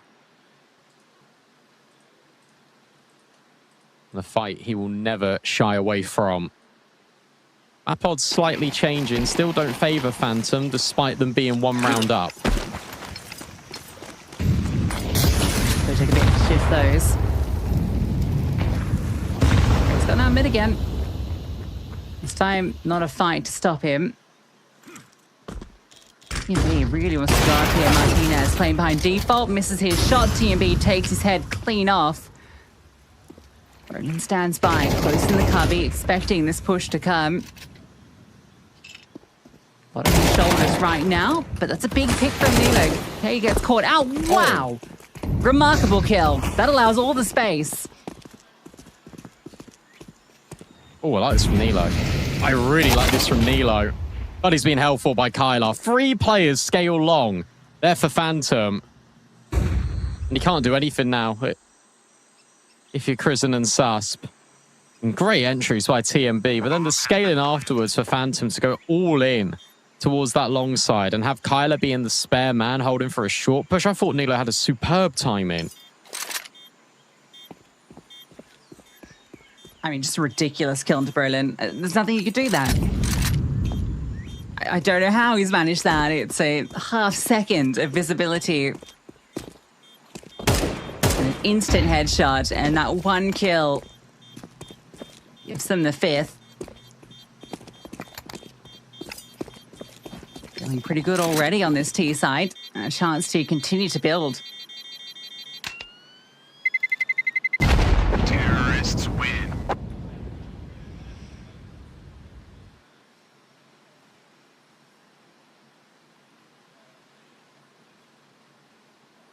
Norwich really been enjoying the calling out of TMB. I think he gets the most out of these players. I think he gives a lot of slack as well when it comes to the call-in. What I mean by that is it's clear that K can take timings whenever he wants. He's brought in Nikodos for a reason. It's because they've been playing together for so long on various different teams within Tier 2 and Tier 3 Counter-Strikes. It's like, okay, well, I trust this guy. You can do basically whatever you want within the structure, and he'll be familiar with it. Crizzen, familiar with besting Kanai. He'll get another one. 1 and 6 is Kanai. The good news is his in-game leader is overcompensating. Oh, and he even gets Crizzen down to 1 HP. That's a rude awakening. So lucky to be alive. Nikodos just spotted 2. Martinez removes his support. Now Nikodos floundering. He has the bomb, so he can't afford to overpeak here. Good mid. Yeah, they're getting some space. What can they do with it? Berlin is holding for this. Martinez won't even get his line on it. No, it's going to be the responsibility of Berlin. So that's been calmed. That gap. Now it's clear what's at stake. Smoke goes down. Shot fires off. I might fade in this rifler to take steps forward. Yeah, they're not going to be considering it. Berlin's got the backstab. Oh, can't quite make it a kill. Does 100 damage, but across 2 players. But still 2 defenders here, and how are you going to unravel them? They actually split Is up. Nilo not looking at this? Okay, he is now. That's an important kill. Prison dropped, but if you're still going towards this A bomb site, only 20 seconds left. You need to get rid of the donut player and Nilo, who's now in main. Nikodos getting in is the hard bit. And with 10 seconds left, I don't think he really can. 8 seconds, 7 seconds. He can't do it. You just got to stay alive here. If you're heroic, Phantom run out of time, and K will die after it. That's pretty rough for him too. He has 2,800 because of that. A weird round.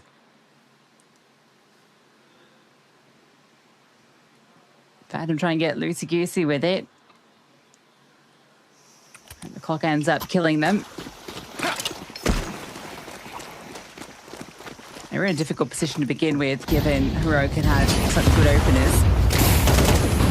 Oh, boost up, cross in, the fight in, but Flashbang's so good. So good.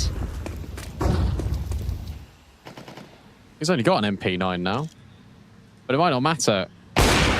Martinez will find TMB. I think that is Martinez's 4th kill on TMB. Roland at range, yeah, that's not happening.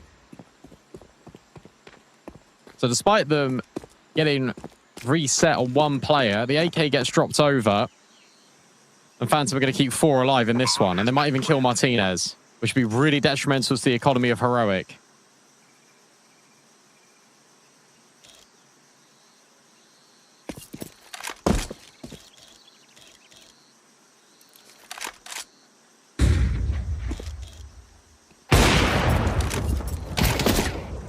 He's getting hounded from every angle.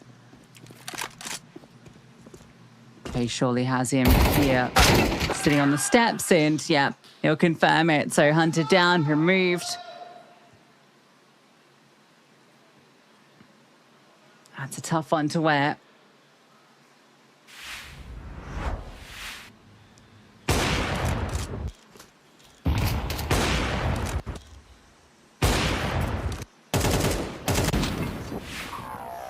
That actually put them now. Yeah, so going to be forcing into the final 2 rounds. This could be a devastating half. It could be. They're starting to pull away now, aren't they, Phantom?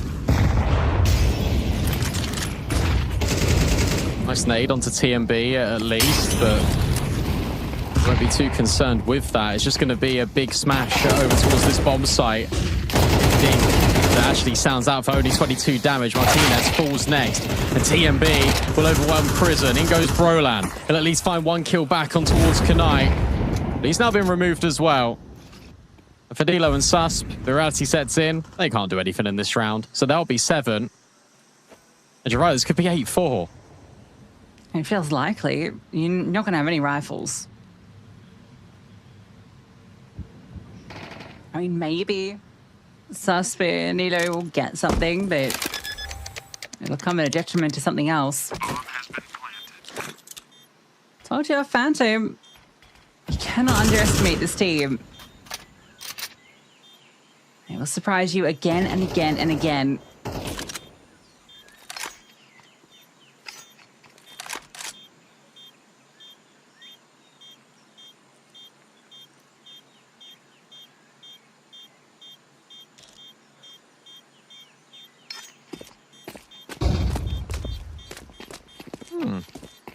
All right, interesting more tier 2 Rostermania news.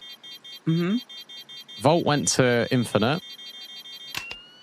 Okay. Which I think is interesting. But the one I've just seen is that Johnny Speeds have agreed a deal with Focus for Yokab. All right, interesting.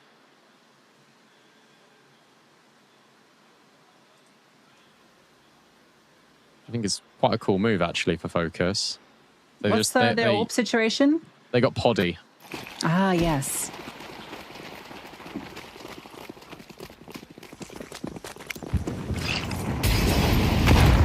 They might need a new in-game leader because NTR's loans ended. It's unfortunate I have to change so many pieces.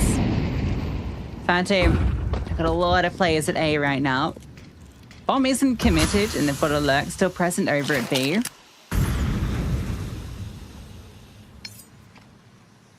Don't actually commit off it. Heroic didn't even buy this either, so they've still kept all of their players in play on B.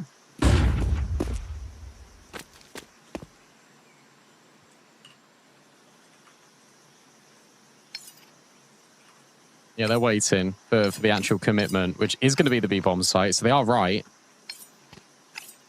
Now it comes down to how long you're going to hold this for. If you keep the player set up over here, it can work, but if they go up ramp, that's going to be tricky for Heroic to maintain because of Brolan and Crizzen.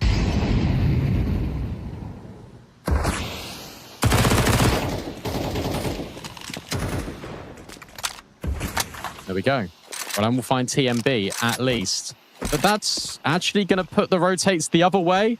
Uh-oh. Heroic, you're going the wrong way. And these two on site do anything. Martinez, she doesn't really want to fight it. Risky to swing here and find the kill, but he does it anyway. Deagle going 1 for 1. That feels like an okay trade-off. Flashbang over and out they come. Nilo just swings through with Berlin. No hesitation. And 5. Surely secured. Nicky does in the 1v4, swings on Outburst, kill his, but then the trade. So Heroic scrape it back to bring it within 2.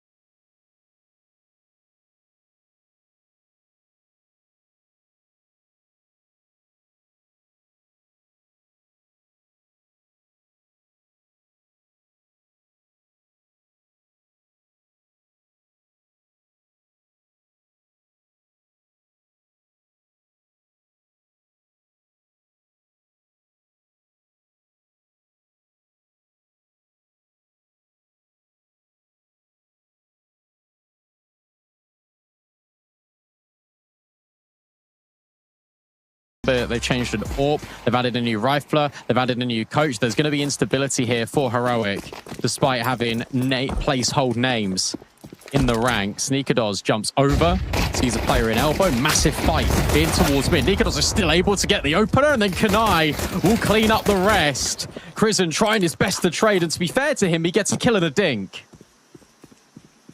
Yeah, it's going to stay here. Crizzen goes elsewhere. 2 on 3. 2 players limping. This is so tricky. It's got to be Nilo that does the lion's share of work. But K can swing from heaven if any contact comes through. This pause has some concern, at least momentarily. Step across. That's one player confirmed. Billy K swings any moment. Kyla hits the headshot, and there we go. Comes through to finish the job started by K. Pistol again for Phantom. Yeah, it was always should have been Phantom's round as soon as they dropped the bomb there, just outside elbow. Because you can't recover it safely if you're Heroic. NT from Crizzen, because he does a lot of damage, but that is Heroic not getting off to the T-side start that they would have hoped for. Phantom can now start to press and apply max damage to this situation. Full eco. They're going to try and smash and grab the plant on A.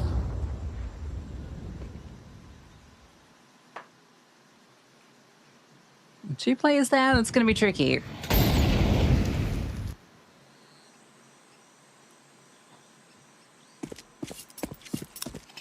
Although Nikodos starts to step away as Brolin reveals his presence. That is another player present anyway in Donut. Shouldn't be much to say. TMB's just rocking a pistol. There we go. The clean-up comes through. Kyla and K cleaning up A.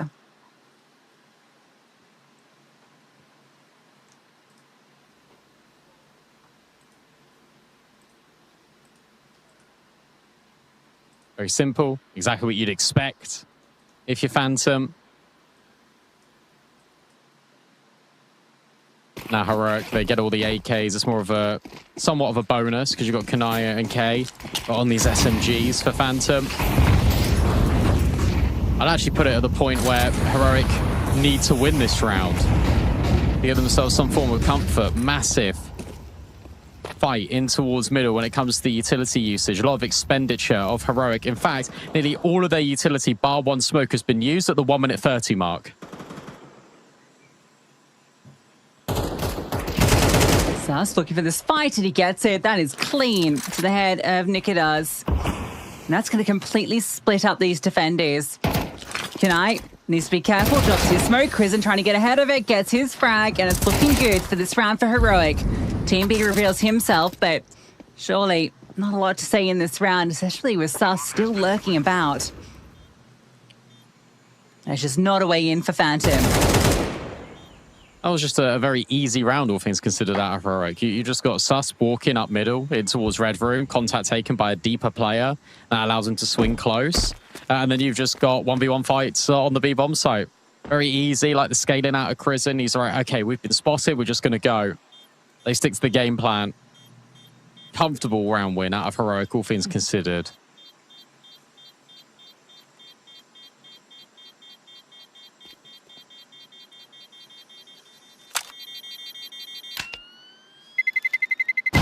Terrorists win.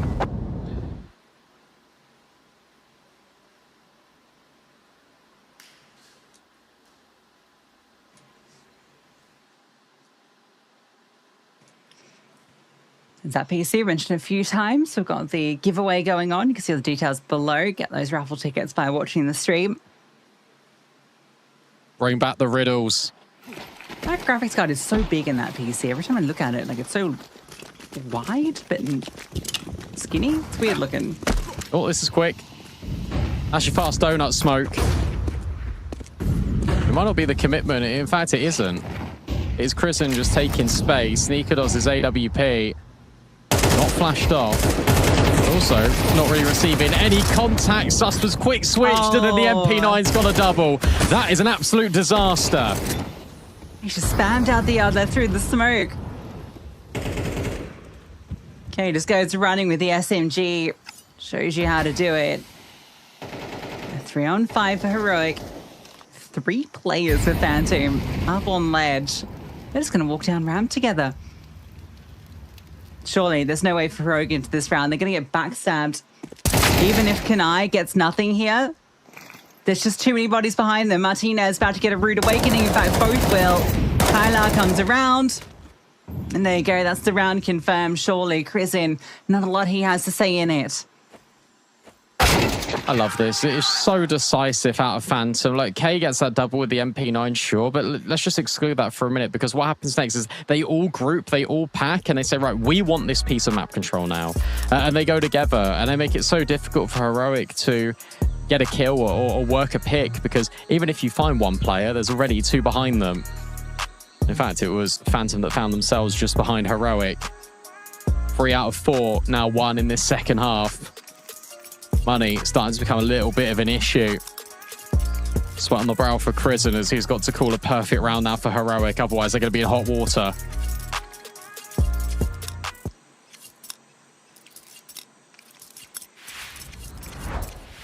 Tech 9 as part of that round, and oh, the timing. But brilliant control to get that second. Just preempting it.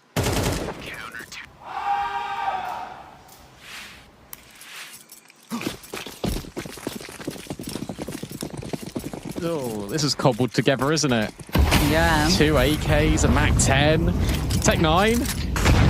Yikes. Gonna fight mid. Defenders in donut. What? Oh, come now. Sus has had 2 rounds in a row where he's just been killed through a smoke. Grow up, Kylar. Only just realized that K's 17 and 6. Only died 6 times in 17 rounds. What on earth is that? At least there's a trade back onto Nikodos. But yet again, Phantom are going to group, and they're going to go together. This time Nilo is holding. He's going to find the first. Trade not there. There's another player, and now he knows about it. That's absurdity from Nilo. And maybe that's the spark of life that Heroic needed. I know you know the final player. You just walk straight into A. What is that last kill? Robot. I don't know if he saw a single thing. Just heard a step and was ready for it. What a time to come alive for Nilo.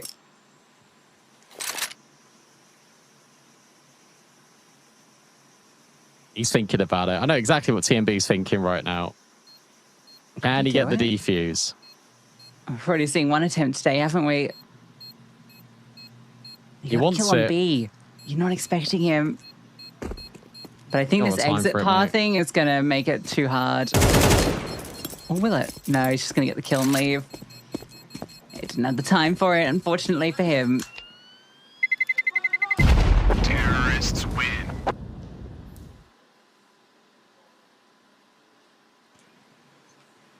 Love to see this back out of Nilo. That was a round that they desperately needed to win, Heroic. Because that would have been the money on its last legs. Look at this. The adjustment, the flick up for that instant headshot. Remarkable. 10-7, not out of the woods yet, are Heroic. Not by any stretch of the imagination.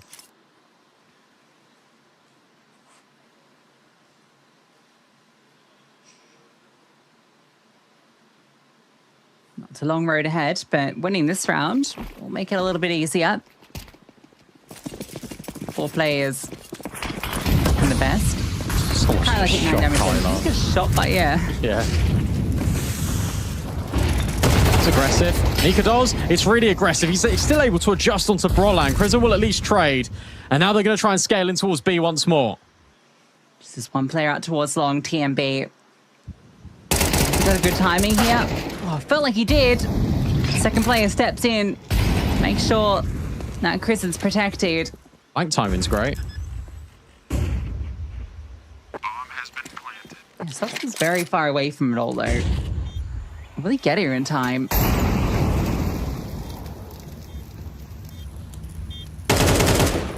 Clock's ticking. They're not making moves for this retake. And now I feel like they've run out of time. Sure, it's a kit long, but you can't even pick it up.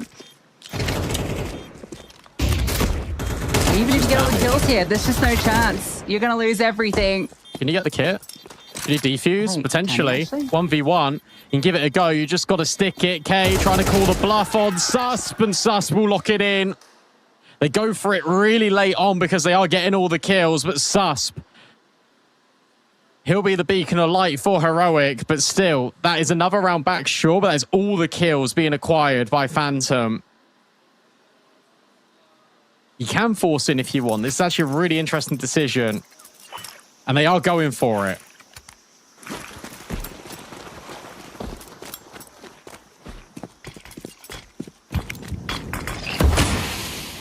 This is how you let Heroic get back into it. Or this is how you push Heroic out of it. Because their money is not good. That's why that decision's been made.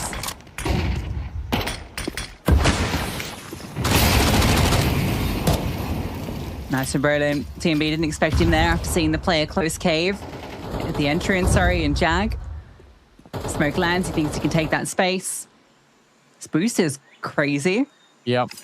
But so far, not been noted. So they feel like they need to take some space after losing a player, and, well, they're actually not going to see anything here. Susp is holding very passive.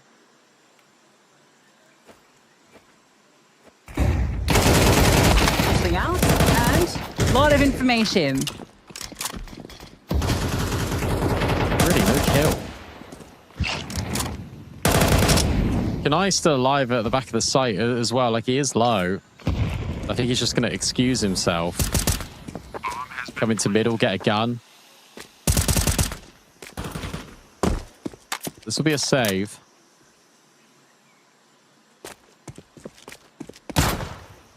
And even though I understand why they forced, you are right. Like, that is definitely a way to let Heroic back in the game. This is also classic TMB.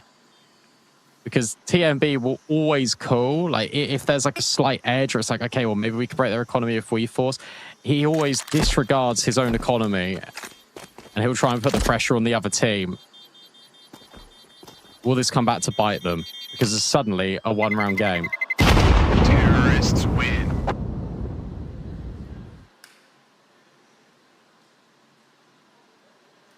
I see Martinez having good vibes.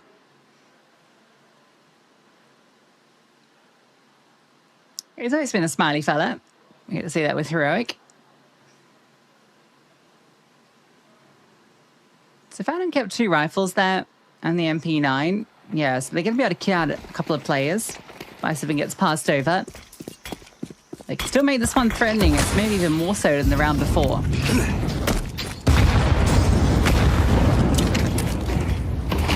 Big nade.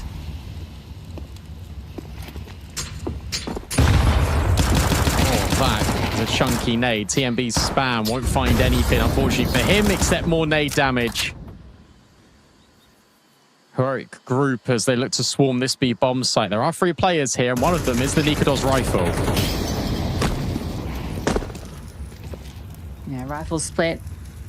1 side each. The Doom guy himself. In cave. Oh, Nikodos, that's not how you wanted your rifle to get brought down low. Just spam through. Kind of makes it harder for him to be as influential as you'd hope.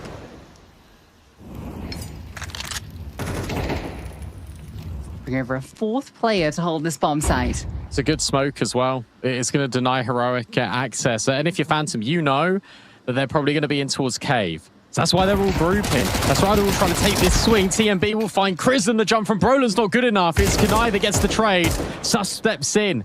3v3. And where on earth is K? He's still nowhere near.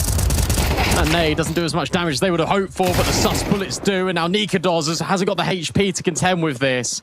So Heroic still walk into the stack. Phantom take the fight to them, but it's their bodies that litter the floor of B. And Alpha K, as remarkable as he's been so far, this would be a Herculean performance in the 1v3. No kit. But maybe this will be the most unexpected round if he tries to go for it. Martinez should have a good time in here. In fact, it's just going to be Nilo ripping his head off his shoulders. Heroic are back, and that's the money gone.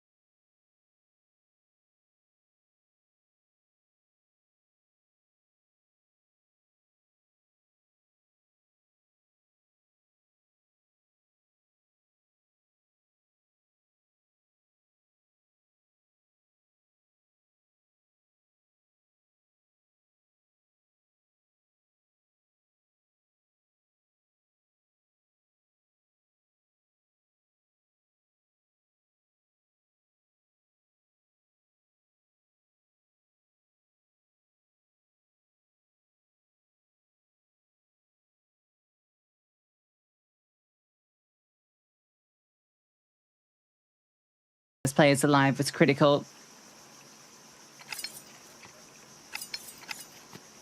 So it's on a knife's edge at the moment, but momentum is with Heroic.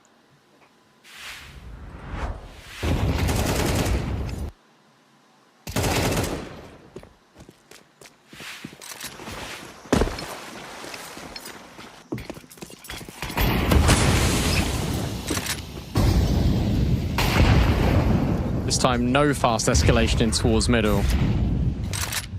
Feels a little bit too uncomfortable, but Heroic will go into this most definitely. Okay. Breaks open the smoke. Kylar flashes forward at the same time as that nade breaks, but he didn't see anything. Spam also not quite there. Finally spots ahead, but it's going to be too little too late. Nilo will remove him. And that's a massive opening pick for Heroic. That smoke has missed, though, from Sus. Yeah, that's actually a big deal. I would have blocked off Nikodos, prevented him and Kanai from stepping forward. And also root Sus here, but Kylar's fallen the Krisen's lack in the meantime. Nikodos does get past, as does Kanai. So there are going to be players here in CT, TMB, MP7, long range. Can it do it? No, they turn around. Nikodos steps in. He's bowled over. Kanai, nothing he can do. As everyone stays alive, Nilo gets 3 and Heroic inch ever closer to taking Ancient, to stealing Ancient. Absolutely. Because the buy is not going to be the best here for Phantom. They're going to have MP9. You already see it on K's screen. This one's going to hurt if they do drop it here. OT or bust now for Phantom after they were playing incredibly well, but it's 4 rounds on the spin for Heroic, and then it is immediately a double snapback.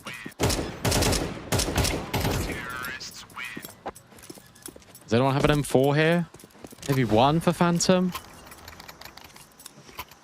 They have full loss, but that's not going to be giving them a whole lot to work with. Yeah, we can see SMGs, a Scout, Heroic. They're in the best chance possible to close this. Otherwise, it's OT. TMB, this angle. Might be set up for success, and Krisen can't quite manage. Brolin gets Kanai. And he knows about TMB. Yeah, TMB's low as well, and might just get removed. The swing out, the MP9 getting desperate or getting kills. No, it's desperation, and Nikodas left. Sure, a couple of players low, but now he's noted. He's denied. He can pick himself up an AK, but no kit. Smoked off. And a whole lot of work ahead of him. It feels too difficult. Another smoke blocks his path. Nothing is easy. Nothing is free. Let's get the kill on him, but again, not free. Costs him 80 HP. Now both eyes should be ready. Martinez can swing. Nikodos steps forward. There's a kid in front of him. Can he actually do this? Oh, there was a chance there, but Nikodos swings, denies the clutch, and Heroic take Ancient. Oh my goodness me. That gets way too close. 1v3, excellent try from Nikodos, but it is the new AWPer. Then turn Rifleman in that moment. Heroic, that'll give them a lot of confidence. Because look, this is a map they should always be winning. Phantom give themselves a really good opportunity to close this. It is dominant out the gate from them. And then Krisen takes over. Krisen and Heroic win so many important rounds there, just to stabilize their economy and to never break it. And I think that's your key difference. You had that Nilo quad kill sequence, we had the rush out mid that then goes in towards an 8-hit. Brilliant calls just in the middle of that second half, bring a lot of stability to Heroic, and it completely shatters the economy of Phantom. Also, it's got to be said that whilst we've just seen that kill graphic and TMB and Kylo were stepping up right towards the end, it wasn't that way for a very long period of time for Phantom. It was K going 17 and 6. I don't think there were 2 players that didn't even hit double digits on this map for Phantom. So the scoreline may be a little bit misleading, but from the position that you were in, you expect them to close. Yeah, the thing is, right, 5 of those rounds is the pistol and converting against the force fire, right? And then you've got that round where K gets that outrageous 4K where it should have been shut down immediately. So, yeah, quite a bit going in Phantom's favor to build up those rounds in the early stages of the halves. But Heroic, the way they closed it shows that they are a team of a very high caliber and clearly the favorites in this series. Now we go to their pick, Ancient. Phantom felt like that was must win. Can they bounce back? We'll find out after this. The spawn, surely not. Who's being held? Suke gives him the fight, rips heads off. That's the start from the young gun you want to the retake ramp side. Odyssey gets the better of him. Well, the door even good in his head-to-head, but no long. Huge hat trick. It's the backstab, and he's one step ahead of it. That's more like it from Odyssey.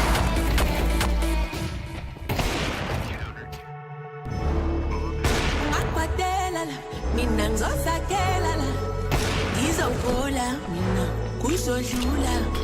Aquatelala, mina ngizosakelala. Uzobhola mina ngizodlula. You let me down, you let me feel like I am alive to figure. I guess now we can be done, we can move on about a little lives, a little lives. Fallen with the first. He's got 2 more orbs to worry about, and that's too many. Oh, no, that's the downside. Suke clean tap to get the ball rolling. Can he find any more? Closing the distance on him now, Kiyosuke. Oh, it's lights out. He's not stopping. Still a threat, not dealt with yet. And Rotate starts to arrive. Kiyosuke lays away. He's got the chance. Don't get nervous. Executes to the shooting gallery. A triple kill from inside the ring. Kyosuke dead. It is all in here. Pack of players on the other side of that. They figure out what's going on. Magic's just lets loose on the lead. Little fadeaway USP for the style points. On for the ace. Yeah, make it happen,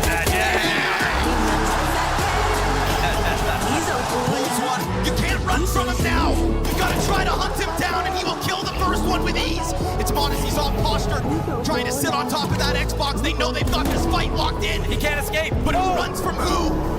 Doc escapes. He's got it now. He's just gonna run for the hills. The first time you've ever seen Doc run away. Just flee the scene. The chase is on. Final second. When have you ever seen Doc run away? Shortcoming of Falcons. Odyssey in the middle. The road remains. The routing off a short is perfect. Oh, more health. Now he has to hit the shot or it's over. Sticking down to the last second. Denied. 8 seconds. This is a no-kid situation. Oh, yes. SS plays that clock down to perfection, and Falcons find their first kill. This shot. Oh, a chance to nail it. Oh, Gary. Oh, break it. His last head. Poland. 2 shots. Dog. Another headshot. Back-to-back champions of PGL Astana. Team Spirits! Inside the smoke, good shot from Brokey. Okay, here we go, Brokey. Looking for a highlight, and he's got it on Broke. Can he get it again? Yes, he can! That's the kind of Brokey plays. Sensu's got a nice side rule headshot. Oh, the knife's out. Oh my gosh, it's another one. 2 knives in 1 map, and it's Simple taking a... Oh, gets crosshair on the right spot. Simple can though. Goes out again. Even better on the second time of asking, but it's Simple. Done everything. Opportunity, Demon, Longs, combine well, leaves it all on the big man. Biggest Era needs something miraculous. We need something special for Biggest Era. And a 1 versus 4 and 1 versus 1. He's got a chance and he's gonna nail it. First bullet. How about 2? With Dumau's bullets and a 3rd as well.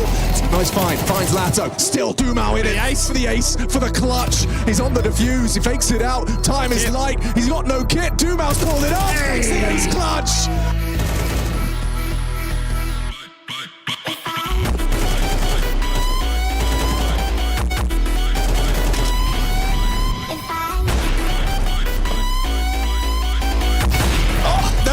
Nice shot. Yeah, great flick. Little closes it down. Okay. It's up to Hypex in the push. There's only 1 bullet in his AWP, and there's too many targets. Fuzi running at him with his pistol. Hypex gonna go for a Hail Mary. Hits it onto Fuzi. What a hell of a clutch from Hypex. Hello, boys. Recovering for vitality. Oh, Flame on. He's got himself 4 inside of his sight. Headed him, but it's Flames igniting with the ace.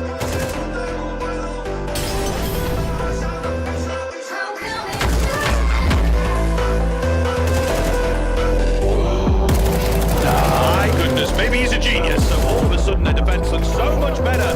Fuzi, maybe off for the A series, looking good for it. He was. But Furious gonna discover it sooner. Oh, here we go.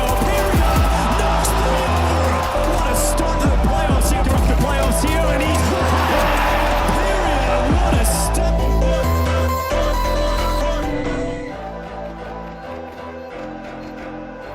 Let him go. Emma McCarthy, what can you hit? It could be that late piece. Tracked by Robs, can't hit it. USB connects. It's Mezzi on the side with a lot to deal with.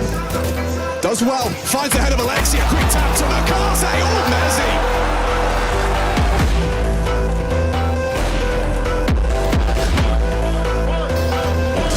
Sony in position to push this. Does catch big. Walking McCarthy. He's down as well. Zywoo. One frag at the start of this second half. And another one for Zywoo. Emma peeks on in. Peek at your own risk. Get the chosen ones back in the server. Nice flash, Captain. Perfect. God flash. Connection. Wonderful. Sensational. Shut down. Headshot.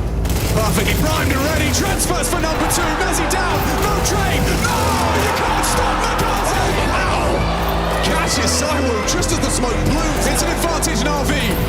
More from Wonderful, really? How's he not there? Take a bow, son! Unspotted one, and he's got both. Of this for Gamer Legion just to get into it, and Art is fourth snacks, and Art's going to take everything away. Trying to save his team. It's got to be Lato. It's been quiet the whole time in the semi-final, but this would be a great time to get the Transy reach snacks. Ben and Lato's done it. Legacy can do no wrong.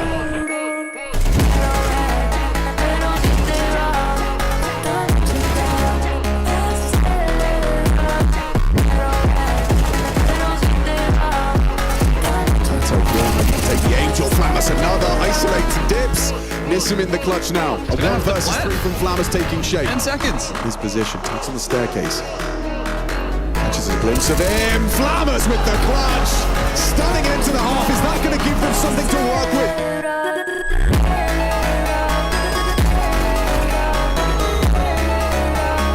Nissim down. Nice taps from Magna Jez. Bomb just goes down, but looking good. Shady win this one up. Jez makes it 4. He's on for the ace, but someone's going to have to sit and abuse, and it's the man who could have had it. Lato is going to jam it. Why off the bomb? Why off the bomb? Oh, that's a one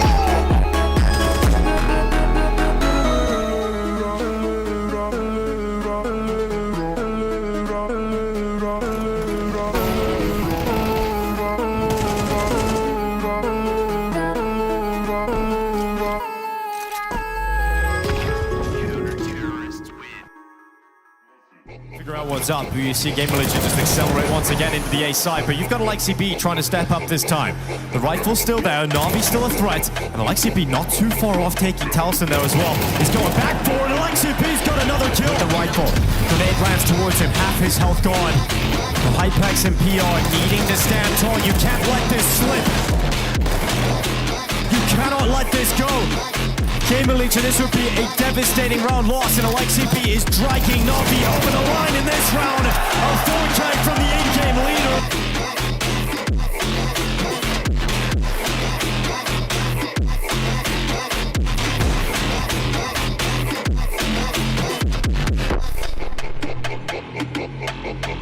Hypex has to clutch this up. Mikaze's moved off, changes up his position. He's even got utilities to boot as well. Hypex. Oh, what?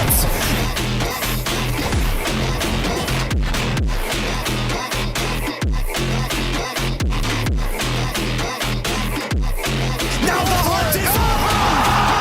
The time gone again in Hypex! How many last second clutches can this guy pull off? That's it. Time is an ally, time is a teammate. There's a little tap. Yeah, shuts him down. Pretty nasty. PR looking for all 3. Awkward on the final one. He's got his 9 foot. Oh my gosh. So ridiculous. Well, PR, everyone gets a little bit of comedic relief.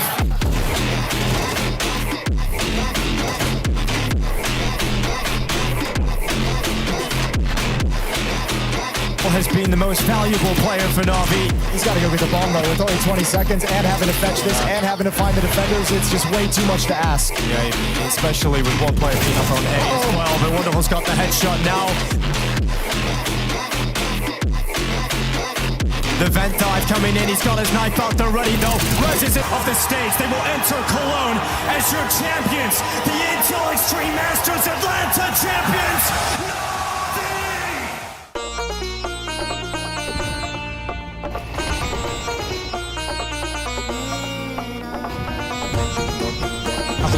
setup at break on the smoke. Gives Klim a chance. And, oh, that's incredible. Klim completes the quad kill.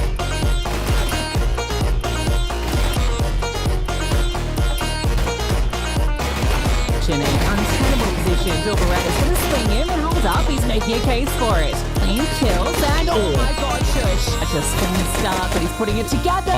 He's got the chance here into the final frag, and it's Shush. On for the ace too. That's remarkable. Oh, but they just go dry. In classic electronic fashion. Kaisuke Modesty trying to do an electronic with a quad kill to his name keeps BCK breathing.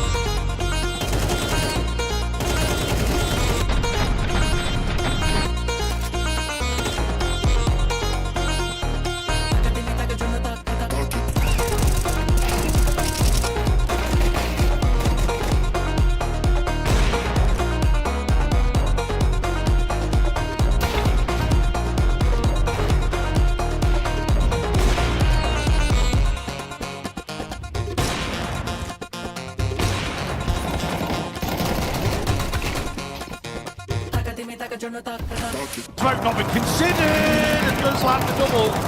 Oh man, Zach is going to be moving down to that USP. Is it enough up against the Tech-9 here? And he's looking to play around that. A big opportunity for Grim.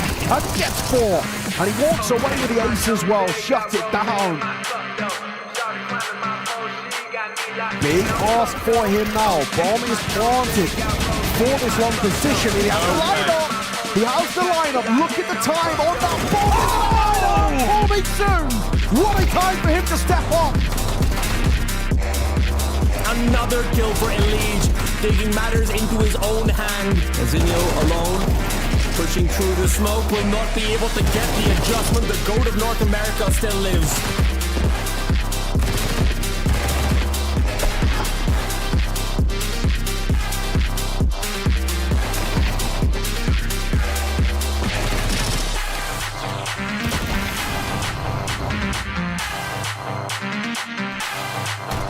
Also ultimate and Miles are out of luck. Cobra Zera continues to perform. 2 versus 1 and both are low. But as the HC remain way closer, this is he does the same. He's just built it from right now. G gives them 13. That is all we had. This is why you can leave him alone. A flash out in their face and Safe is not going to live up to his name. 4 quick kills up for Mr. Young.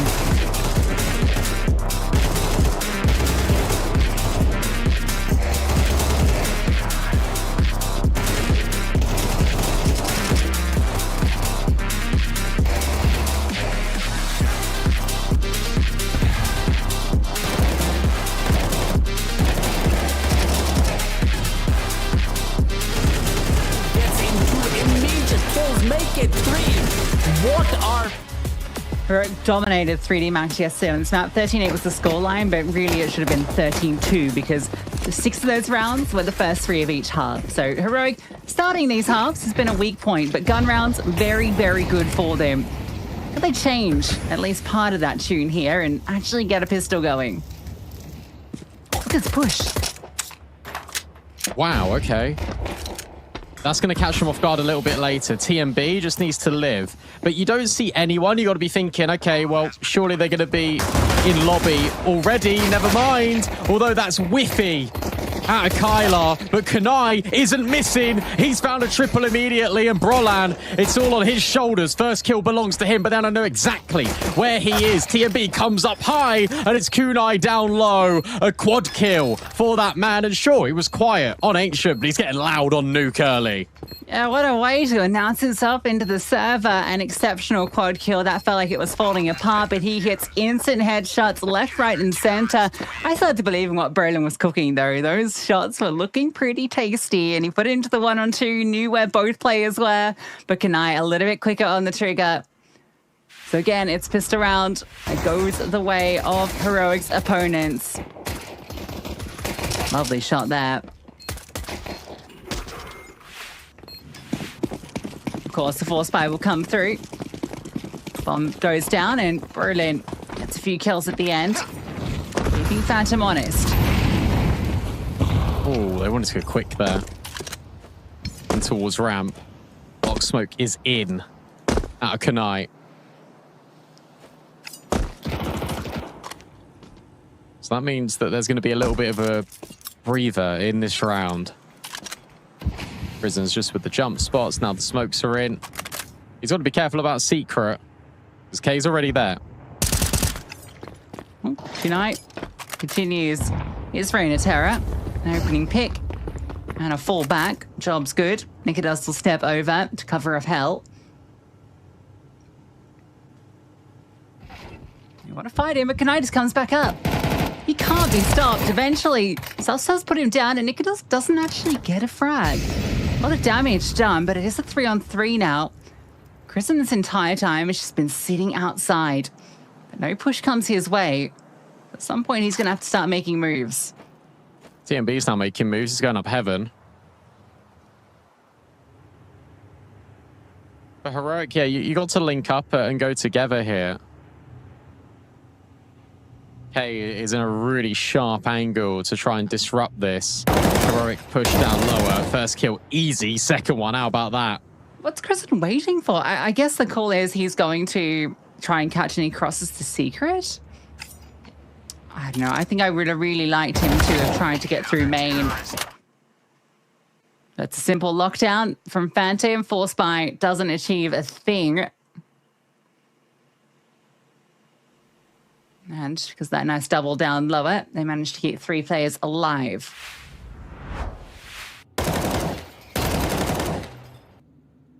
Yeah, I'm there with you. Like, as soon as the round boils down into a 3 versus 3, your priority, if you're Heroic, is link it up and being together. Because that timing is just completely redundant if you're Chrism there. So Deagle's in. Nade. Juicy onto Brolan. Nicodemus will find the opener. Anticipating even more, and will find more. Backup is there as well to get rid of Brolan. So as expected, this is going to be the 3rd round for Phantom. If there's another Deagle shot in the mix, that'll be spicy for Nilo. But he anticipates there won't be any more.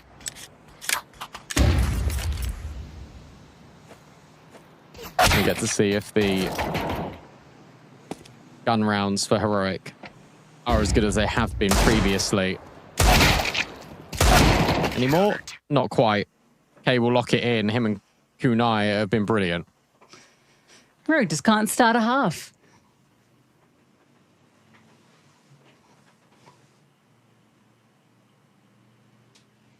That's a crazy looking graphics card. Oh, it's because it's water cooled, I think. Yeah, okay. That's why it looks so different to me. I'm used to the big fat fans. If you're a big fat fan of winning PCs, you can get to giveaway. The details are all below. Word for word, that was what I was going to say. Oh. Nice aggro push at K. Doesn't get the kill, but does a lot of damage, and most importantly, he stays alive. So yeah, again, Heroic already on the back foot earlier. I love this aggression out of Phantom. They're really making it uncomfy for Heroic. They always have to look elsewhere. Nice. Sees a shadow, but can't do with Kyla's swing. This crunch does get the control, even if it is a little costly. You should know there's space here. Yeah. K's in a good position, though. Okay, they don't cross past him. Look at the rotate. There's already 2 players down here. This feels really good for Phantom. Getting lobby just confirms it. Oh, Brolin, what a shot. Wait, no, not Brolin. Someone else with a missing name. Prison goes down. Sus. That's that trade, and now they do have this bomb site. Oh, Kyla tried to grab a pick there, but he is buying time for K. Speaking of time, Nilo is running out of it. Already rotates down the vent. He has sort of walked in the footsteps in the shadow of K. Maybe you don't expect this, really. First kill belongs to Nilo. Kyla hasn't got a kit, so Nilo will just try and run away. Is there a kit? There is. Just pick one up. Flashbangs are messy, and now he's just going to stick it. Kylar just holding the entire time, but Nilo hits the headshot. It's all fine for Heroic. Nilo's the bailout. But K makes it so costly and so concerning. These rounds do not feel clean. Yeah, that was not an easy one for Heroic. Despite some great entry kills to get into VK, catches a timing, both backs turned. It's only Nilo arriving just in time. They didn't know where he was. If they just gotten that bomb immediately, they win the round. Of course, they have to play it properly. Nilo had a 1.55 rating at 3D Max on Nuke yesterday. And Sus was just burned out TMB. Okay. That's a bit awkward.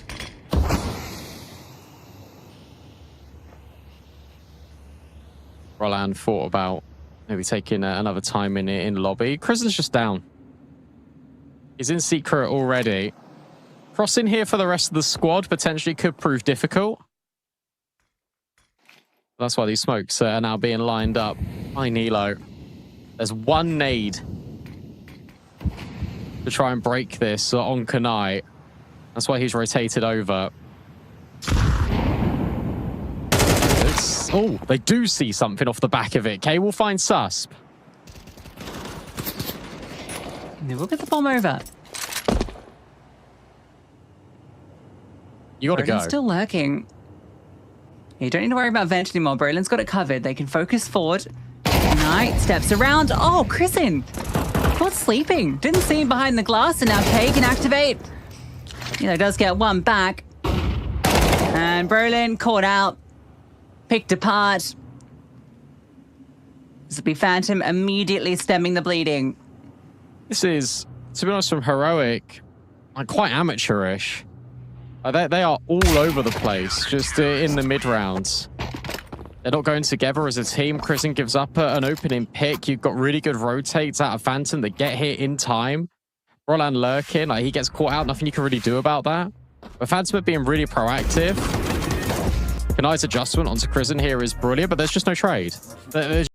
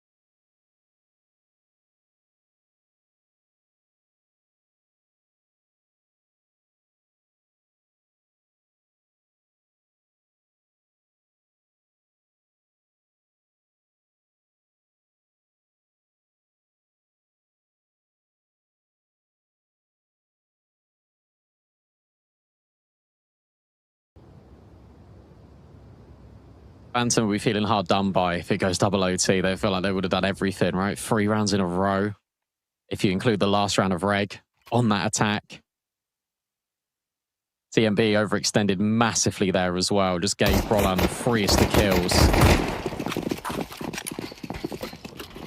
What's the call here for Crizzen? I think we all kind of realise what it's probably going to be.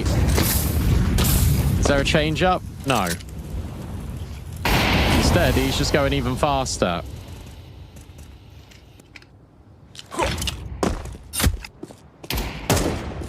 Oh, goes ahead of it and loses his head. Trades there from Susp. You know that AWP was in heaven. Looks like they're going to recoil. It looks like they wanted to pretend that they were going down secret quite quickly. And now they're going to move back, but no one's really biting on this. Vent drop. Only one player. TMB, where's he going?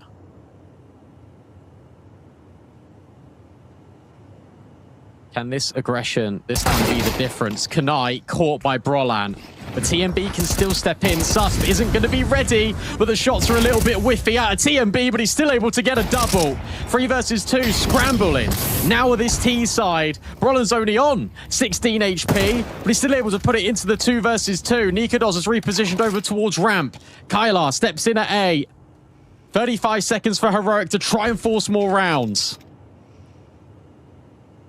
Kylar plays an off angle back at the silos, 30 seconds. They're going to try and walk through hard. Kylar surely has this locked in. 20 seconds left. What's his timing look like? Caught between 2 angles to swing around in. Martinez brought low. Kylar gets it done. We go to Dust 2. Phantom in OT, close it out. Well, look, it always should have been Phantom's map when they were winning the game 8-1. The fact that we get OT and nearly double OT is quite frankly ridiculous. But Heroic dropped the ball on so many levels. Phantom's T side, and to be honest, Heroic's T side, completely uninspiring. That was really tough to watch at moments for both of those teams. And for Heroic, at least they had Ancient in the bag. At least they were able to take that, because you could be looking back on this thinking, right, you could be in the lower bracket here.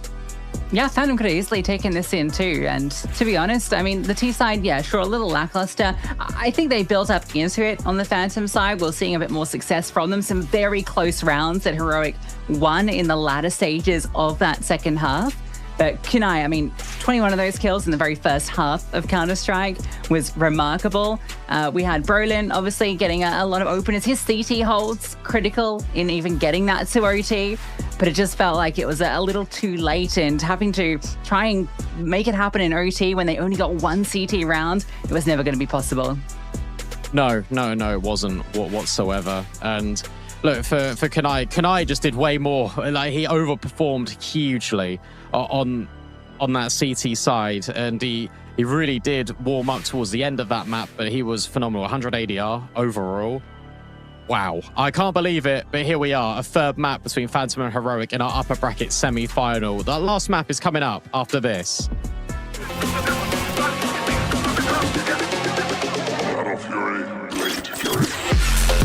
Here, but it's worked in his favour. They can't see him, and he finds another. You can't be serious, and now the supporters arrive. Absolutely brilliant from Al.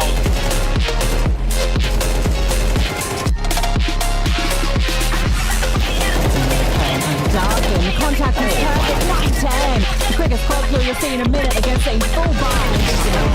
His movement though is really good. He's stuck in the corner, but maybe they're just stuck in with him. He's hit the double no-stop. 9-10 reposition, which we're asking for, but spotted by 9-10. Love that. But it kind of pays off. Oh, for a second, though. Makaze comes out with 2 back. Navi give you the kills, and Makaze is not in a giving mood. Makaze just confident. He could have bailed any time, but he is looking for this round.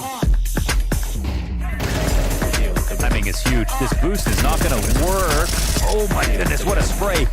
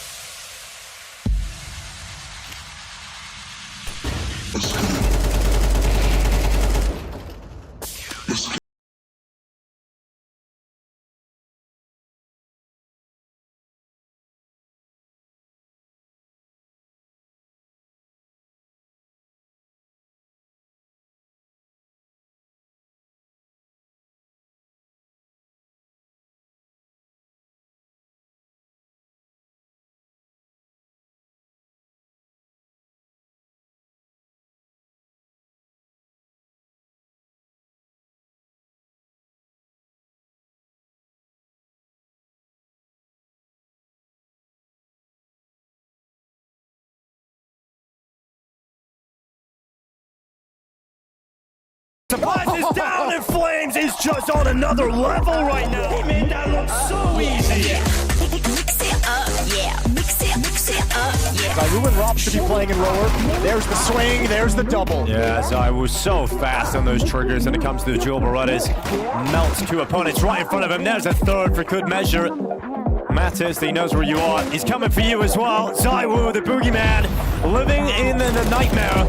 Robs cleaning up Mattis. The last charge of G2 into the B-bomb site. Cause they laid cream of the crop, always on top with the best taste. Yeah, it's a vibe. You can't deny it. Yeah, I make you fly, let's play all night. La, la, la, la. 1v2 clutch. And this is the guy you want right now. Big counterpart on that CT side. Info with the jump. One goes down, guaranteeing money. Apex putting pressure on. Still in spawn. Who gives it up? Incredible. Wonderful is just beasting in this game. Just enough to keep Wonderful back for even a moment. The PR off the bar. Rez, last bullet, pre-firing this corner, and Wonderful recovers the round, saving Na'Vi on this CT side yet again. Could already be lost here, and so I don't need to bite my tongue. Na'Vi follow up. Oh, damn. That's a shot. Oh, what a wonderful. 4 frags, no survivors. And Na'Vi surge for semi-finals, surge towards a second map in this series. Spams him. There's everybody home. Break again. Oh my goodness, full blind, jumping the shot, and he still connects the kills. AK's gonna have to come heads off here. Full does do it himself.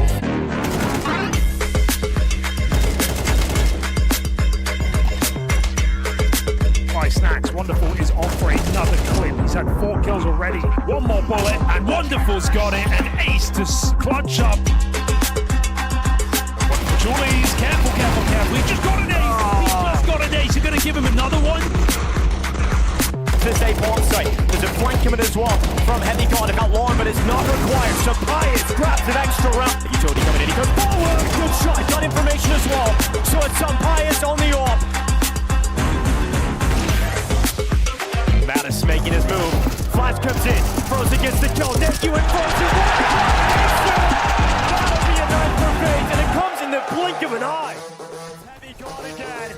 The Tech-9 enters the kill feed, and that old familiar sting. FaZe Clan are gonna lose the pistols unless Frozen and Twist, the OGs from FaZe Clan, looking to deliver some life for the P250. A disgusting retake that felt you had no business winning, having to come through a smoke. Frozen triples him up and shuts it down. Just full sending it back in, and it is the OG players. That's the dead keep Frozen in the team. That's why they want him. Most comfortable player in Palace is his usual spot, but there's plenty more where that came from.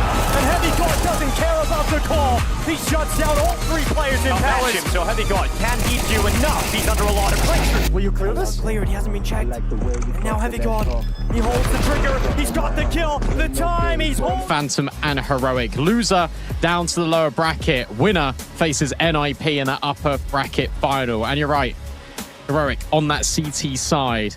Can they live up to the good form that they were bringing on Nuke? All right, Phantom, the number they're looking for is probably 4 at a minimum. And that'll almost feel like enough. I think they could do a whole lot better. Let's see.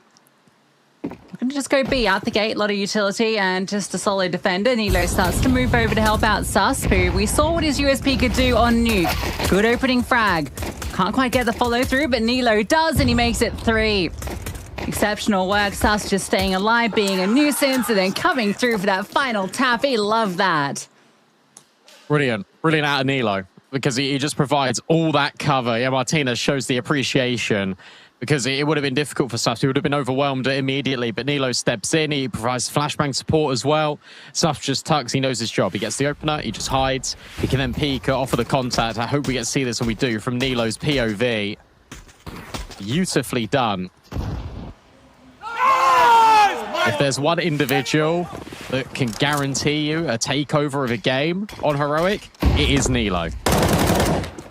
They're running it back. Oh, Flashbang's good. Sus under a bit of pressure here, and he only gets the one. Flashbang comes through, and so does the Dink. Nilo sends packing, and are they going to give this a go? You don't want to lose everything you've just invested in after winning that first round, and you don't have a kid. I mean, his decision's got to be made quite quickly, and yeah, Krisen's already called it off. They're leaving. They're out of there. So as fast as the pistol comes and goes, as fast as the second round enters the feed, TMB runs it right back. They get the trade on Susper, and from there, Heroic are done with the round. What an immediate response, because that was a force buy all in with no bomb plant.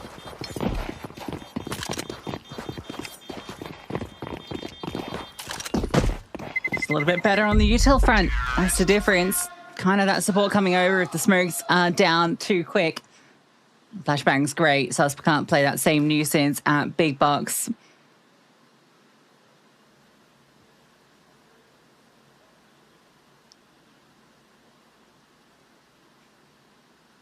So a nice bounce back immediately.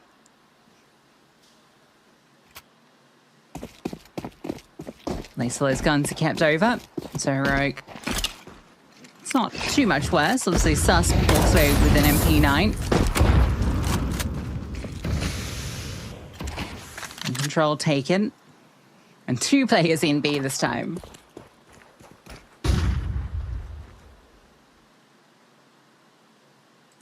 It's a good call out of TMB. He knows they're probably just going to bolster it a little bit, or at least keep a mid-player floating. Martinez doesn't want to get caught on the quick switch, and he won't. There's a lot of players coming in. Martinez is just knocking them down, though. A lot of damage now being applied to Kanai, but scaling out of TMB maybe is enough. Brolan with the trade. Prison will then follow through with the nade kill. 2v3. K, that's a sharp shot. Now he can scoop the bomb. Kylar's also found Prison. Now, out of nowhere, Phantom have got the advantage. It's not planted for Kylar, though, is the problem. So Sus coming up from short. Catch out K. Could be an issue. Starts to charge forward, and then Kylar sideswipes him. Back-to-back rounds in that one. Devastating for Heroic. They finally, after so many pistols fall away, felt like they started to get a roll with them, but couldn't convert here. Now it's the ideal start for the T side, especially when we said, you know, the bar's pretty low for what they need to achieve in this first half.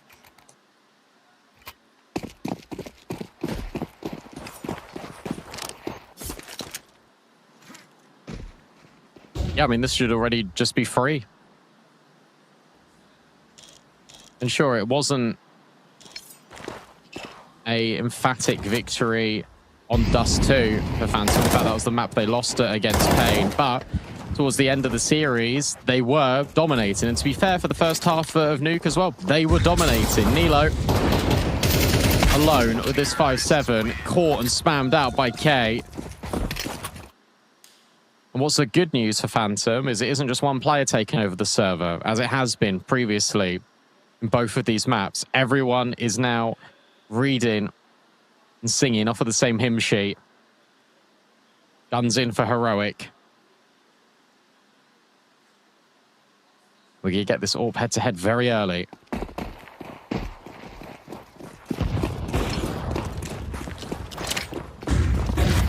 Last fight out long. Kanai tries to get out, and, well, kill actually comes from his teammate. A lot of damage done. And Martinez sings out for a brilliant shot. Brolin gets his, and Martinez keeps on going. An emphatic hold out long for Heroic.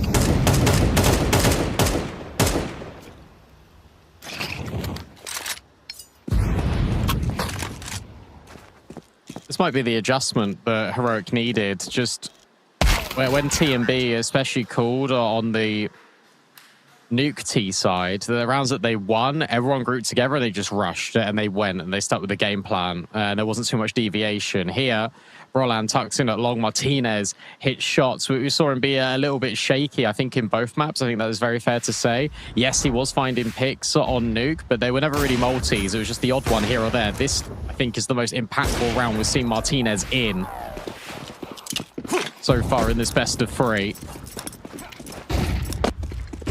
Kanai, he's got the spawn to go for the peek out long. He misses and gives it back to Nikodos.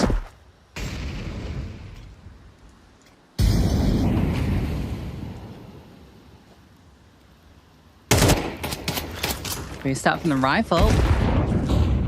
Made fairly ineffective. Nina's just in charge of holding middle right now, so a bit less active. Already shown the threat he can be with his AWP. Really been about the AWPers too much between these two teams. Even on Nuke, it wasn't really the case. It has to be on Dust too. You feel like it does.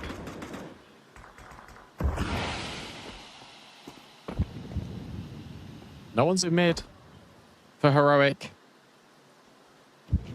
They've just split the difference when it comes to the bomb site defenses. Timely smoke in from Nilo. It looks like Phantom are just considering the pop. Feels like a good call. These defenders are so isolated. Yeah, I mean, they need to come up even better than 1-for-1 to make this doable. Flashbangs come over. Nilo ready for a fight, not seeing anything just yet, and he's lost his health. Now the swing out for Nilo. Wow, huge double down. Can't quite make it a third, and that means it's a 3-on-3, but maybe he's done enough to incite Heroic into this round. Should be the comms that 2 died from middle. Shouldn't be expecting a third one here. Pure Heroic. Molly goes deep in towards the window. Martinez has a little peek, but can't see anything. Kunai waits patiently for his opportunity. In fact, he's not even needed yet. Kylar able to double down. That's awesome from Kylar. And Martinez will save the AWP. So sure, Nilo gets a double kill, but it's just traded immediately out of Phantom. They are able to make that B bomb site work. Yeah, that round kind of relied on getting a triple kill if they wanted a chance, which, to be fair, it did feel like they needed 3 from the side defense, but you're kind of hoping that Susper delivers at least one of those. He gets focused first. Nilo is looking for a fight constant.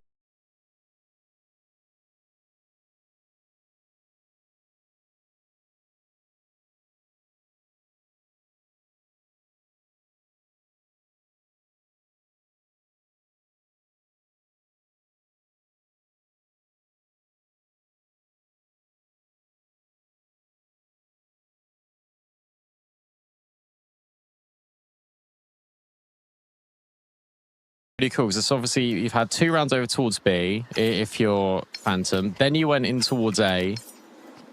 But the point is you've created this natural division over between the bomb sites, and it leaves mid open. They recognize it. They take it. It's actually the B contingent that get the work done. But still is applying pressure because there aren't any quick rotates. They're still sticking to the same remedy. Martinez going for the opening fight, but misses the mark. That's punished by the in-game leader. Oh, and then Nilo really wants to try and trade and can't do it. That is a massive overextension from Nilo. Prison looks to right wrongs, and he does get 2. That gives him a chance in this. Kunai with the quick trade, and a player advantage still. A lot of time on the clock as well. You know Susper's alive. Do you want to go B? Seems they do. I'd say so, because that's the guarantee of a player being there. Oh, well. Or especially if you do half of his HP. They force him out with that molly. Brilliant util out of Phantom. Brolant. Go save the AWP. It's the best thing you can do.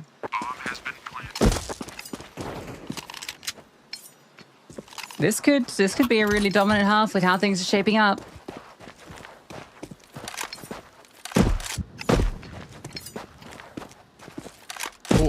All the calls have been with conviction, and it feels like Heroic, the way that they try and get back into rounds, it isn't through grouping up and being together. It's through one player taking all of the responsibility just by themselves. And that is just getting punished round after round. Prison does well to get a double kill, sure, but what does a double kill cost him? It costs him Nilo, it costs him Martinez. Terrorists win.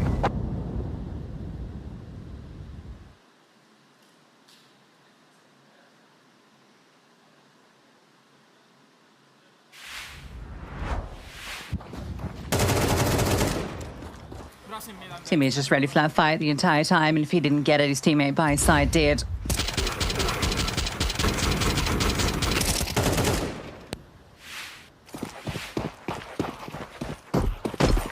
So a saved AWP. And pistols to try and get it done. And 2 of those pistols hit the deck. Martinez is here, but the threat's not coming from that position. Nilo spots it out. Martinez, yep, TMB just walks on him. Unlucky. TMB playing a brilliant half of Counter-Strike right now. He is. I was just about to comment on that. I was about to say his individual form has been remarkably good at this event and in the close qualifier. Susp tried to get the AK. K said no.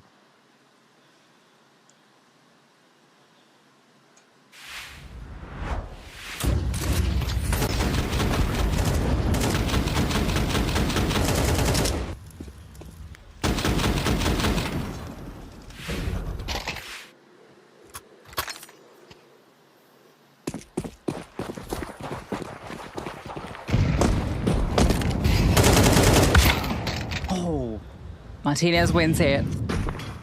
DMB.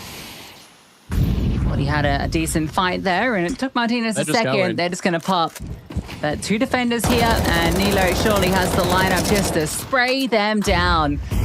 Out of bullets, but he's done the job. Reload can come out, and he just keeps on fighting. Sus is just sitting, waiting to end this round. Prison stepping on over, providing more of a distraction. Oh, Susp is dead. Okay, Krizen. Krizen's in the side. Yeah. Oh, he's gone. Oh, no. Oh, this is a 2-on-2. Not like this. This would be a remarkable round for Phantom to pick up because it's come out of absolutely nothing. And it really felt like Heroic should just be locking it in, as you said. And now it gets a little bit dicey. Martinez has still got an AWP. Nikodos moves over. Are they wanting to fight this? Roland. Oh, up close against Nikodos. Wins out the fight. That's so important. Now Kyler on low HP. Feels like he needs to move, but also feels like he needs to stay put. Martinez is now clearing all of the sight, and he's swapped to an AK. Kyler hiding in plain sight. Martinez will get rid of him.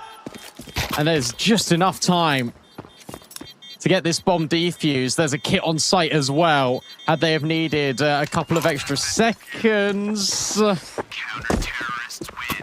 Maybe they did. But Heroic will win the round.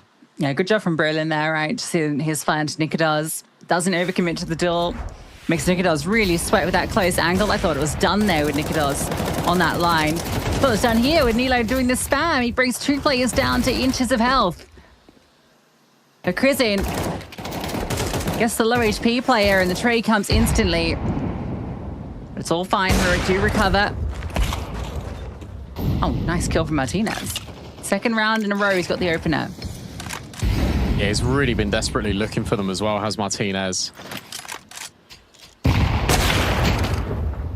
But this time he oversteps. He can't believe it. Look at this from K. Hello. This is very cheeky. That shadow. I don't think Nilo's seen him. That's a freebie. Oh, it should have been. It really should have been. Yikes. Yeah, so he... Okay, well, he saw the shadow on the short player, who's now dropped down. And can I maybe catch out Krizen? Looks like that timing's been missed. Oh, head spotted? Information... Oh, no, Krizen, I don't think saw him. We've got another crazy timing. Can they get this one confirmed? They fumbled the first, but Kanai can recover this. He might even be able to make it a multi. Oh no. Way. Oh, he gets it. He gets it. And the second player's out towards long. 3-on-3. Bomb still needs to get in. Molly, and he gets confirmation of where this player is. He should have a good understanding that... Oh... The other 2 are over at CT. Nikodos, goes for the ridiculous flick. Doesn't quite hit it. Kylar, though, will find Susp. But Roland finds Nikodos. Now these players are isolated. 2 versus 2. Kunai low. Brolan trying to come in, trying to hit the taps, but can't do it. Kylar might have bailed Phantom out unless Nilo can be precise. Only needs a couple of clicks from the mouse onto the heads of Phantom. And maybe he can do it onto Kylar as well, but no. Kylar will be Phantom's savior, as they'll find 7 rounds in this first half. If there was anyone that you believed that could pull that off in that moment, it was Nilo. The first kill comes through, but he's just not given that second headshot. Well, as you know, he could have just thrown that nade in his back pocket and got the job done. Oh, this was, I mean, it was pretty on the money, though, to be fair to him. Just a bit too long a range, misses the mark. Maintains his composure well, and Kunai also maintains his composure after missing his opportunity as well. But they still get the round. I don't know how they won that round. I don't know how they win that round after those 2 kills or like gunfights. But they are able to. Maybe TMB and Nikodos really do have the source and the intel on Crizzen and how he likes to play, because Heroic are getting picked apart here.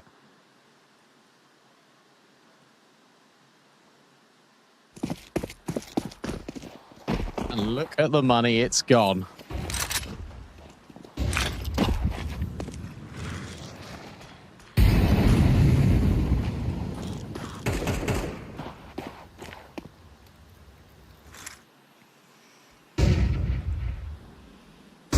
How can you not be a Phantom fan?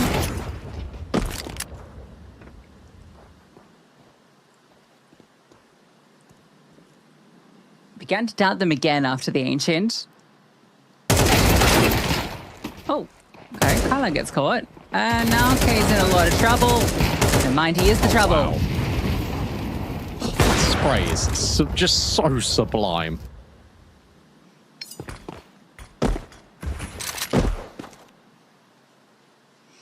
How can I not be a Phantom fan? Well, they benched Kunai. Bring him back. Roland will find him. 3v3. Bomb site somewhat open. I mean, Crizzen's only got a USP. Brolan needs to go clearing. Oh, and he's able to find K. Hang on a second. It's getting a little bit weird. Oh, no. This is really weird. Oh, my God. Weird. This is against Nico. They just got ecoed. Full ecoed. There's like a 5-7 and MP9 in there. MP9 gets the opening kill. Berlin's 5-7 gets 2. And he converts the final one with the recovered AK. That is a disastrous round for Phantom, and one that Heroic very happy to have stolen away. Yeah, I mean, they needed it, because this was actually looking like 9-3. If they can make 7-5, they can make something from this. But as you say, Lucy, that T side out of Heroic historically has not been good. And sure, new roster, new pieces, potentially different outcomes. But I feel like they would be a lot more comfortable if they get this 5th. This is quick, really fast. Out of long, K not even looking at it, but that's okay, because Kunai is as well. Double opener out of Phantom. Immediately put Heroic in a 3v5.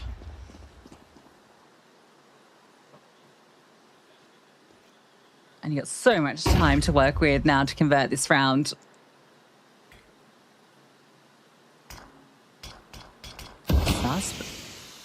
That's a little nosy forward. Nilo's peeking in towards short as well. Nothing being spotted. No, being held for and punished. Patience. Here's key. Here's K. Sus gets 1 for his troubles, but it's K chiming in with his 3rd in the round, and Martinez. Now noted, you can take that bomb over towards B. Don't run in the open versus him. As soon as he fires this shot on the cross, these 2 players surely swing him. Oh, he looks away the 1 second. Way.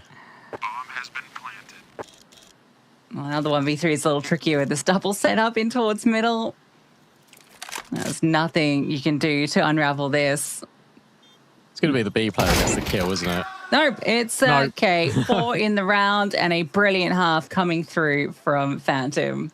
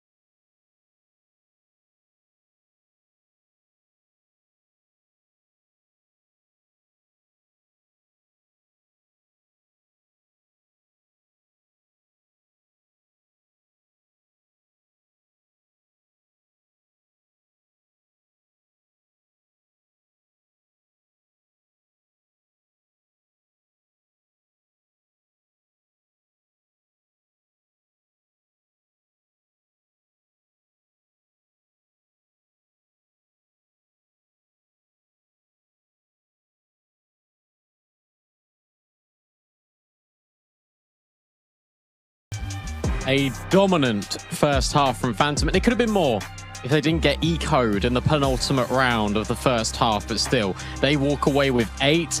They walk away with an opportunity to send Heroic down to the lower bracket, creating another unbelievable upset and setting themselves up against NIP.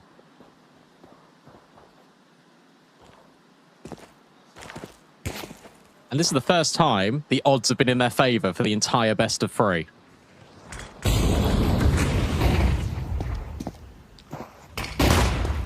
Flash, off the mark. Kunai catches that and still goes forward and catches out some Heroic players. Takes down 2. Nikodos, overwhelmed. And the 3-on-3 begins to come together. You ready to use the P2K? On everyone's, favorite weapon. Flops it back. TMB on the line. Sharp headshot. Can he rattle off any more? Has some support coming. K stepping up, but TMB sat down. K, this timing's crazy. I don't think he was spotted. Might have been heard, though, and now he's noted. But Kyler, off the distraction, can't step in. However, the bomb is stuck here. Doesn't matter. Martinez fights his way out. Those timings looked really good for Phantom because of Kylar's immediate push.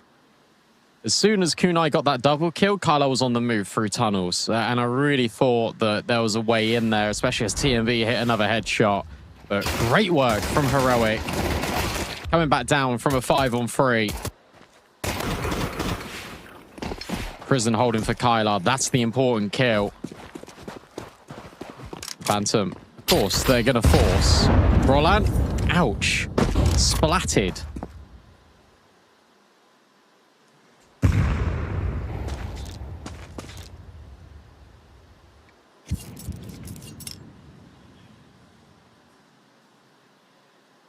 There's a lot of bodies towards A. You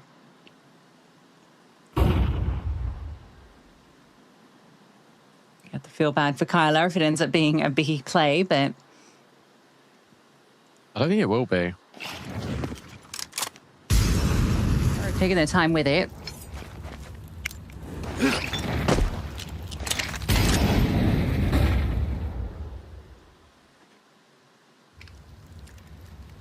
Hasn't got more kills in that pistol round than in the entire, or equal to these entire T side on Nuke. So I'm hoping that's a sign of things to come. Oh, actually, I think it is going to be the B play. Fake out from Prison. Phantom, do they bite down on it? Oh, well, they might have to now.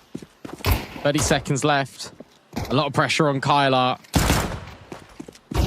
And K will get the confirmation. This will be B. And Kyler realizes that he's stuck in no man's land. Heroic swarm and they take over that B bomb site. Maybe the read. Wasn't quite there. Prison potentially has got a trick or two up his sleeve. Yeah, really nice round from him. The fake out and that catch on the edge of the smoke. That was a brilliant pick if he does get taken down afterwards. He's done his job and he's won the round for them. 2-round game. And potentially, actually, that margin becomes a little bit narrower because it's just going to be this FAMAS and Scout into the next round.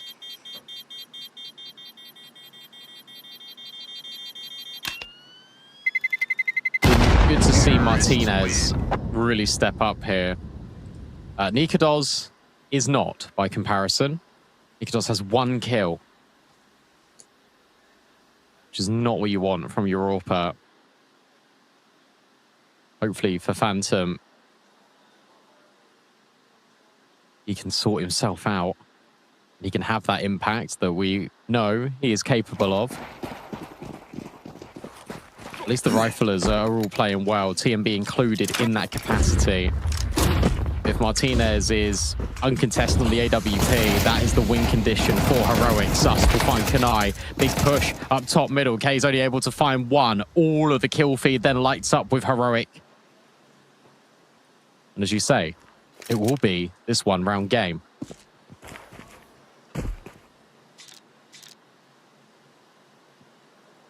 Yeah, I mean, the song is only going to be different if Cape would have some sort of crazy FAMAS multi-kill. It's always going to be a lot to ask. Do some damage, though. Keep them honest. Nikodaz with the scout. Tag down and can't connect a shot of his own. Well, TMB, this little USP, not going to do too much, is it? Oof, almost does. Simple stuff from Heroic. Now the real test comes in.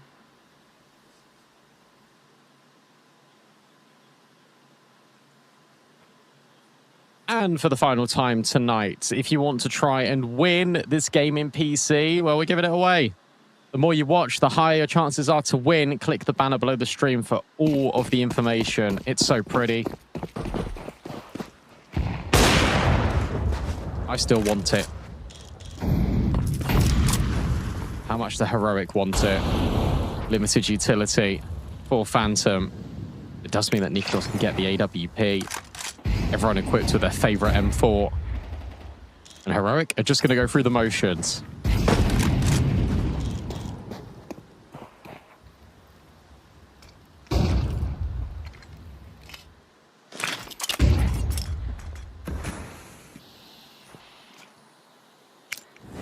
Nikolas, we need that impact of the AWP, my friend. 1 in 10. Wasn't an issue on that T side when they were dominating, but now definitely becomes an area that needs to be filled.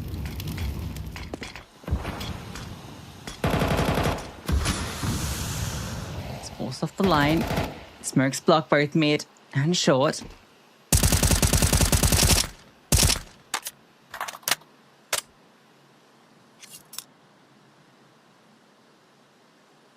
I can wait for them to fade 40-odd seconds as they do. It's most of the utility now expended. Right, have the choice of where they want to take this. Feels like it's not going to be over here towards A. Kristen looks to drop down. TMB just playing up close. That's that drop into CT. Surely Com. This is a B split. You surely heard. Nikolas. Oh, wow. Wow. What a shot. A Brolan is ready for K. We need to see that back out of Martinez's point of view. TMB on 2 HP. Commed over to Martinez. He's immediately swapped to the sidearm. Heroic are back. That's 4 in a row. Okay. We're watching Martinez. A bit of that flair that we've been excited to see from him since joining this team. It's not been about the AWP so far, but you said Dust2 would need to be, and Martinez, he's making a great case for his. Outrageous.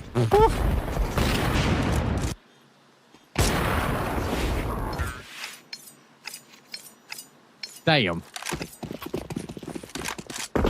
Heroic should be getting into the lead here.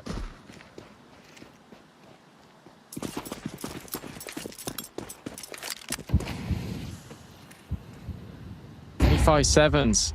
Stack and, do you know what? A push. In B. Double nades will soften up Sus. But Nilo will go around just to check for Kyler and K.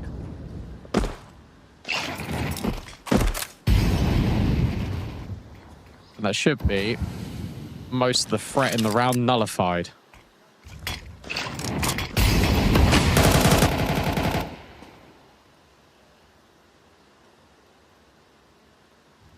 Yeah, not even flash to set up, can I?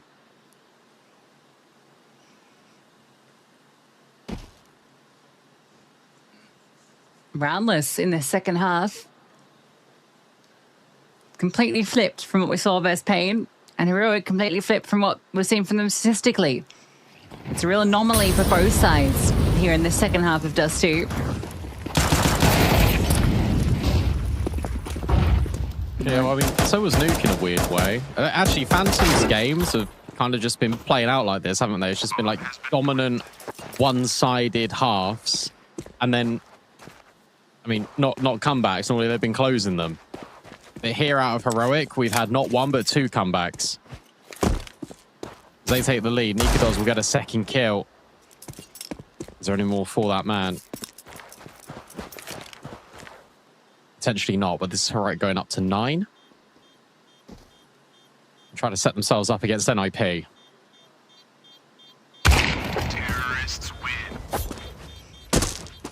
Probably don't need to peek that, but I guess you're looking for the frags to build the confidence. Just means that he won't have any utility into this round, or it'll be very sparse. So you'd have some armor he could have held on to. And take their first time out despite losing 5 in a row.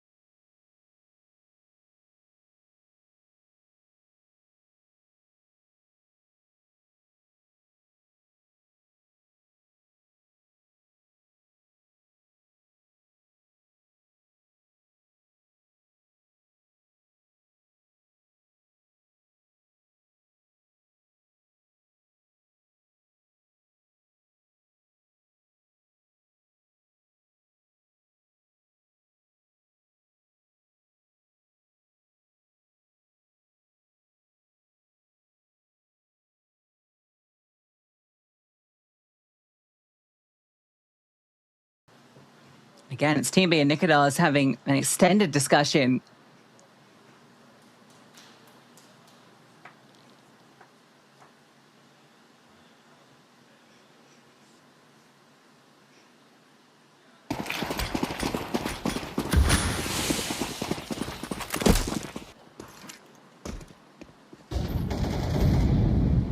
Oh, and Brolan has just taken the fight onto Kanai straight up from long. Found the opening pick. That's different. That's new out of Heroic. This round is so important. Susper's got money, sure. No one else from Heroic has. Phantom know they're right there.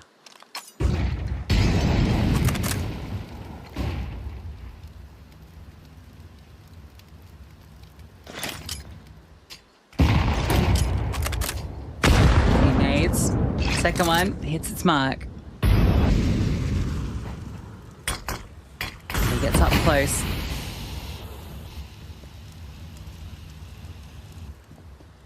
Chris, I'm thinking about walking this. That could be to his detriment. Aggression out from long. Brolin's just sitting, waiting, gets a freebie, and that is the call to go into A. That's going to be 11-11. TMB does this so frequently where he is so self-sacrificial to look for info to put his team in the right place that it ends up costing them rounds. We saw it on Nuke, especially in overtime, and it is Brolan that always seemingly is able to catch him. Pushing towards lobby in overtime and gave Brolan just a free opening kill. That gave Heroic the only round on their T side in OT. There's another couple of examples of it, but that's the one that immediately springboarded to the front of my brain. He's done it again here. He's pushed the door back open for Heroic here in regulation.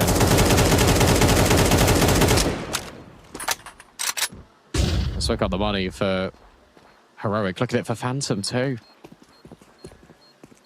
This is why Heroic are hunting. This is why Crizant determined to maybe get rid of this AWP. Nilo will. Oh no. You can't lose everything here if you're Phantom. That'll be an absolute disaster. Kyler and Kay start to sweat. Kay overwhelmed, and Kyler, oh, maybe he isn't. Affected by the bomb, affected by Brolan's bullets.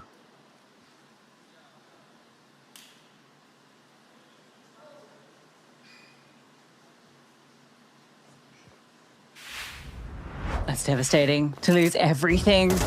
Hard enough to lose the round, but it's going to be an incredibly rough buy now. You might even just be conceding it. Yeah. Nikodos, Hero AWP.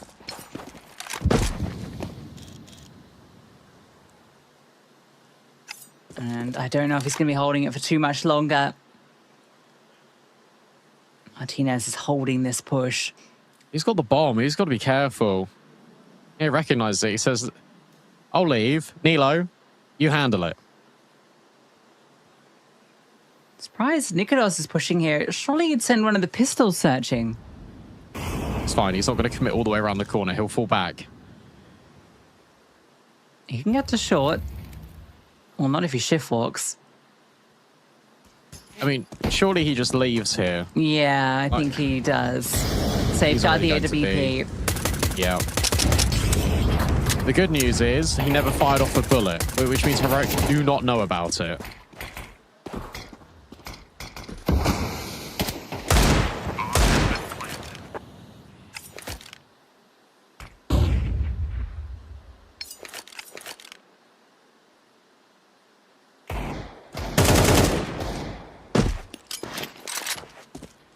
Still, that will be Heroic going up to series point. He did this before and then bled into OT. Phantom are looking for the same result again on map 3. Nilo. It's some freebies. But this bait is all part of the master plan. It keeps the AWP of Nikodos safe and sound on the B-bomb site. Terrorists win.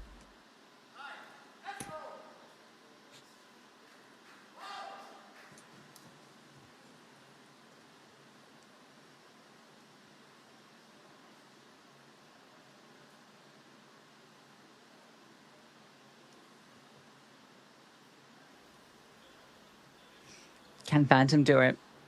I feel like they were out. They got that run of 3. Life. Breathe back in. And now it's all down to this. An AWP standoff in middle. No one overextending. And Heroic are grouped heavily towards B. Necessarily the commit. Great That's flash. confirmation.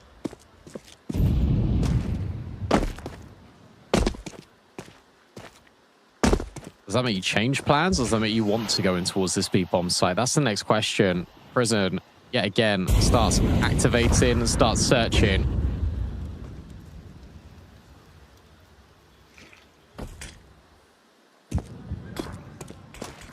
But spotted by the B players. They're still going to go. They're still going to run in. TMB will catch Crizzen. Martinez will find another, but it's Brolan with the follow-through. Martinez stuck in middle. At least the bomb can cross, but this is a 3 versus 3, and this is an AWP who can only have impact if he hits that shot on TMB. But the jump in 5-7 might breathe new life into Phantom. Just flies around the corner. Makes that as difficult as possible. The flashbang coming over? No, Brolin just wants to sit up. No utility, smokes fade. And it's just got to be the 5. Brolin steps forward, TMB goes down. No immediate trade, but Brolin keeps on going. And now Nikadaz needs to come in clutch once again just to keep Phantom in it. First kill is here. Second, where is it?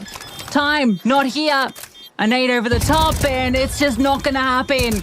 The time, the clock against him. I don't think he's got it, and he knows it. Falls back in his chair as Heroic take it in the final moments and progress to the upper final. Well played from Susp there, because he knows as soon as that nade gets thrown, there's no time. So he can literally just sit there, crouch. He never needs to peek. Expertly done. And Brolan should have won Nuke for Heroic. Instead, wins Dust 2 for them. Nikados came alive right at the very end of Dust 2, but it wasn't enough for Phantom, who get 8 rounds in that first half and then drop the ball. They don't let one comeback slip away. But the second one was really difficult. They can still be proud of currently what they're achieving here at State Ranked Episode 3. They drop down into the lower bracket. They'll play against K27. For Heroic, it's the upper bracket final against NIP.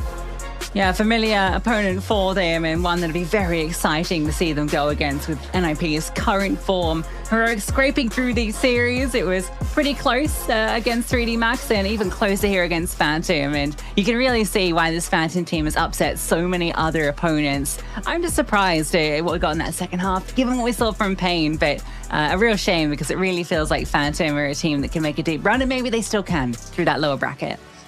It just felt like they were very passive, to be honest with you, in that second half. They fell back a lot. They allowed Heroic a lot of room, and that's why Crizzen, I think, just started getting a little bit braver, pushing in towards middle, taking a lot of space. And Phantom, when they did push, they did get results. We saw that double long swing as well. We saw that Nikados clutch. There were moments, there were flashes in the pan there, but unfortunately not enough for Phantom on that CT side. And yeah, it's a real shame, because they could have won actually all of these maps if you think about it. But unfortunately, it didn't work out for them today. It did work out for Heroic. They're on the sidelines with Ted. It definitely worked out for Heroic. It definitely worked out for Crizzen, but it was probably a much tougher game than what you and the boys were getting ready for. So can you talk me? We're going to start it off with Nuke. You guys had a map at a match point there at 12-11. You had a very slow start though. So what went wrong on the T side, and how did you react to letting that second map slip? Yeah, I mean, I think T-side wise, we had a lot of rounds where we are positioned very well to actually execute and win the rounds, but we end up kind of throwing it away.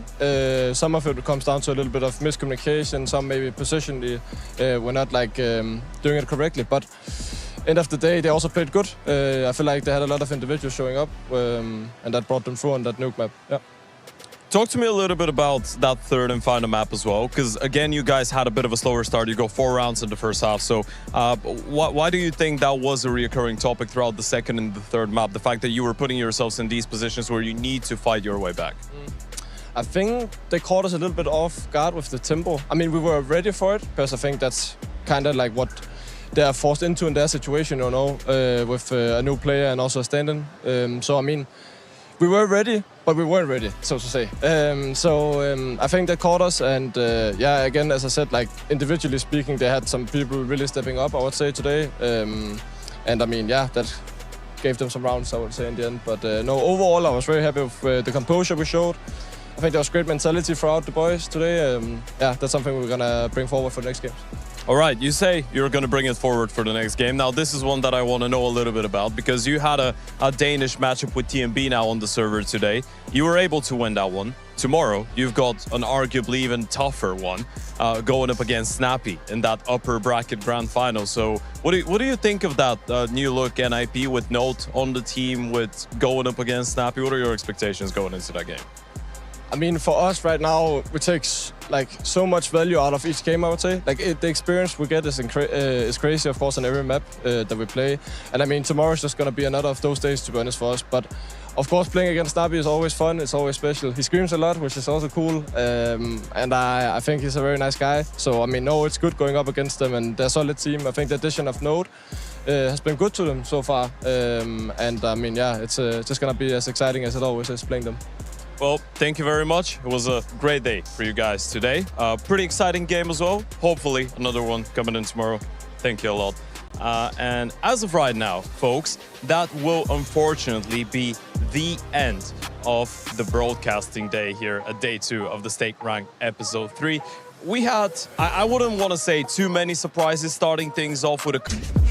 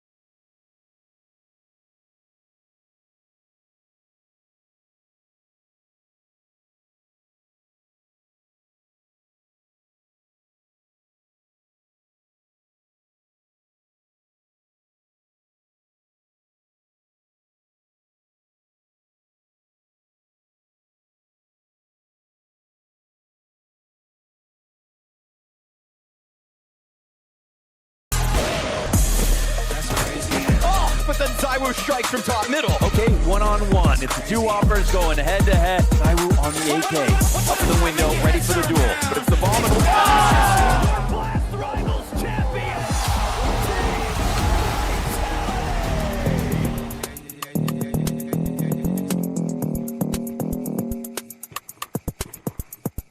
A lot of time, it took a lot of years, a lot of sweat, a lot of pain. In the end,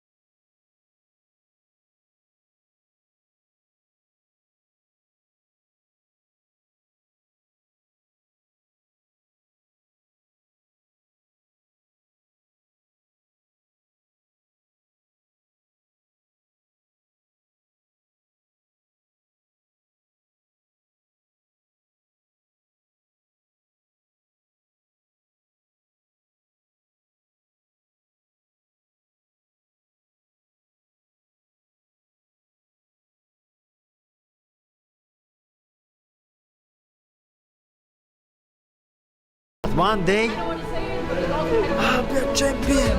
His buy is going to be torn away from them very, very quickly by Titan. Oh my god, Nico gets 3, 4! Iron Shox is going to walk into it as well. Nico is on fire. He's left, and listen, Nico, keep in here because they've got big armor, and Nico's putting in more damage. Well, what is that? No! 4 kills! You can't do this! There's only one more person to find. Down to the 1 versus 1. Is he really going to ace? Nico, there is a reason he's called the best player in the world.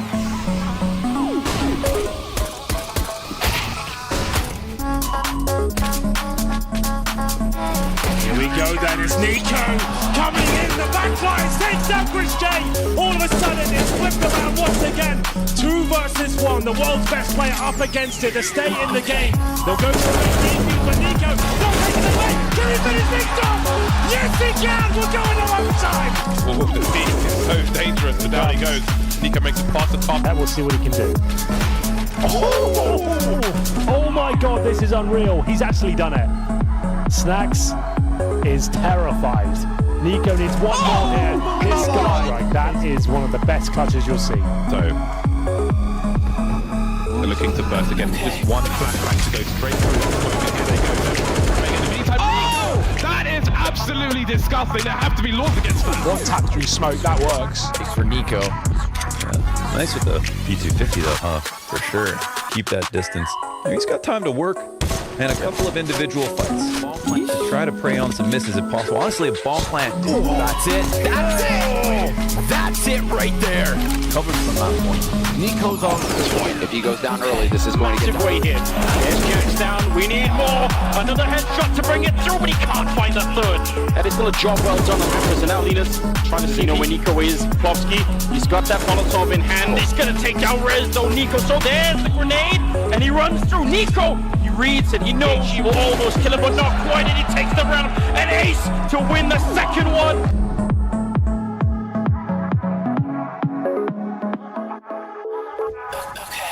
Now instead, gonna have to try and open it up again. Some random spam coming out. So far, no luck. A bit of a flashbang to set it up, and he's gonna swing for it, and it is good timing. Hunter's down, a single click from Nico as he takes down Plopsky, and now happens